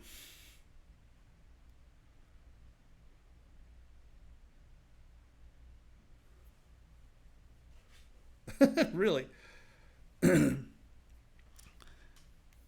Gosh, I remember watching Gretzky play. And I mean, to be deadly honest, I have no big complaints. If I had internet at home, I'd be much more accessible to people. I would stream. I'd just sit there and stream what I'm working on the whole time, as long as it wasn't private. And yeah, no, it's an interesting dilemma I am in at the moment, I must admit. But yeah, whatever. I mean, there's someone else who actually got a ZBrush for jewelry modular course up and done, which is cool. It just kills me. It's just like, I mean, I've been doing this 16 friggin' years. It's like, ah.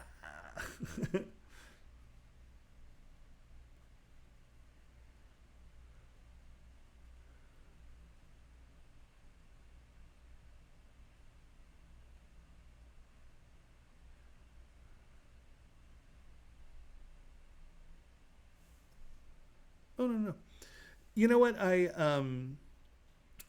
haven't worked through anything like Upwork or anything like that because sadly, um, I'm really expensive. I won't work for nothing. I've been doing it too long, and sadly, most people work for like $20 an hour or something like that. I won't even think of that. I mean, I can make more money sitting at home making something than I can getting paid $20 an hour from someone. It's absurd. I'm kind of a pig about getting paid for what I work, and I'd rather not work than not make my rate. And what's sad is that my rate is what I was working for 25 years ago. And, people are like, $1,800 a day, because I won't work by the hour, because if I'm actually working by the hour, I won't make any money, because not like anyone here would ever believe this, because I never get anything done in these huge streams or very long streams, but I'm pretty damn quick at what I do.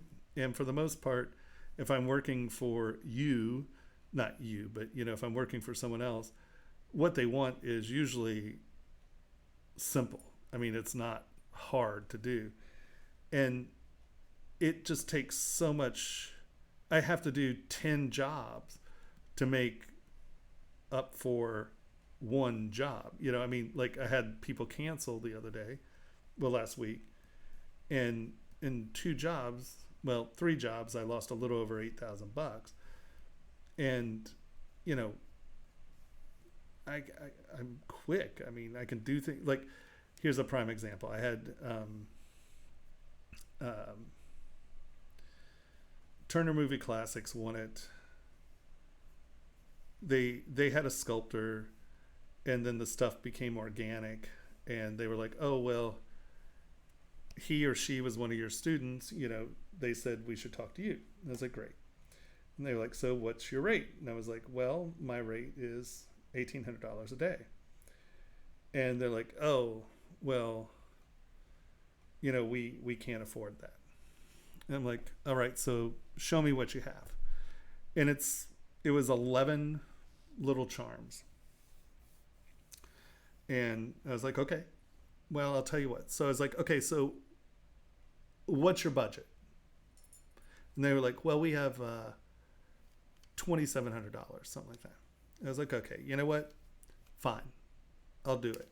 And they were like, really? I'm like, yeah, I'll do it. And I got all 11 charms done that afternoon. And I sent them the pictures in the morning. And they were like, oh, well, didn't you say $1,800 a day? I was like, no, you said $2,700 for the project. And so they were like, oh, and, you know, hey, you know, there it is.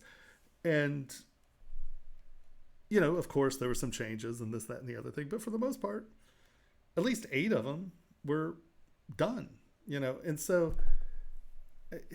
it's very hard. And so, you know, you go and you tell someone on one of these work sites that your day rate, I won't work by the hour because I can't, you know, you just can't make any money that way. I mean, I could sit there and jerk off like I do here, and, you know, I can make this ring last for, you know, 3 weeks, but that would make me nuts. I can't work that way.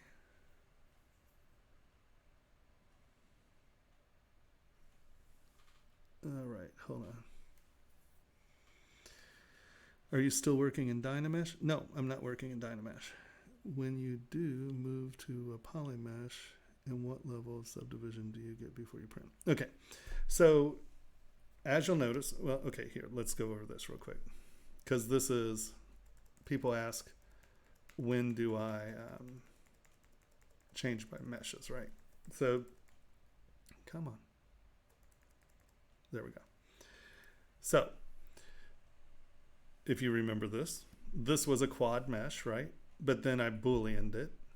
So now I have to remesh because I have this crap geometry, right? You know, all of this. I can't sculpt on that. There's nothing you can do with this. So I then, come on, no, I should see. I then Z remeshed it, okay? And I tend to want to Z remesh as low as I possibly can. But because this has bridges and stuff, right? I knew that I needed to have some geometry. So I set it at 23. And you can see that it came out at 17,000 polys. Now I'm only going to be able to get, what, 6 subdivisions out of that maybe? So we start to divide. Well, I play with it a little. And then I start dividing. Come on. And this is what happens when I talk. I'm yabbering. So see, we started dividing up until I'm at 17 million polys right now. We can lower that because most people aren't going to be able to sculpt on that level. And I only have 5 subdivision levels. So that's why I tend to want my model in that I'd prefer to have it under 700 polygons, my base model, because that'll give me a clean 8 subdivision levels and keep me in that 10 million poly range at 8 levels of subdivision. I'm trying to get the most subdivision levels out of this as I can. Hold on, let's duplicate this. And then let's go back to here. Because if I weren't on stream and I was just doing this at my house, I would probably do this. Come on, let's go back.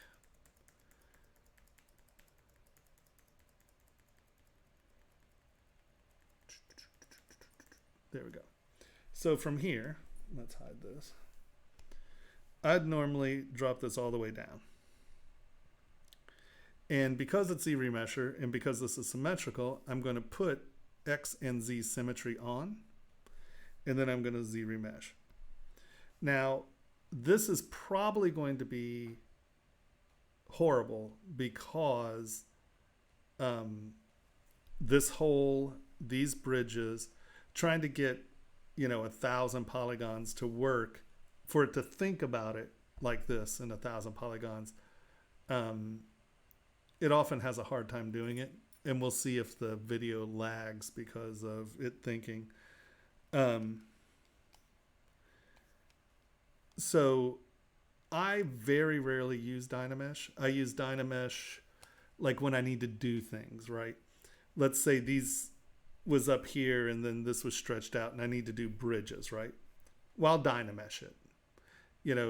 If I'm trying to use Sculptris Pro, obviously, I'll probably wind up Dynameshing. Well, actually, this worked out pretty good. Now, there's some weird geometry in here. You can see how it doesn't have the geometry to deal with this. Let me divide that and see if those, see, those are holes. So it didn't have enough geometry to retain the surface detail and get that. So I'm going to go back one, and let's change this to 3 and see if that does it. Or no, that's 0.3, sorry. And Z-remesh. And I'll go back and forth here because I want this absolutely at the lowest level of geometry I can get. Because the end goal is to have as much, or to have as many subdivision levels as I can get. Because one, it makes my high resolution cleanup much easier. It also allows me to do big moves and later in the process where I don't have to re-sculpt everything.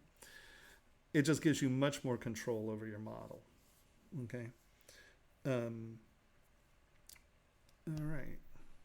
Now see, there we go. We pretty much have everybody, right?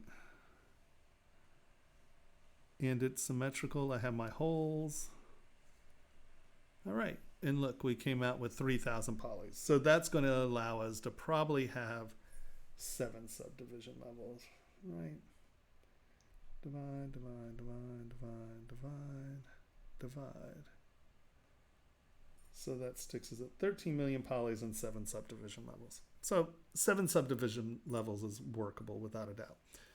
So you just have to remember it's going to quadraturally grow as you subdivide, right?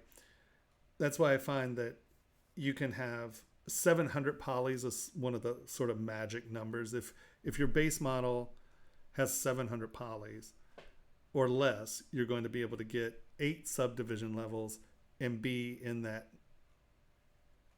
8 to 10 million poly range. And that's something that most people can sculpt with. Right? And so it's really important for me to have those subdivision levels, and especially how I sculpt. I like to sculpt at a high resolution model and then drop back down when we're smoothing, because this is the problem with sculpting at high subdivision levels, or this is the problem people have. And especially how I sculpt, I am always laying down my surfaces, right? So I'm not worried about having smooth surfaces yet. Right? I'm just going to move this around, and I'm looking for little architectural elements. Excuse me.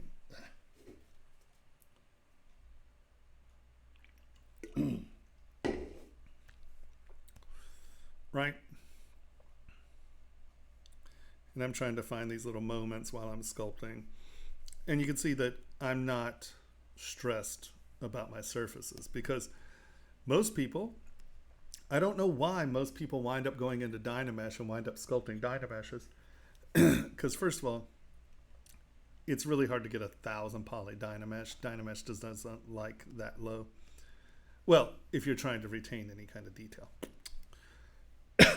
where quads give me a much more usable surface. And now this is where most people have their issues with sculpting in high resolution. Here, actually, let's put some lumps in the surface. All right. So now, but I want this to be a smooth surface, right? And I have smooth stronger on. I always use smooth stronger. Hold on. I need to save this smooth brush. For those of you, when I hold down smooth, minimum connection points is actually down here in smooth brush modifiers.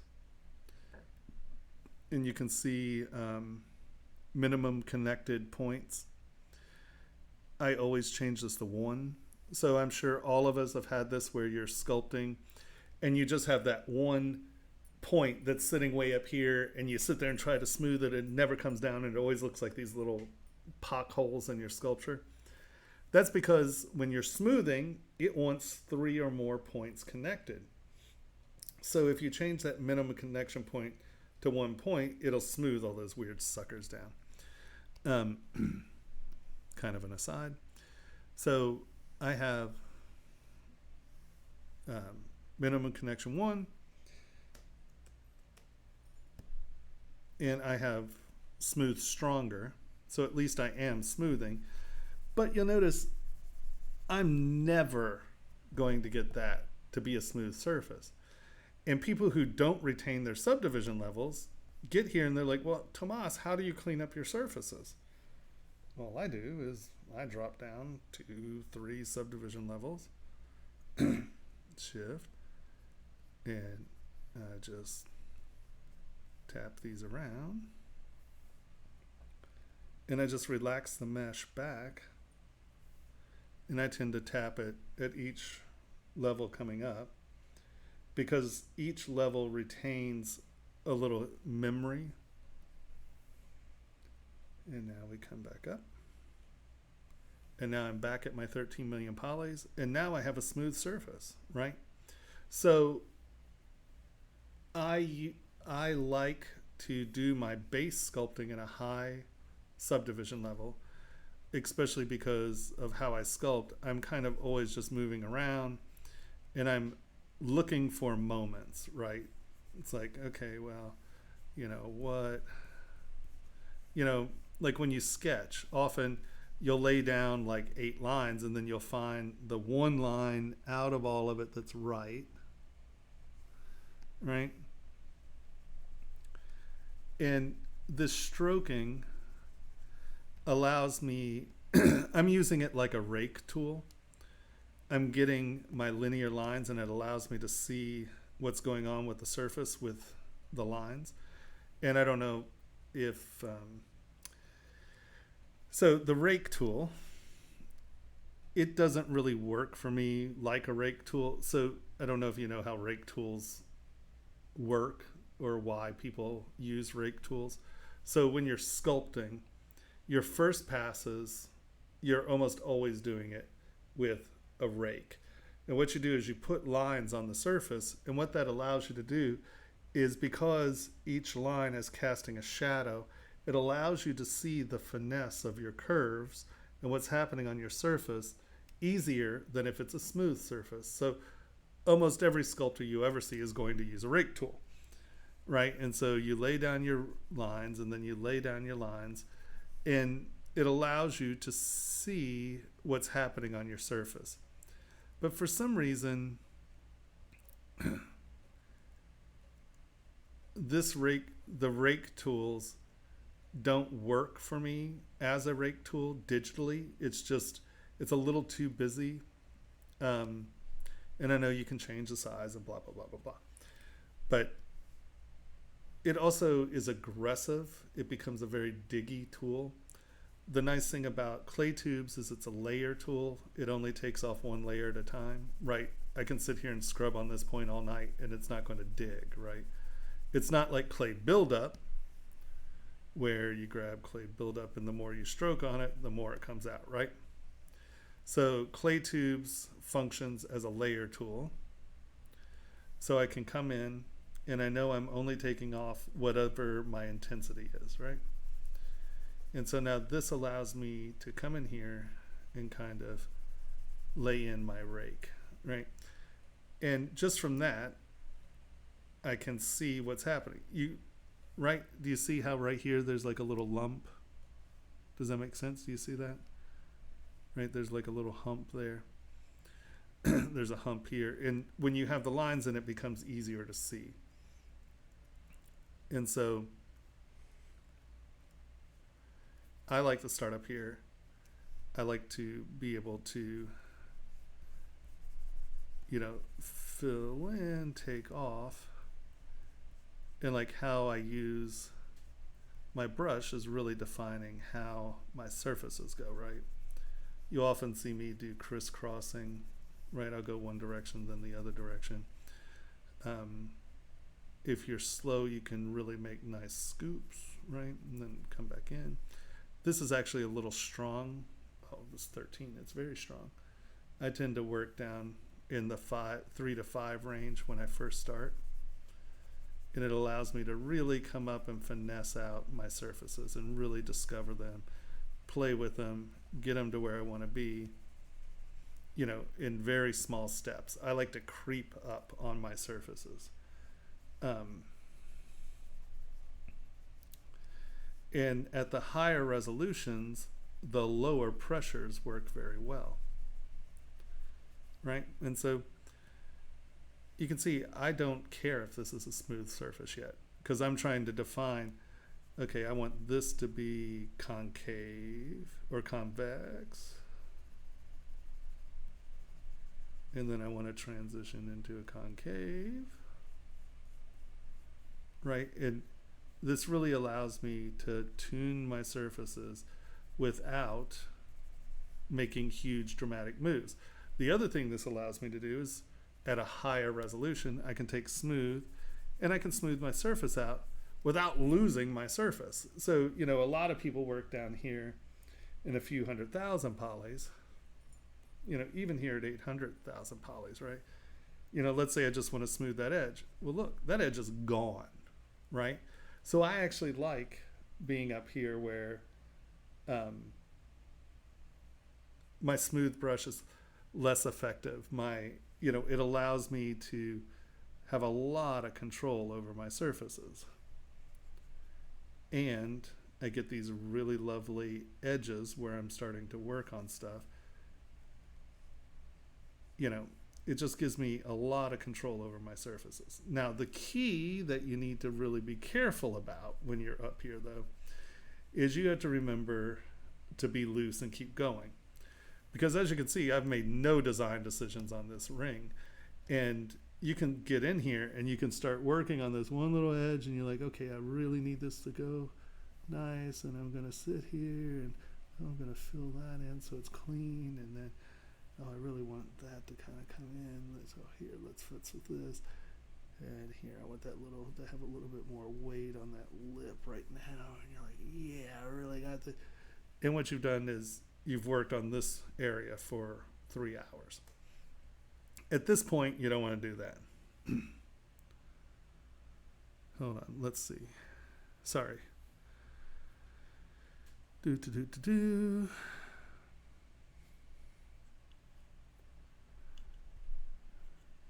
Yeah. No, not Dynamesh. Sid, did that show you the transition, what I'm doing as far as my mesh management? Don't be precious. Don't be afraid to throw stuff away. I mean, I can work on something for 2 days and then just finally go, screw it, throw it away. You can't be precious. You can't be precious with your work. Especially if it's work, you can't be precious with it. You've got to just keep moving. And a lot of people are like, oh, I can't create, I'm in a rut. There's nothing as a rut. You're just making crap. And we all make crap. It's not a rut, it's just crap. And just move on. And it might have like something that's really wonderful. Like you might really like this intersection right here. Well, save it, move the hell on. And you really have to get used to knowing when things are done or when to quit on something. because if you know what did Ashley say the other day? You could polish a turd and polish a turd and polish a turd, and it's still a pile of crap. And that's just experience, right? But if you can't, you know, break through on the part, set it aside and make something else. The other thing is just rebuild it. Start from nothing and rebuild the part, and it'll make you think about the piece differently. So yes, don't be precious. That's bad. Precious is bad.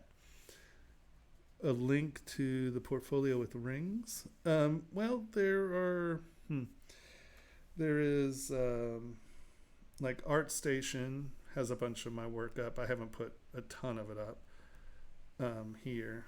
This is Instagram has a bunch of my stuff. I just started trying to take Instagram seriously, so I've only been doing this since Thanksgiving, really. But that has a bunch of stuff in it.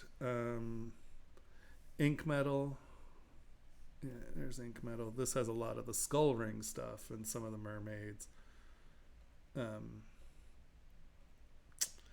let's see. Oh, well, William Henry. It's just easy. This stuff right here, this was designed for William Henry. The body jewelry, that's at Rusty Cyborg. Actually, you know what? I think it's at Rusty Cyborg.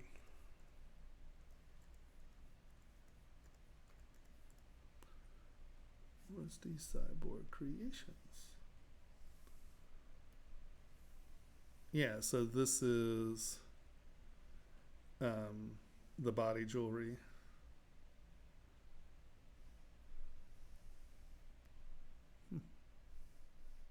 I haven't been here in a long time.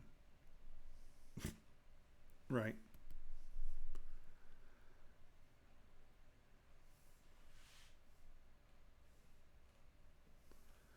And then, yeah, I think, Astor and Orion. There's this stuff.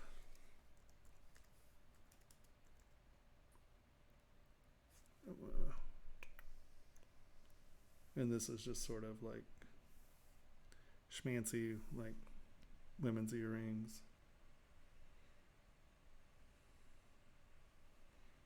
So that's kind of the breakdown of where you can see a lot of the work that I've done.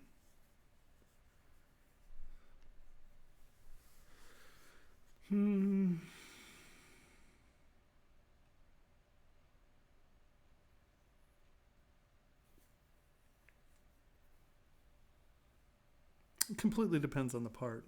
Obviously a lot of that stuff's mass produced. So you print it, you make sure it works, you get it, you send it to a casting facility, you get that back, you measure it, you make sure everything's the right sizes, you make sure everything's right.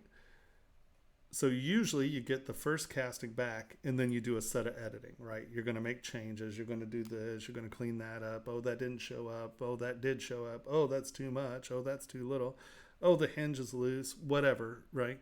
So after your first casting, you do your alterations, you reprint, you futz with it. Chances are you're going to reprint again, futz with it, and then make that piece, get your first sample back for fabrication. And sometimes the factory will make you want to change something. Sometimes you'll want to change something. That's your final set of changes. Boom. And then you buy your first minimum order and you go from there. A lot of the stuff that I'm creating on Instagram and through here and stuff like that, that'd be one-off pieces, printed a couple times to make sure everything's where it wants to be, and then cast it. And yeah. So it completely depends on if you want it to be a one-off piece or a fabrication piece.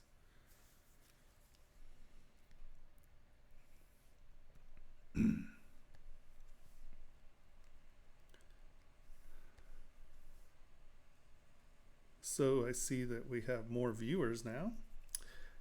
Anybody who's viewing, please feel free to ask any questions at all. This isn't really about, this started somewhere else. We were doing other things.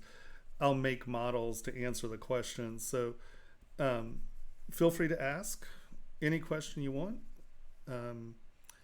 remember that I'm primarily a manufacturer. I do all this stuff to actually produce. So some of the video game and film questions, I mean, I'm more than willing to sit down and see if we can figure something out, but that's not really my strength. So, but we had questions the other day that we figured out fine.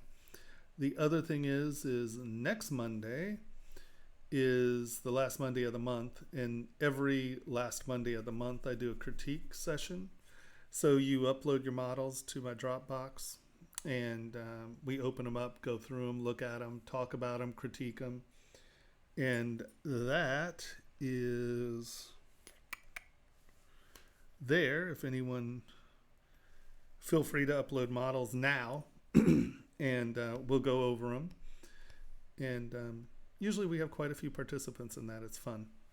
It's not a high tense. I mean, I have people who've been doing this for decades, and I have people who have never made a model in their life. So don't hesitate. At least come and watch. And then, usually I find that people, once they watch the critique a little while, I get the early order or the early loads, and then the ones that after you've watched a little bit, we get people who upload models during the stream. So feel free to upload a model and we will take a look at it. Completely depends. Here I just futz around. There's no intention of any of this. This is not, 90% of the stuff that I do on the Pixologic stream never gets made. Never, this is just me chatting because I get a lot of questions, so I don't want, like when I'm actually working on things, I tend not to want to be distracted. So that's why I don't have much. I have very little investment in any of this. Some models I've been working on for years, like, well, here's a prime example. This ink metal, boop.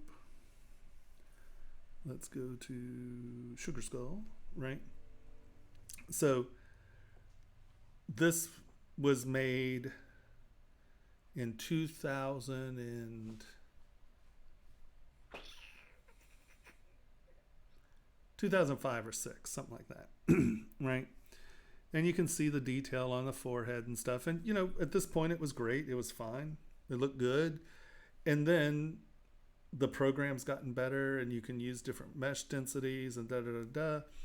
And now this is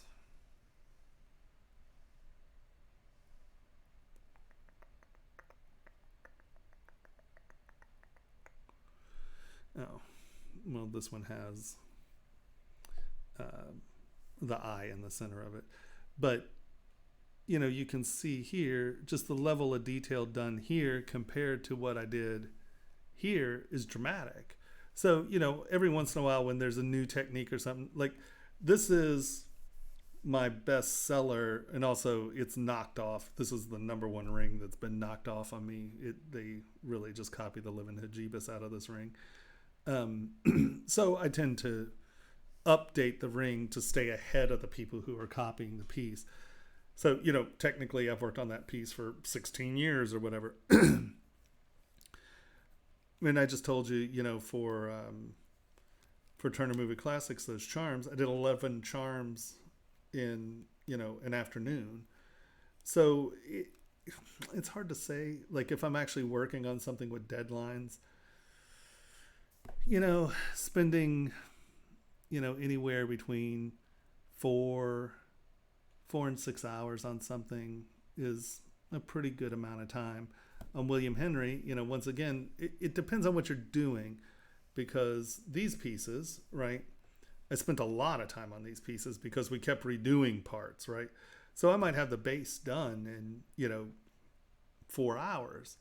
But then it's like, oh, well, we printed it and then you need to change the size. And, oh, we're going to fight about how we're going to make the class. This class was the biggest nightmare fight in the world. This was. Oh, well, it doesn't see together right. We need to change it. So when you actually get into trying to produce pieces for manufacturing, You can have the first piece done in an hour, and then you wear it. Oh, it's stabbing me a little. Oh, it doesn't fit. Oh, it doesn't, and then all of these issues come up. And if you're making jewelry that's comfortable to wear, that you care about, you can spend, a few days to a week on a piece because you're printing it. But that doesn't mean that's the only thing you're working on, right? When it's off printing, you're working on something else. So it's juggling your time. So, it completely depends. I think, here's a prime example. We did this and then it's like, oh, we need an inset one. So I had to take the shape of the inset that we knew that was going to happen, cut it in.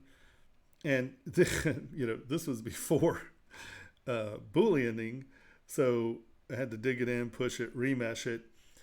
So also a lot of things that took a long time now don't take much time at all. So it's really tricky. It depends on, because now there are tools that make certain things really fast. So you can get a bunch of different iterations done quickly,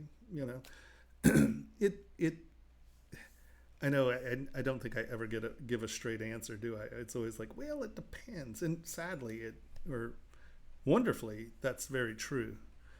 It really depends on what you're trying to accomplish, why you're trying to accomplish it.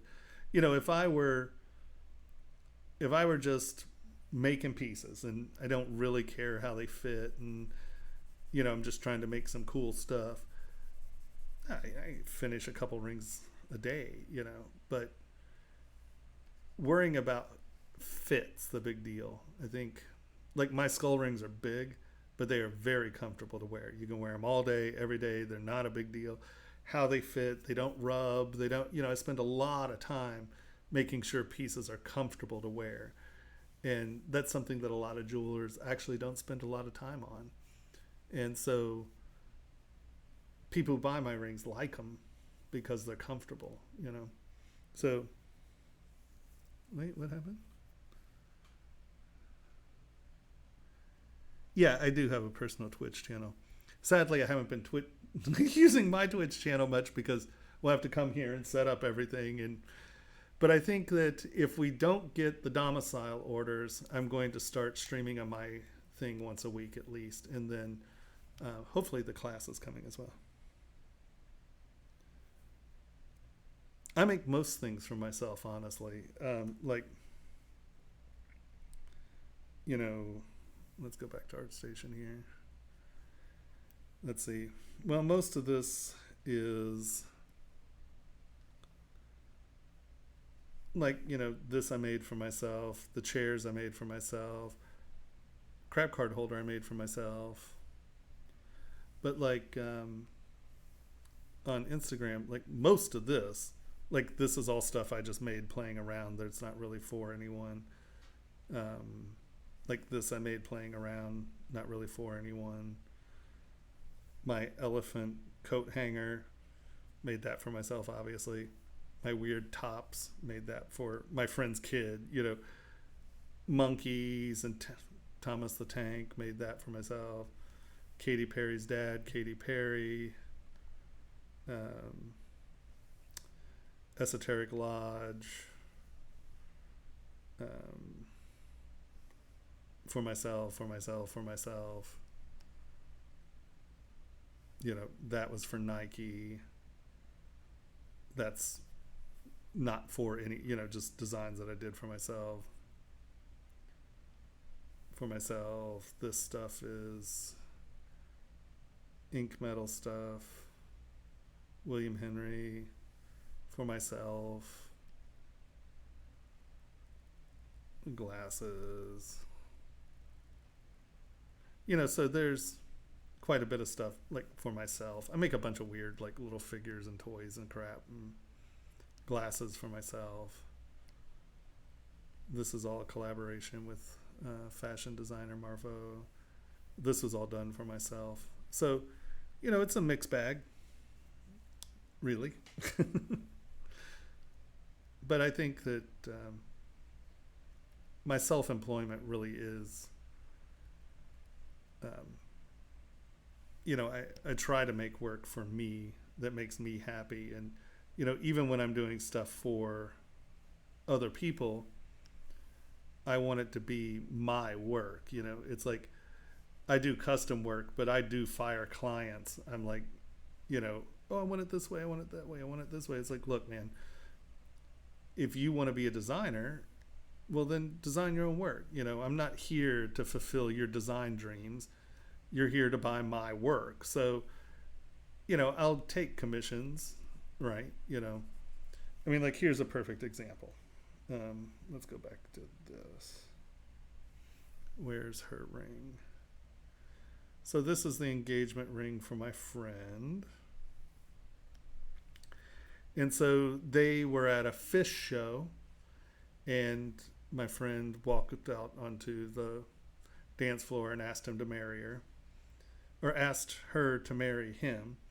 And when I was talking to her about what she wanted in a ring, you know, she's like, oh, well, I want a pentagram, and I want to really know that this was like, you know, when we were in,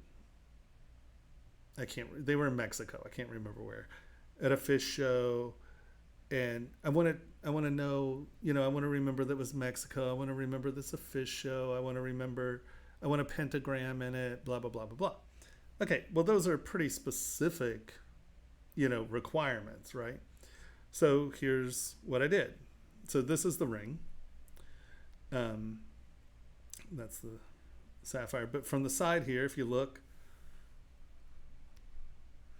you know, here we have what Luce Libre mask, right? So that's Mexico. We have our mushroom. That's fish. And then, you know, here's your pentagram, obviously.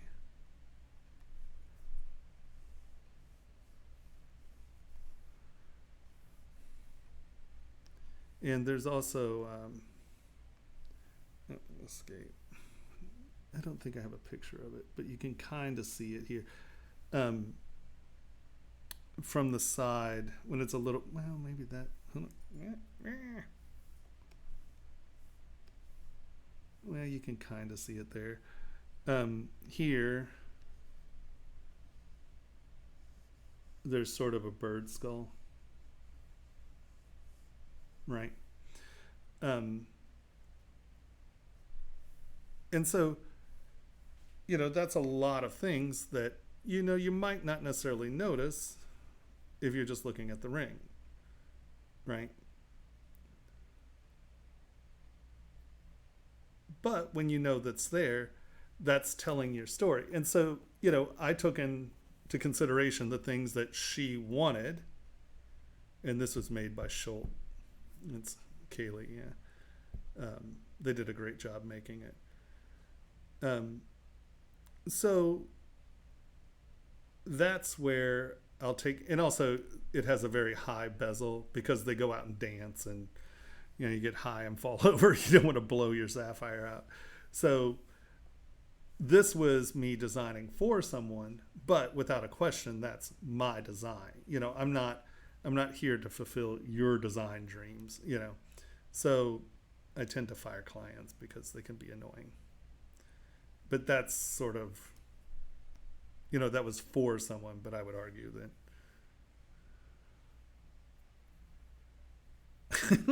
Right? See? No, I don't draw. This is how I work through stuff right here. I mean, I'm just muddling around and futzing around until I find the moments that I like. And that's why this early creation period is important to me.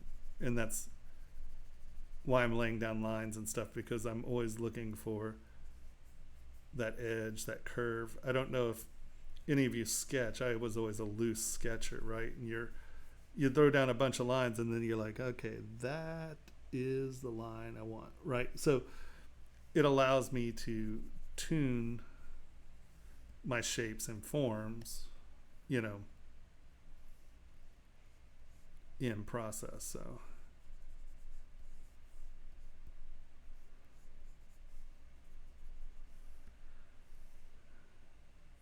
and the other thing is, for the last few years, I've been doing a lot of teaching, and that's taken up a big part of my time as well, as trying to get my education stuff sorted out.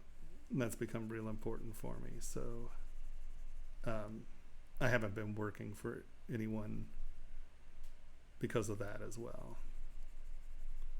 And well, most people, because now 50 million people use CAD, so they're always like, oh, well, I'll work for $8. It's just like, oh my God, you guys are killing me.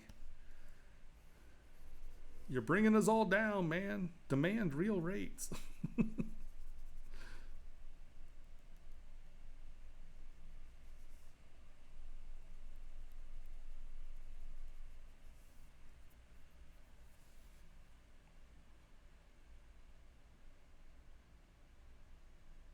Oh no, I used to render, like when I was a costume designer, I used to draw a lot.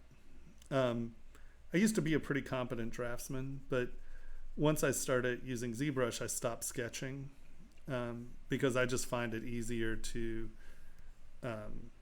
explore here than trying to find the subtleties on paper. I think it's just easier for me to come in. And also I think that in my discovery of ZBrush, I tended to really want to, so my OCD, I'm not really someone who can work on multiple things. I mean, like I can work on a few projects at the same time because, well, I'll stop one and work on the other one. I don't multitask. I'm not a multitasker in any way, shape, or form. And so when I first started learning ZBrush, I stopped everything else and I started learning ZBrush. And so in the process of me stopping sketching and really just hammering out ZBrush, you know, over that year and a half, 2 years, well, it's a year and a half. Well, really, well, you know, over that first period, let's just say that first year, I really intentionally stopped sketching because I really wanted to wrap my head around ZBrush. And like I said, I'm not a multitasker, so I really have to stop things and start other things. I'm not, you know, if I'm learning, I don't do well splitting my attention. And like I said, I used to be a competent draftsman, you know, but sculpting has always been my art. I've never, like I wasn't a kid who sketched and then discovered he wanted to sculpt. I sculpted, I clay everything, and then I learned to sketch because you can't always carry around Play-Doh and crap like that, you know, or whatever, clays. Now we have so many more options. It's driving me nuts that I can't think of the name of that clay. It's something like, see, there's Duro epoxy putty, and it was like Duplo, but Duplo's the baby Legos. That's gonna make me nuts. I'll remember it sometime. But you know, you can't always carry clay around with you, and so and my mom was a painter, so there are pictures I painted when I was like 3, 4, and 5 that she kept. She did oil paintings, and so I always hung around with her and would paint with her and stuff. So, you know, I grew up drawing, but sculpting has always been my outlet.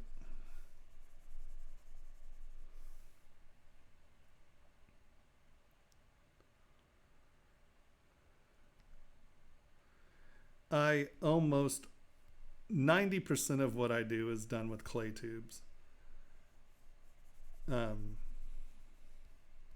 And you can see why, because I think, so most people, when they start sculpting, they view it like drawing, okay? And so what happens is they'll be coming in here and they'll try to figure out a form. And then they're going to take, everyone use Damien Standard or Dam Standard. I tend to use Sakaki Kaoru's brushes. I like his SK Clay Carve. It has a nice flat bottom. It gives you a good separated line. I use Orb Cracks. It's sharp. And then I use Slash. But so what they'll do is they'll come in and then you grab your, I always call them line tools, right? And then you'll come in and you'll start to do this and you separate out your forms, right? Problem with this is that you're actually homogenizing your surface by doing that, because you're cutting a line into a singular reflective surface.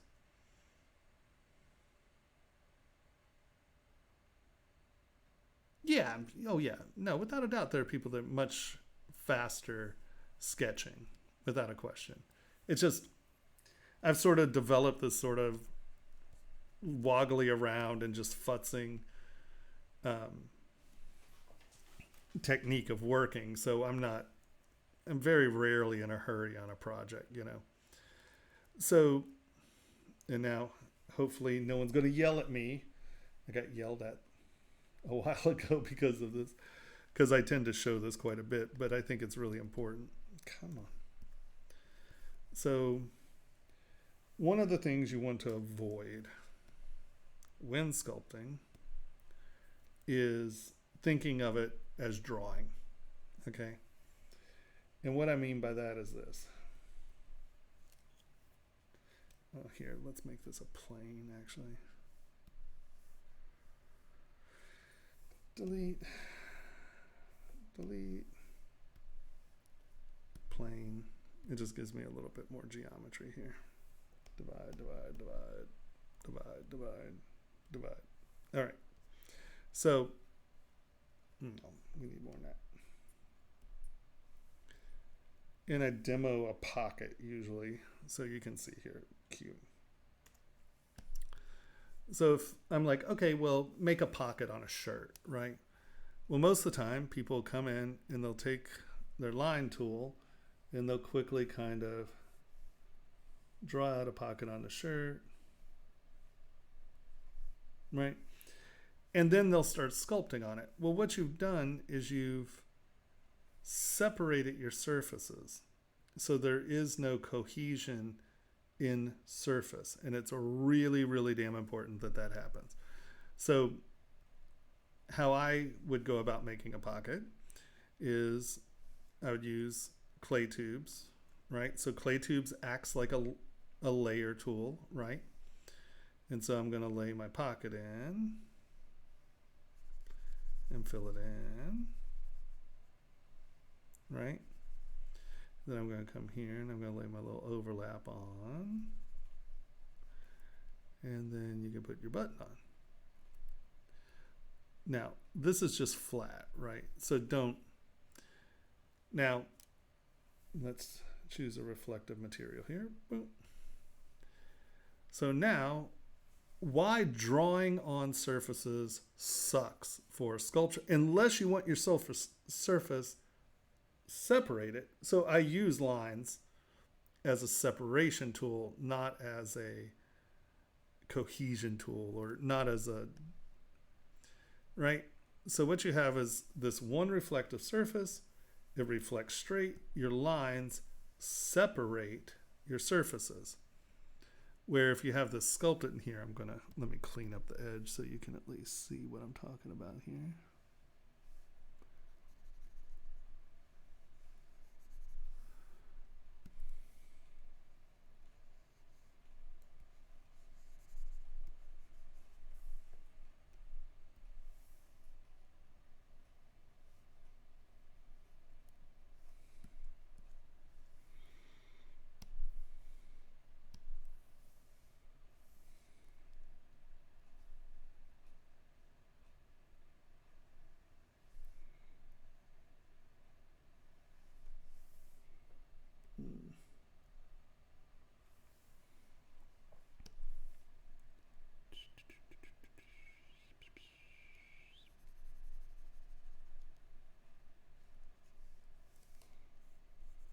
Come on, smooth.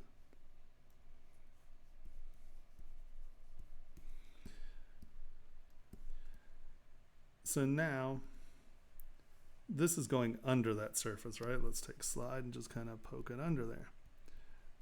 Just so it's a sharp line so you understand what I mean here. So when we start with reflective surfaces, I'm getting that dark line, except I actually have layers. So this is hot up here, and this is a little more calm. And that allows you to have, oops, as sharp a dark, like a line, right? So a linear detail.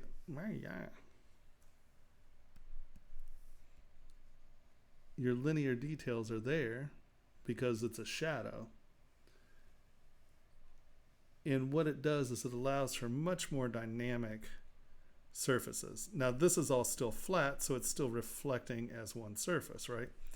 So now if you really want to make this a sculptural element, we're going to change, well, that's way too high, sorry. How this reflects by changing its angle. Give a little meat down here.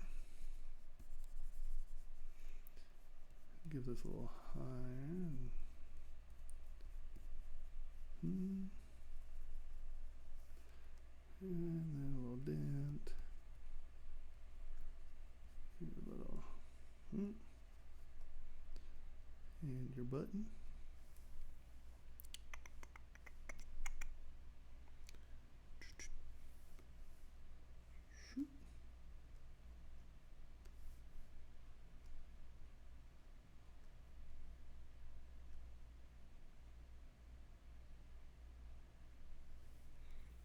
That's too big. Why is my draw size so big?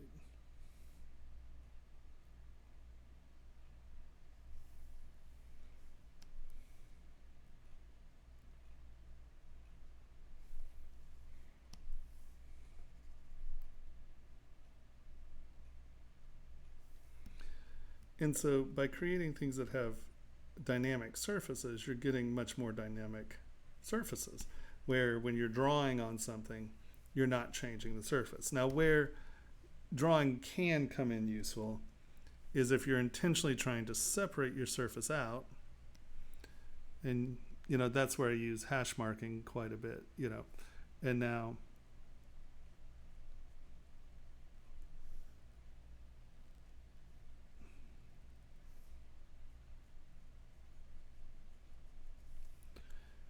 and so when you're in the, let's get out of here. Let's just, it will separate that away from the surface. But what you've done is you've created, this is a surface, this is a surface, and this is a division. Here, this is all one surface. And you're like, well, duh, it's just one surface. But if we come in,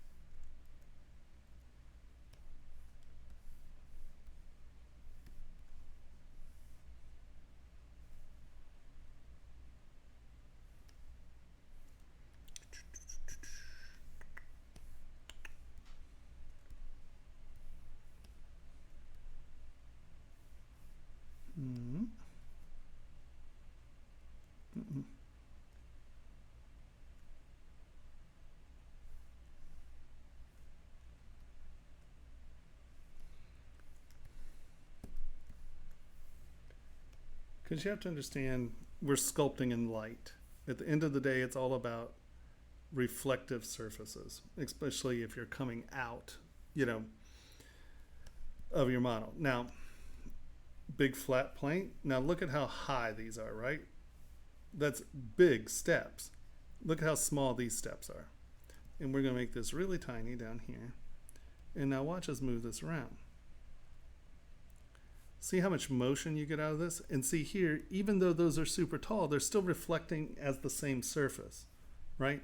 Where here you can see we have 4 different tones: hot, medium, warm, and your base tone. And as it moves, it changes. This is either on or off, on, right? These change dynamically. And this is much more kinetic, right? I mean, just look down here. You're getting, that looks kinetic. You can't tell the difference between that and that. Here, let's draw these lines fatter.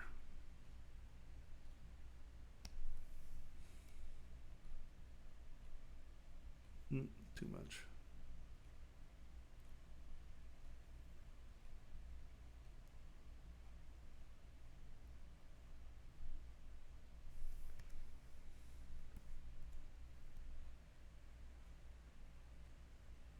Do you see what I mean? Like, those look the same.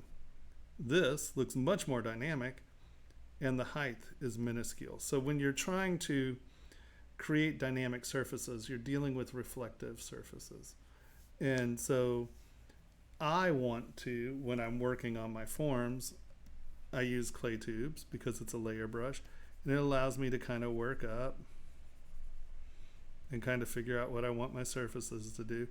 And I'm not drawing lines, I'm creating edges, right? So as you can see in here,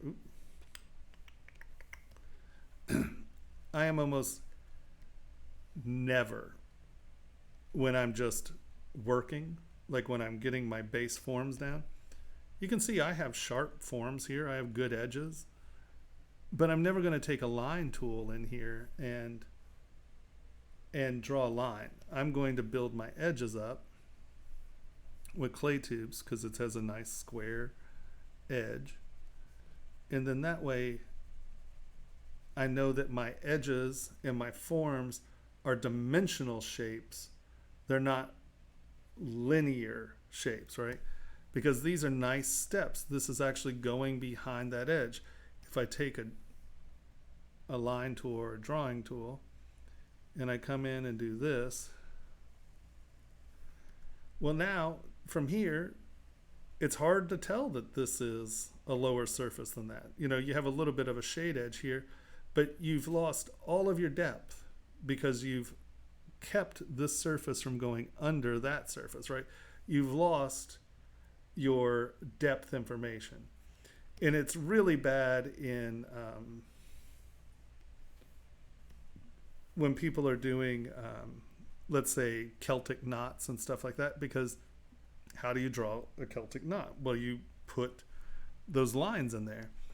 And no, that's not trim front. Let's erase this real quick. All right.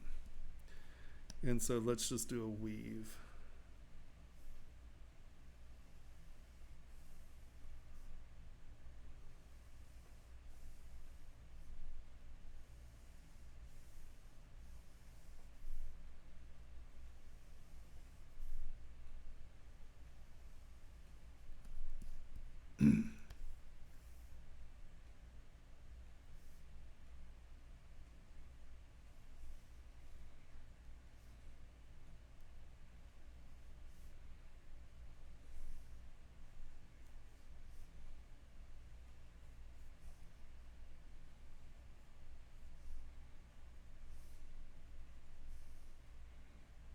Right. So here's our basic weave. Now let's smooth these out.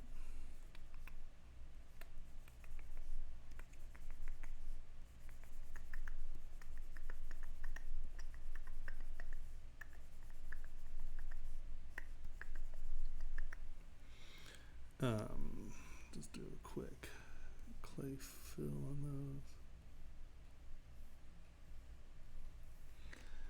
those. All right. So now we have our weave. Let's flatten these out a little.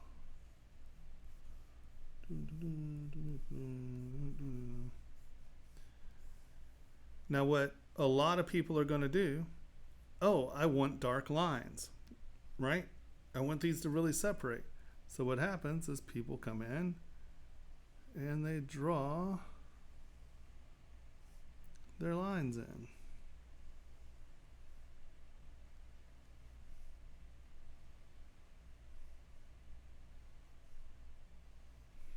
Right? So these become, well, they're much darker lines, right?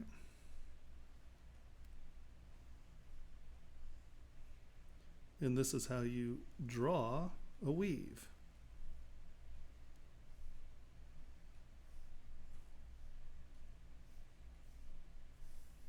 Right?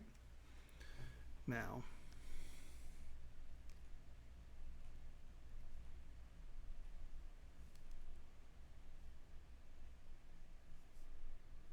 I'm not going to draw my lines in.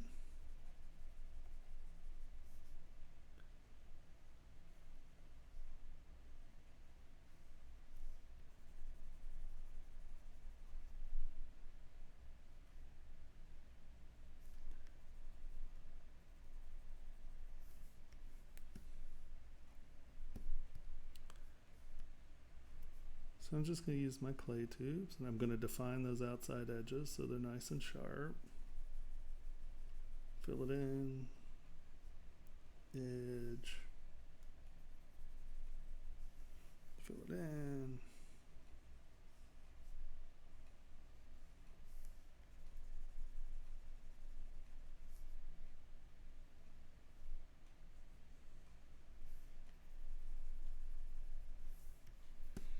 Come back in,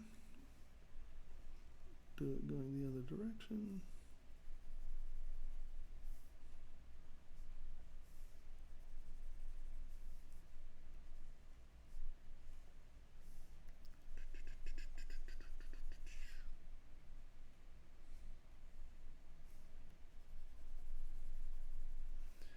And so what's the most important thing here? That your layers actually go over one another. You're selling dimensionality, give them dimensionality. Now, if you remember, these are the same height, right? I haven't changed the height of those edges. And now if you really want to punch it, you can just grab slide, mask this, and you can just kind of punch that under a little. Punch that under a little.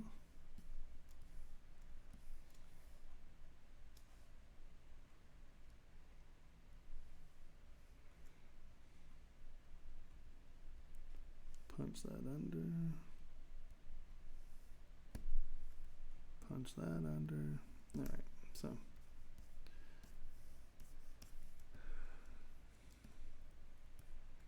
Now, what looks more like a weave? And you're like, oh, well, you spent more time on these. Okay, it's a little true. Let me grab my draw tool and just do this one.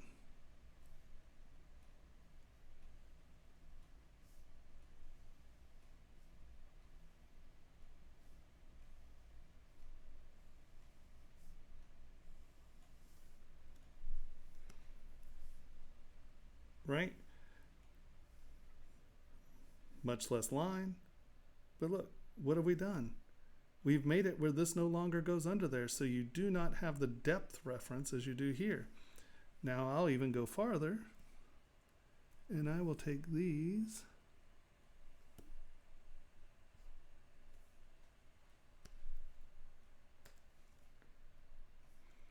and flatten them. So now that's like half the height of that, right?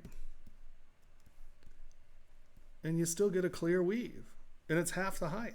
We don't even have that much height. I'll even go more.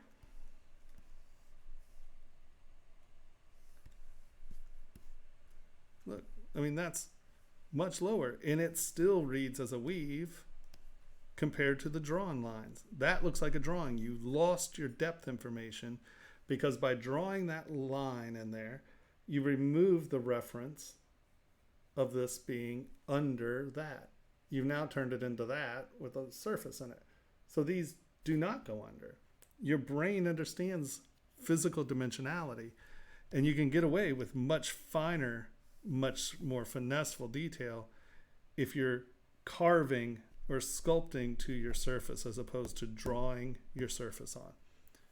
When you're drawing, that's an important line because you don't have real dimensional information. You have to create it. So clay tubes, because I can creep up on surfaces and create my lines through sculpting edges.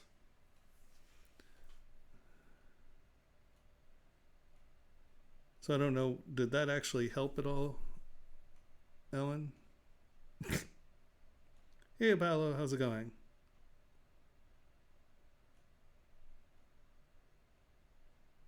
Well, yeah, I sculpt alien ribby things all the time. Oh, do you mean on this ring? Yeah, we can put them on this ring.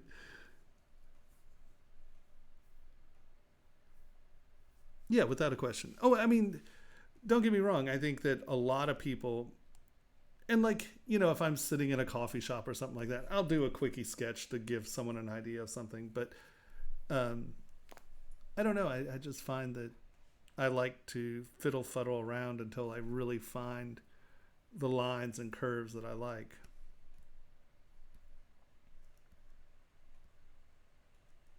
Good. I don't know if that really answered your question or if I just went back on a regular rant of mine, but whoa. I find that thinking about how you're, you know,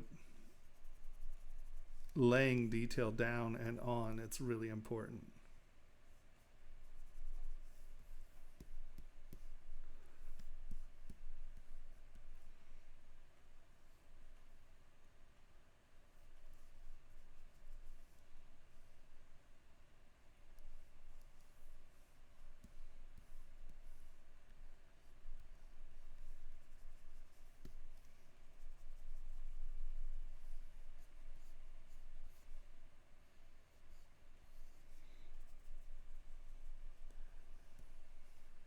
Because you can see, like, one of the first thing I'm trying to do is I'm trying to define my layers. How does my surface travel? You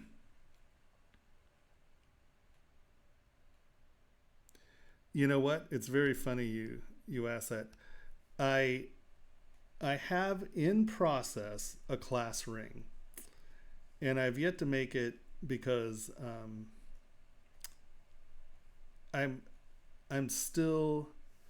I'm wrapping my head around what I really want it to be. So I have maybe like 6 or 7 different versions. I do have a diploma as well, but my diploma is pretty wonderful.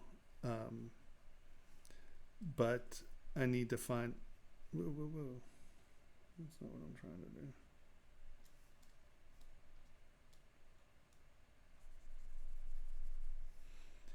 So those are all in works. And of course, anyone who's taken the class can have it. Now, as soon as I get my standard class done, I'm going to work on a certificate course, which you actually get tested and things like that. And I know that you're capable of accomplishing things, and then I'll do a certification series as well. But I have to get my normal series down first, and I have to figure out a way to test. Because if you're certifying, you have to prove that information is known. So I have to work my way around and up to that one. But that one would include a slightly more official certificate than the one I have right now, which is humorous.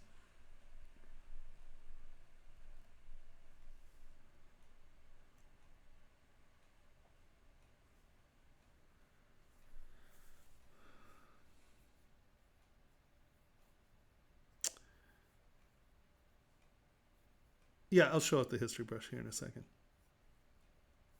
Um, well, I mean, I have on some of my things, I have layers that are, less than a tenth of a millimeter, and they show up. Um, I have to find better pictures of the Mayan ring, or take better pictures of the Mayan ring, because it was done as a casting test for Formlabs, and or a printing test for Formlabs, and some of the stuff that showed up, I was actually pretty blown away. I couldn't believe that that it actually that some of the things that did show actually showed. It was pretty wild, and that it was the ever proving point that sculpting rather than drawing on your surfaces works, because some of the stuff I put there for it not to show up. Sorry, my eyes are all itchy. I know everyone's cringing. They're like, don't touch your face.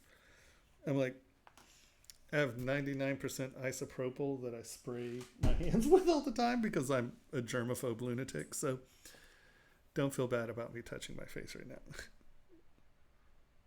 So the thickness of layers can be very, very thin. It just depends on how you generate them, I guess. Hey, Jen, I'm doing well, actually. This is I guess technically my second time streaming since Washington has had its, like, we really would rather you not go outside phase, but I'm a germaphobe, so I clean before I touch anything. I have gloves, and then I spray everything down, and the nice thing about 99% isopropyl is it kills everything, like, instantly. So I've been very kind of anal and careful about making sure that I don't touch things. And then whenever I do touch things, I instantly spray my hands down. Because my housemate she turned 77 today. Happy birthday, Lee! And I don't want to kill her. So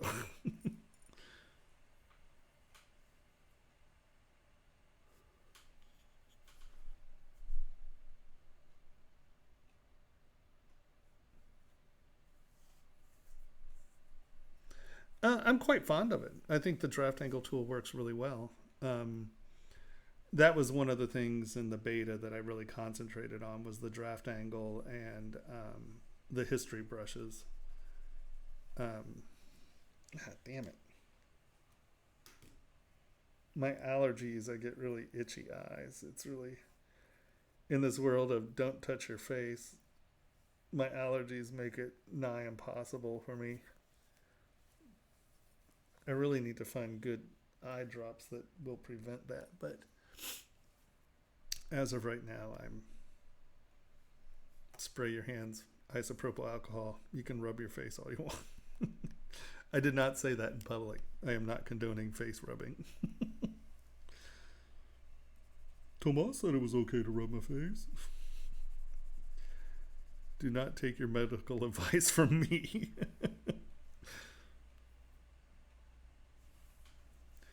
Oh, I'll tell you what, I take it very seriously, because, like I said, the woman that I'm house sitting with,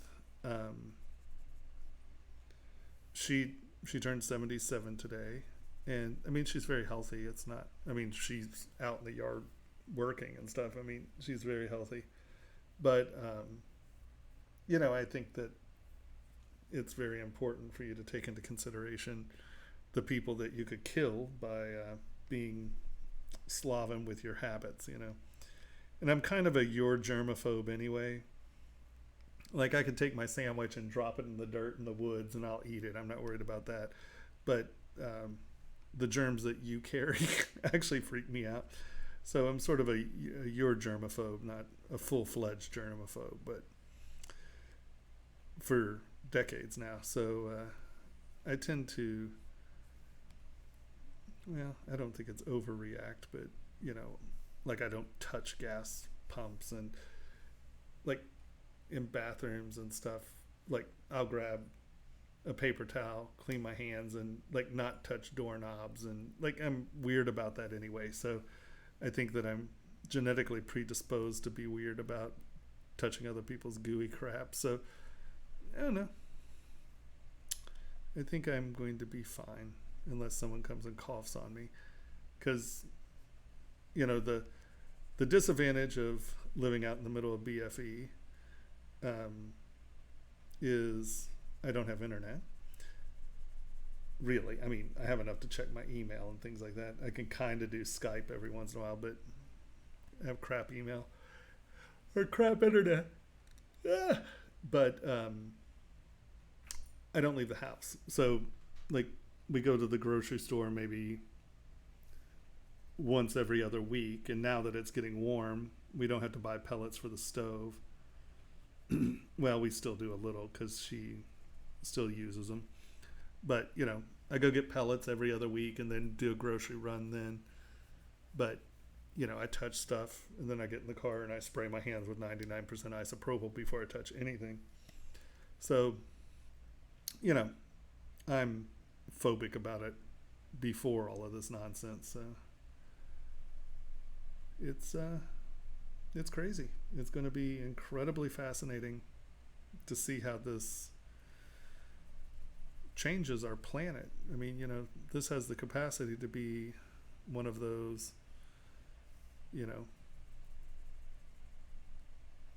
society changing events. It depends on how long it goes, because there are waiters and people who work in stores and things like that who they live check to check to begin with, and starting next week or the week after, there's not going to be money. There are a lot of people who literally live check to check. In this country, no one's taking that seriously yet, I don't think. The Dems blocked a bill because there was a $500 billion slush fund for corporations. And, it's like during the 2008, the last recession, we bought out, or we bailed out like the airlines and all of that. And then what the airlines do with that billions of dollars, they bought their own stock back, and then gave their CEOs huge bonuses. And it's just like, you know what? And those are the people we're looking at bailing out again. I get it. We need airlines, but there comes a point where that's no longer your company. If we bought it, it's our company now. Thank you very much. I don't know. I get crabby about bailouts. Because like I said, there are going to be some very upset people here in the next few weeks if, there's no work. And, well, if we're a responsible society, that's what will happen. But I kind of read a little thing. Well, I scan through Apple News. I don't really read news. It pisses me off. And they said that Trump's thinking about softening the social distancing rules because he realized that it's having a negative effect on the economy. And, his whole running platform is that the economy's great. And so he's scared to death that if the economy's crap, he won't get reelected. And it's just like, really, dude? Are you serious? We'll see. I'm hoping that was a bizarre story and not the truth.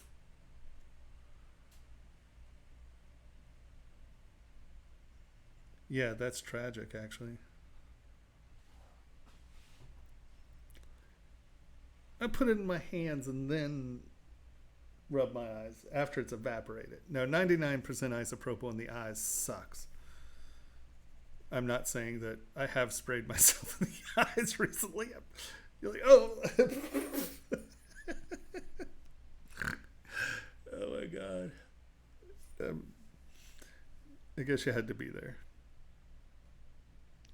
Yeah, no, I don't know anyone who has it yet that I know of. I mean, when I lived in Seattle, maybe someone I know has it, but no one that I know of.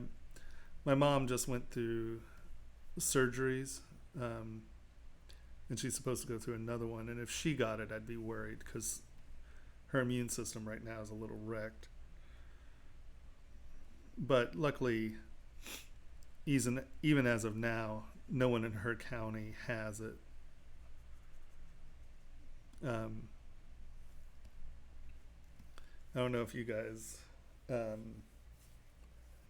where you're from, I don't know if it's just America or what, but there's actually this really great website called Infection 2020, and it breaks down, it breaks it down by county where the infection is and who has it, and you can see Seattle got nailed, Vegas, New York, 43,376,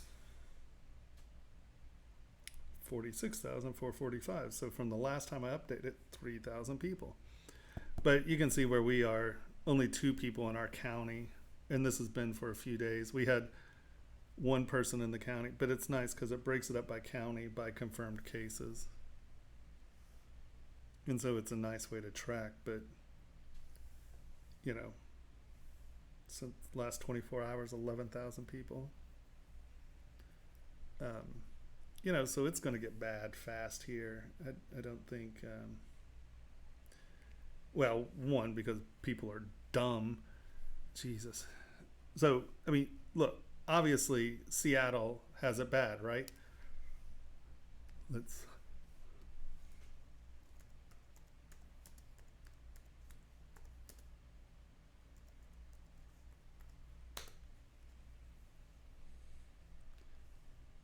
Please tell me they have pictures. So Alki Beach is like a little local beach, and I don't know if literally Sunday, it was busier than this, and you're just like, guys, what are you doing? Like the whole in Florida in spring break, and they were all just, I'm like, oh God. Yeah, exactly. Carson, have a very good one. And yes, definitely stay safe.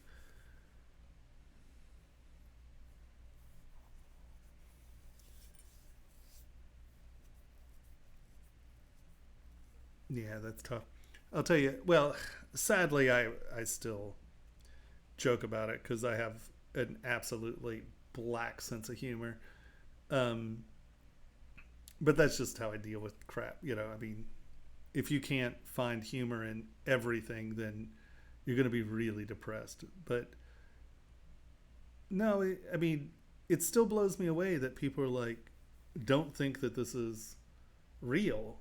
Like in this country, we have a lot of people who still think that this is all just hooboo, that oh, well, more people die a year of the flu. I keep hearing that. Let's see. How many people die a year of the flu?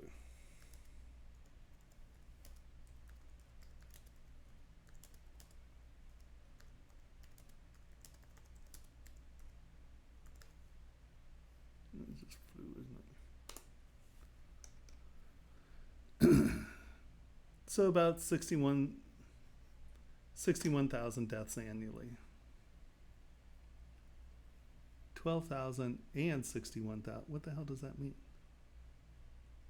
Oh, that's through, not and. So 12,000 to 60. That seems like a really big fluctuation.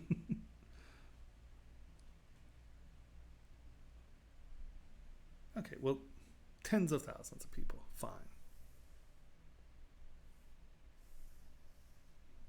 And, they're like, well, you only have 600 deaths in America. It's not real. You're like, what the hell, it's not. The puppy videos, are those helping? That's awesome.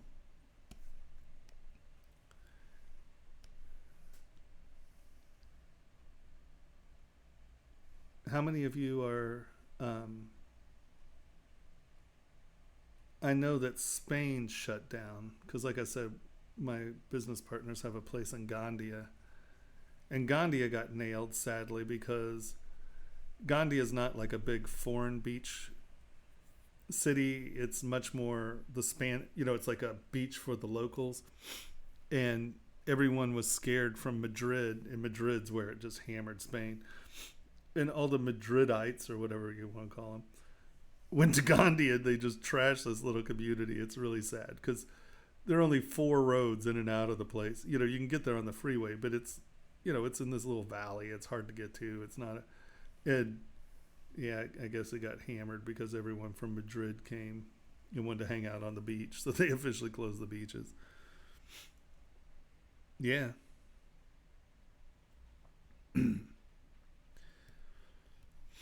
Yeah, Spain got nailed.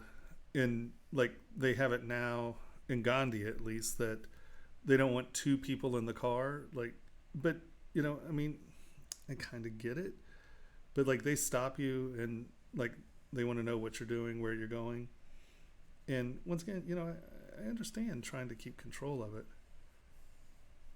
But it's like, it's tricky. And I don't think people realize that this isn't, because everyone's like, oh, well, they're putting, like here, they're like, oh, they're putting a moratorium on foreclosure, or you can't kick anyone out of their house, right? You can't.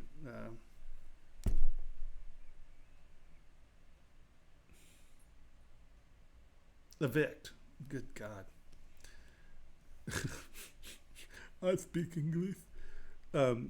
Like there's a moratorium on evictions. You can't kick anyone out of your house. But for 30 days, it's like, well, okay, that's nice, but let me tell you, it's going to be worse in 30 days. It's like everyone thinks that this is going to be done next week.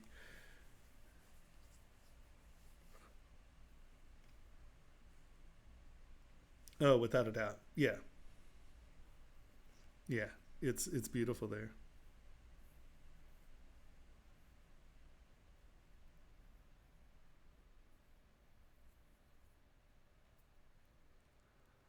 What did you say, Ryan? Where are you?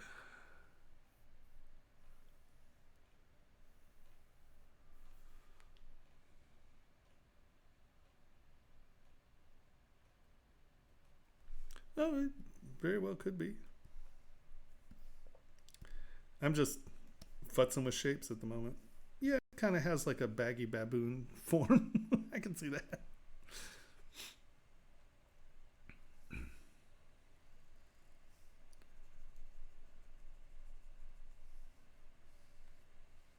Right now I'm just hunting for planes that I like.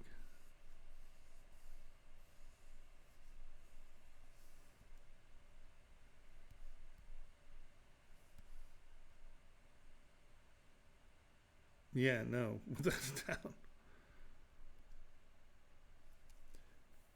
Yeah, no, it, you know, I can see where people get very hopeless. I mean, this is scary.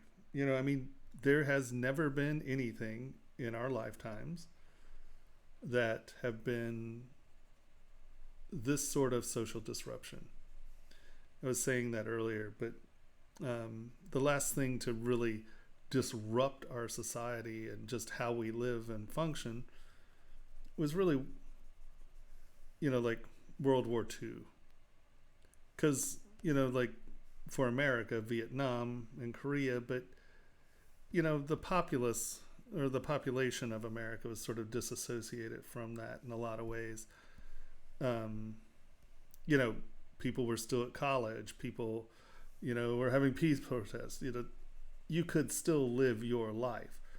But World War II, the entire economy of our nation shut down, went on war economy, and there was nobody who was not on war economy. What's the great,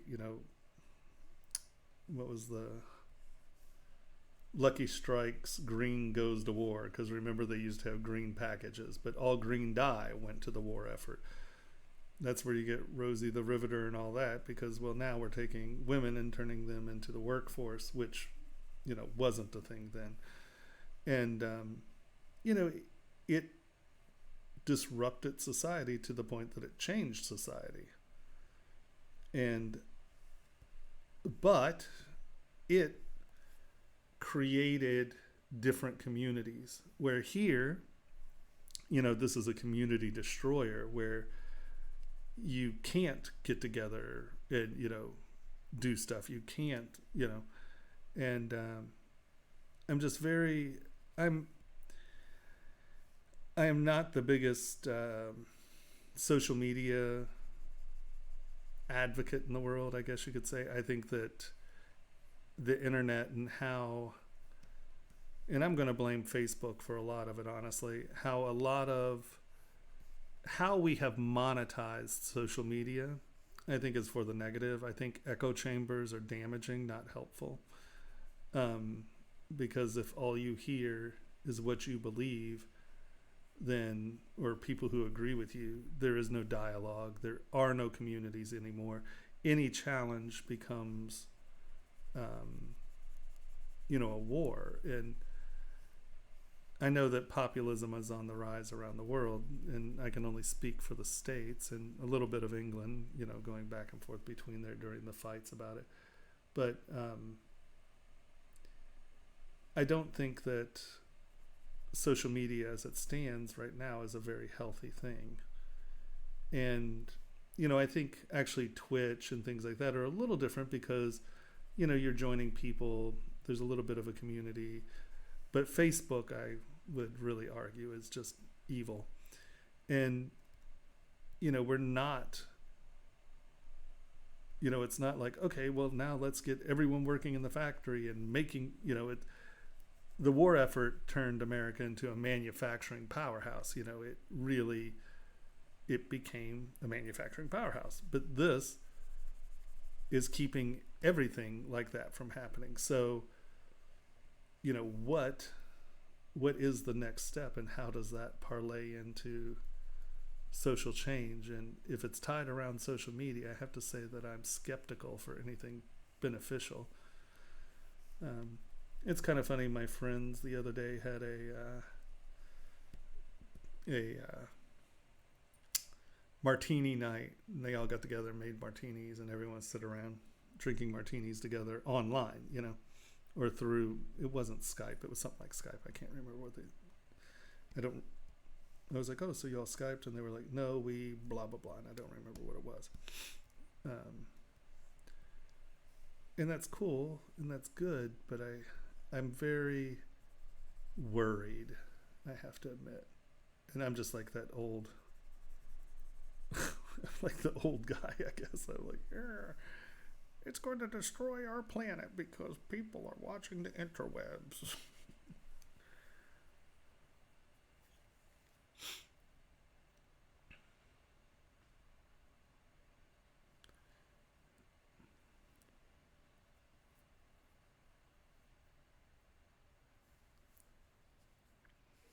Oh, I agree. No, I mean, I can only pray that it would change things for the better. It, like, who said it? Healthcare, Discord. No, it was, I hadn't heard of it. It was something, was it Zoom or something like that? I don't know. Or maybe those are two different conversations. Zoom comes to mind. I don't know. And I'd never heard of it. I don't know. Yeah, I don't, to be deadly honest, I don't believe for a second that this will bring universal health care to America. The only way that's going to happen is if it gets so bad that, people are willing to riot or, when's the last march on America that meant anything? Because of the 24-hour news cycle, how it's edited and how it's functioning, you don't get the same impact for a lot of this stuff. And if you look at, until we completely remove the money from our election process, I don't think that, single payer health is going to happen in this country. The pharmaceutical companies are just too damn powerful. And, even now, I think there was a poll the other day where they said 39% of the population or 31% of the population or whatever it is believes that, Trump has the best, cares the most about their health. The problem is that we have turned this nation so partisan where, you're either a Republican or a Democrat. There is no, there's no independent thought either. And it's so dogmatic and split. Yeah, I don't know if I honestly believe that it'll happen. Because what's the first thing they want to do? Bail out the airlines with a $50 billion slush fund that doesn't have any control over it.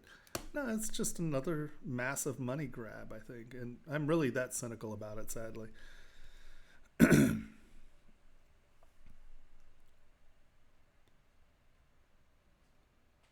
So Zoom is a Skype thing, so it must have been Zoom.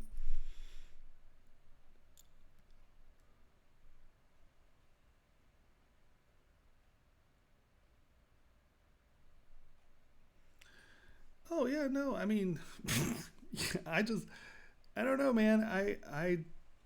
I have lost a lot of faith in the American populace, and it's really two things in my book. I think that one, education. We've destroyed our education system, and two, just Facebook. I really do. I think that Facebook has been an incredibly damaging thing to our society. There's just, I think the internet is an incredibly powerful, wonderful tool. Look, it allows us to come here and discuss this and be good. But the lack of accountability in the sense of, I can pretend to be anyone on the internet, and then I can be as vile and hateful and horrible, and there's just absolutely nothing that'll ever happen to me. These people who are scamming people now, people on Amazon selling, hand swabs for $150, and here's a perfect example. Like Zuckerberg said that, people, I refuse to pull fake fake political ads off because, we're presenting all opinions, and, you should be smart enough to edit through things. Who are we to edit for you? But the second they did the deep fake with Zuckerberg running the little political ad saying that he was, that he was a Republican, he backed Trump and all of this, and they yanked that right off. It's just this raging hypocrisy of action and function that just makes me want to scream. And I swear to God, if another person tells me that there's no such thing as truth, it's all just perspective, I'm going to lose my mind. Because I hate to say this, maybe I'm just old, but there's truth. There really is. And it's not objective. It's not subjective. There are things that are true and not true. And that whole thing makes me want to lose my mind. Makes me nuts.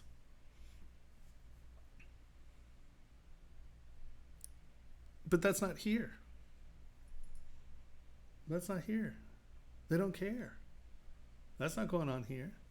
That'll never happen here. No. It's crazy. Let me tell you, this is a crazy nation. It is madness.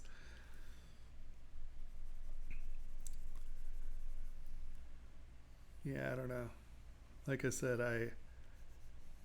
I'm rather cynical about what I think is going to happen out of this. I think it's going to be very similar to what happened in 2008. I think that they're going to do trillions and trillions of dollars of bailout, and it's not going to go to people who need food. It's going to go to corporations, and they're going to just do their thing. I don't think they care. Well, I know they don't care. Anyone who believes that capitalism is your friend and a corporation will do the right thing, you're a fool. There is no historical precedence of, business doing the right thing. I'm not saying that there are not businesses who do the right thing, but business, you don't make profit doing the right thing. Well, some people can, but it's easier not to. I remember when the inhalers for asthma, the people who make it here, they raised the price like, I want to say it was like 300 or 400%. I mean, it went from like $60 to like $400. I'm not, seriously. And when Congress had the woman who was the CEO for the company that did it, they were like, oh, why'd you do it? And they were like, oh, well, we've done all this testing and stuff, and, it's just much more expensive to make and blah, blah, blah, blah, blah. And they were like, so it wasn't price gouging. No, it wasn't price gouging. And they were like, well, how come your bonus last year was $70,000, and this year it was like $480,000? Well, the company's just really happy with me. I'm like, yeah, they are happy with you. You're gouging the planet off something that people need to live. It just, oh my God, we suck. The monkey is a horrible creature.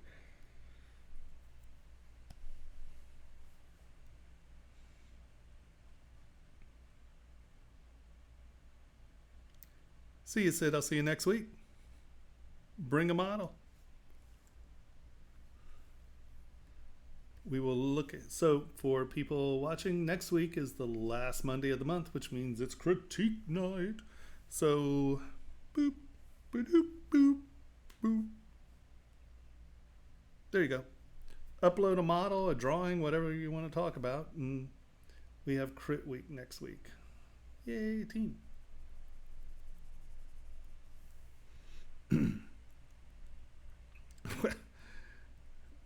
You can't say that we've transcended our genetic past. We are a raising she show. It's very frustrating to me. And, being someone who leaves this country and then, sees it from the outside a little, it blows me away. And I mean, there are so many actually really fantastic things about America. It really has, it's a wonderful, powerful place, and it really could have and was and should have, and in different iterations, is a power for good. And that hasn't been a thing recently by any means. And I blame Facebook. I think Zuckerberg's the devil.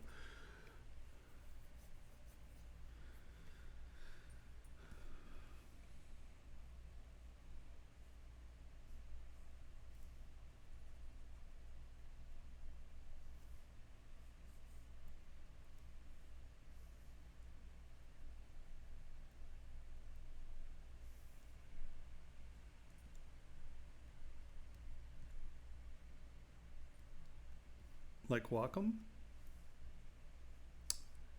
I don't know. I've actually find Wacom to be a fairly good company. I think ZBrush is actually a magnificent company. I really believe in the company of ZBrush. Another one is Herman Miller, the people who make this chair, make Erewhon chairs, and did all the mid-century modern stuff with Eames. My friend, his grandfather started Herman Miller. And I guess they've been voted like the best place to work for the last 50 years. They're landfill free now, and by 2028 they're going to be carbon neutral. And for a place that uses plastic to make stuff, that's crazy. But they're already landfill free, and everything's recyclable. They were one of the first companies to ever start work daycare, where you drop your kid off at the place you work. He was a park ranger before they started the furniture thing, and he was a really down-to-earth dude. It sounds like. I never met him. I've never met his grandfather, but just the stories of Harry with him and stuff. And I just think that I think at the end of the day, I think really it's how we think about corporations, the stock market, where the only thing that matters is, if you don't increase profits, like 4% a year, then your company is horrible and you're going to lose your stock and blah, blah, blah. Where at least it used to be, you'd invest in a company and you wanted to invest in that company. It's not just this legalized gambling system. And I find it slightly tragic because, people think the stock market is our economy, and it's just not. The stock market is a money pump for the middle class money. It's just like, how do the wealthy suck money out of your pocket and keep you down? Welcome to stock market. It's like, if we stopped all trading while this is going on, right? Your company value, you wouldn't lose company value. And no company has to have their stocks traded. They have a value. You just stop it. Ta-da. It's what they did in the 30s. And it's just, I think that, they're just letting the stock market bleed down. So the people who can't stay in, and then you just get to buy back at a portion or at a fraction of what, you would have had to buy in later. And it's just so cynical. Just our entire economic process and system is just so cynical. It just freaks me out some. I'm just like, you people are so horrible.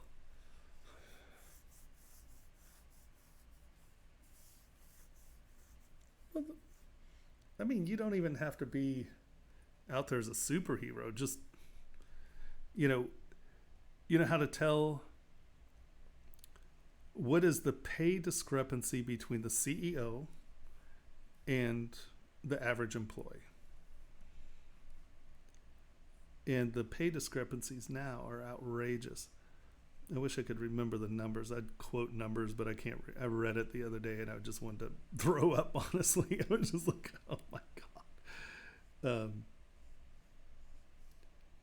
We bailed Goldman Sachs out, and the dude from Goldman Sachs, it's been a little while, and they were like, so this is what your average pay is, and this is what the average hotel is. And I want to say it was like on 60 Minutes or something like that.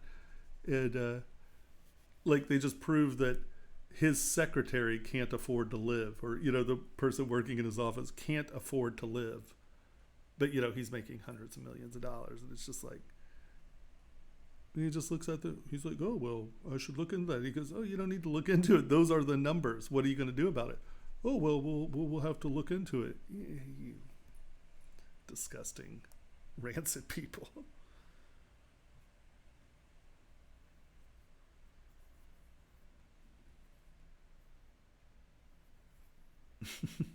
Right? But, there are definitely businesses that are, at least community conscious. And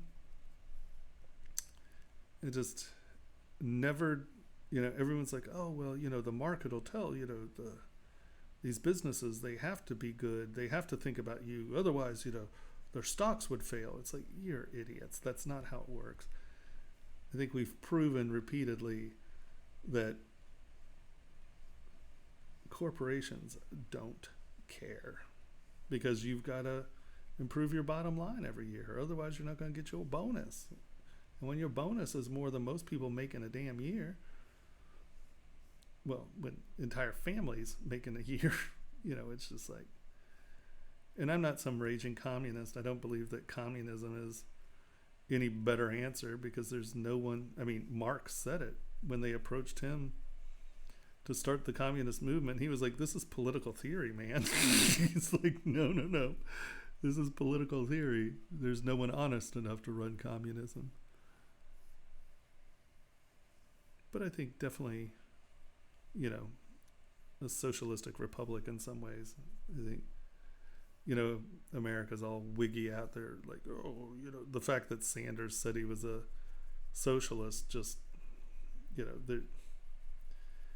everyone's just like, oh, well, I don't want anything to be socialized. It's like, well, you're a veteran. The VA, the Veterans Hospital here in the States, that's socialized medicine. That's single player healthcare.